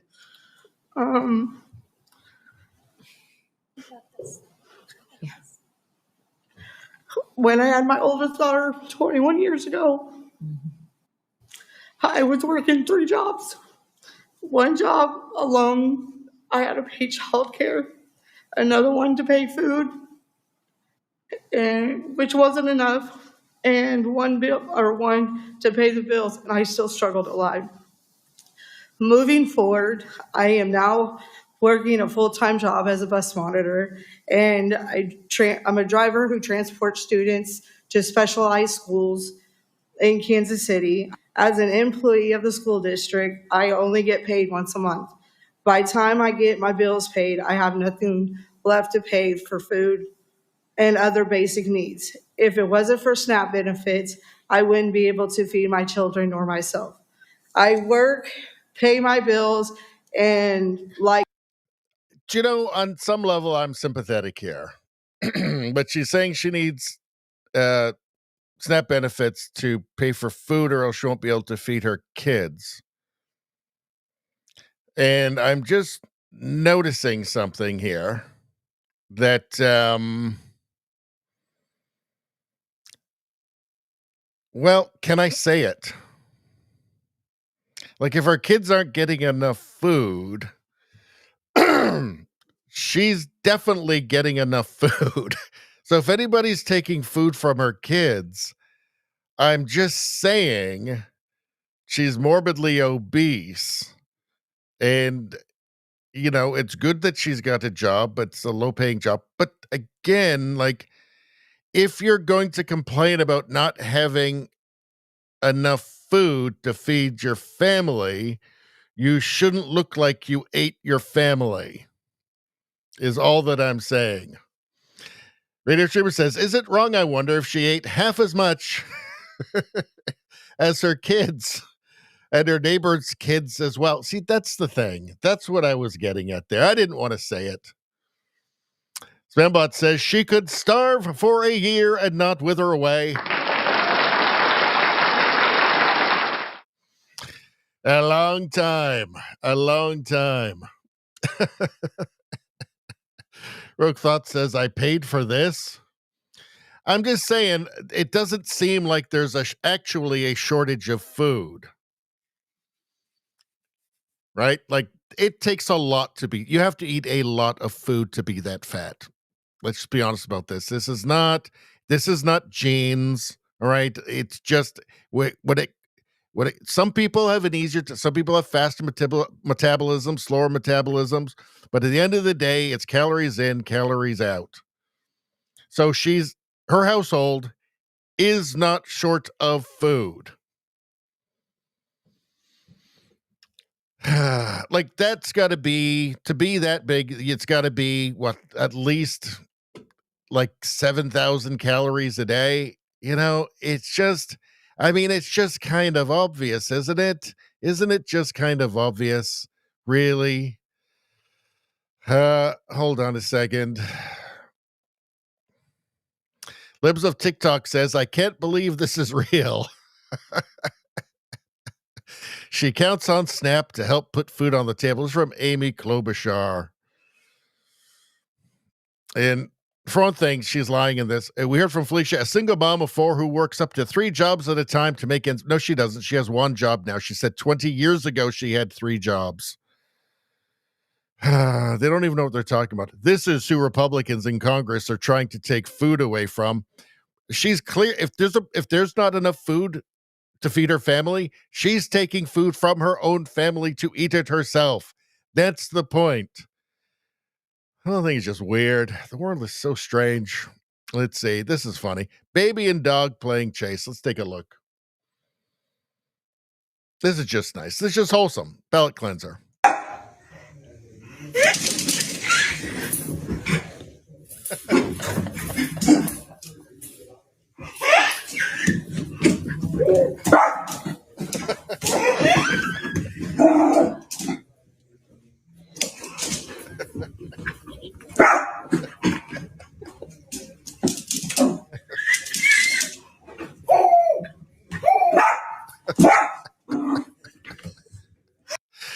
What an awesome little dog. Dogs really are the best. Love dogs. And I didn't see it. The cat was there just watching the whole thing and kind of bemused.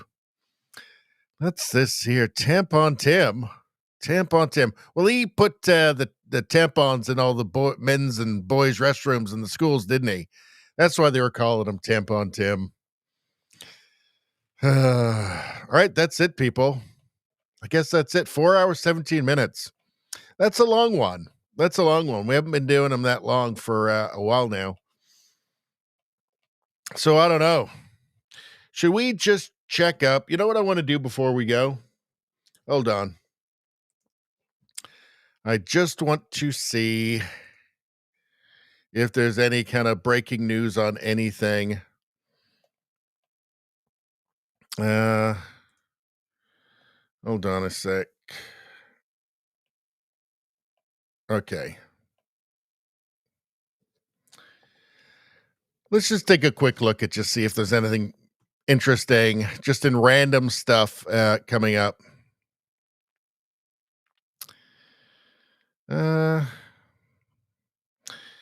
Well, that seems a little too heavy for us to get into, considering that we're all exhausted. Let's see. Laura Logan, rioting tactics. With the latest LA riots consuming the news, I share how anarchist websites like Crime Think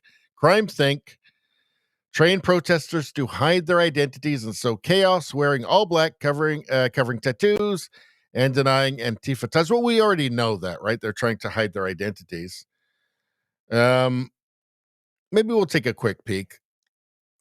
You go to a website called Crime Think with a THINC on the end, Crime Think. This is like a repository for anarchist tactics. And this is where they share their TTPs, their tactics, techniques, and procedures. And they share knowledge that they gain all over the world during these riots. So, people in your audience might have seen people all dressed in black on the streets of Paris, for example, burning things and looting, right? You see them there were the Hong Kong protests. You saw the same thing.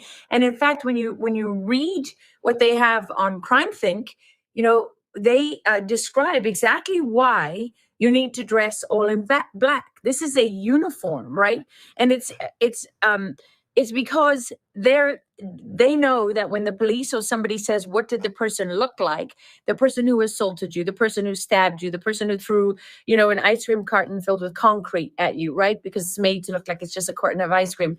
I mean, this is stuff that we already do, but it does, like, it's not a coincidence that we see the same stuff everywhere, right? And it's top down, and it's not just at the level of like revolutionary communists on the streets, protesting, immigration law or something. It's top down. It's the same rhetoric from leftist politicians and media.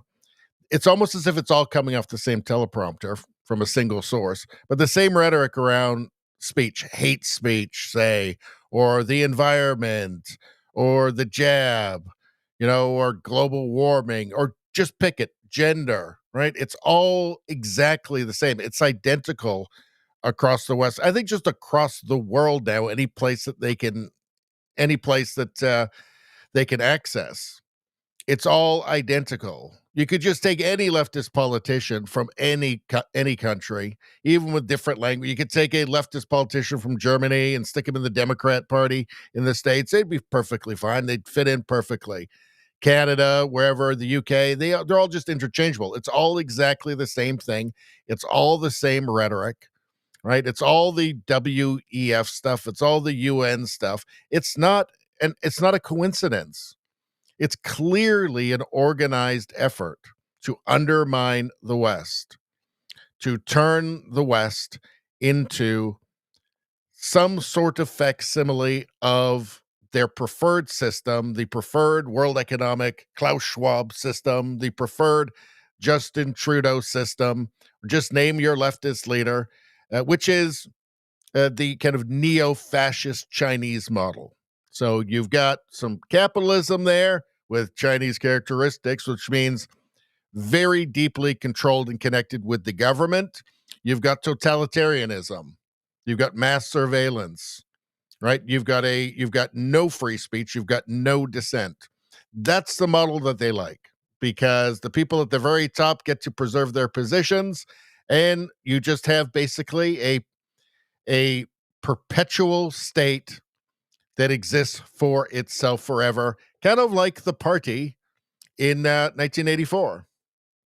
It's not a coincidence that we see the same stuff, just as we see the same revolutionary communists dressed the same way with their faces covered everywhere in every country. Right? We also see the exact same rhetoric coming out of the teleprompters of every corporate news channel. And we see the same rhetoric coming out of the teleprompters of the leftist politicians. It is not a coincidence. It's happening for a reason. Yet, just as we see the exact same crazy communist gibberish coming out of every academic institution, every medical institution, right? It's not a coincidence. This is planned. All right. What else we got? Breaking. Representative Anna Paulina Luna just sent a letter to subpoena George Soros for funding riots. Wow. That's something. I mean, look, he's too well protected. I don't think you'll see anything come of this. He's not going to go anywhere near the United States, but good. All right. Okay, I think I am now just too tired to continue. So let's finish off the chat. Let's get a palate cleanser. And let's just the old classic. What do we have? What do we used to play? I can only play a second of it because we're still on YouTube, but hold on a second. There we go. There we go. You guys know what that is. Let's see. Spambot says anarchist tactics are not new info. Yeah, it's true. The Anarchist Handbook has a section on that too. Yep. You're right.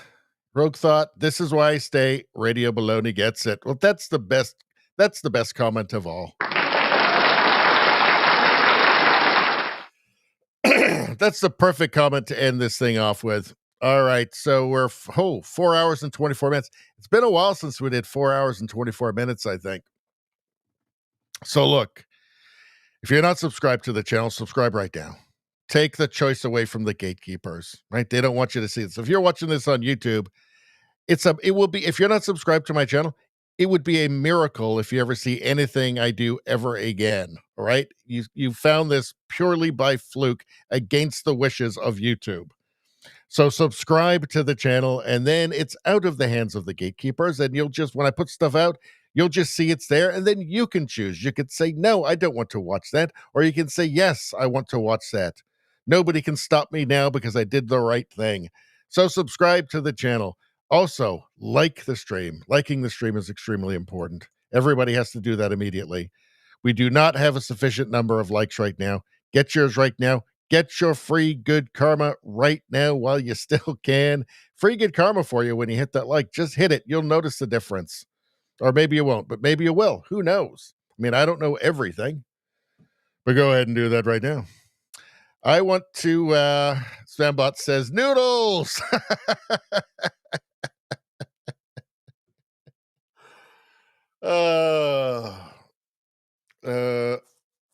Spambot says he has got the original Anarchist Handbook from the 70s and the Michael Malice produced new version. That's right. He edited a new version of Anarchist Handbook, didn't he? I saw that. I have not seen the book, though. But I like Michael Malice. I mean, obviously, I have differences with him, but he's funny and very, very smart guy. So I like him. And he doesn't hate Western civilization. Our streamer says, great job on the stream tonight. Well, I would like to thank everybody in the chat tonight. As you guys know, you guys are half the stream now. If you guys weren't there, I wouldn't do it because I would be ranting into a cold and indifferent universe, and that would feel a bit silly. But it's not like that because you guys are there. I believe that I have the best chat on the internet. So good, in fact, that you even rate my ad reads, which Well, but in all seriousness, thanks everybody. And for those who don't get into the chat, thanks for watching. Appreciate it. I might go on tomorrow after the game and maybe do a premium stream because I still got to do a couple hours of that before I leave next Saturday. Not tomorrow, but the Saturday afterwards. I'm going away for 10 days on another road trip. But I've got to do more premium, so I might do it tomorrow night. If not tomorrow night, maybe Monday for a premium. Otherwise, we'll be back Sunday. Because if you don't know, regular schedule is 7:30 Pacific, 10:30 Eastern on Friday, 6 p.m. Pacific, 9 o'clock Eastern on Sunday, and 6 o'clock Pacific, 9 o'clock Eastern on Tuesdays. But sometimes I jump in with crazy times and just do crazy streams out of nowhere. Just shock everybody. So we'll have to see. But I would like to wish everybody a great night. Thanks for hanging out, especially thanks to the chat. And everybody have a great weekend if I don't talk to you before Sunday night. And that's it. Good night, everyone.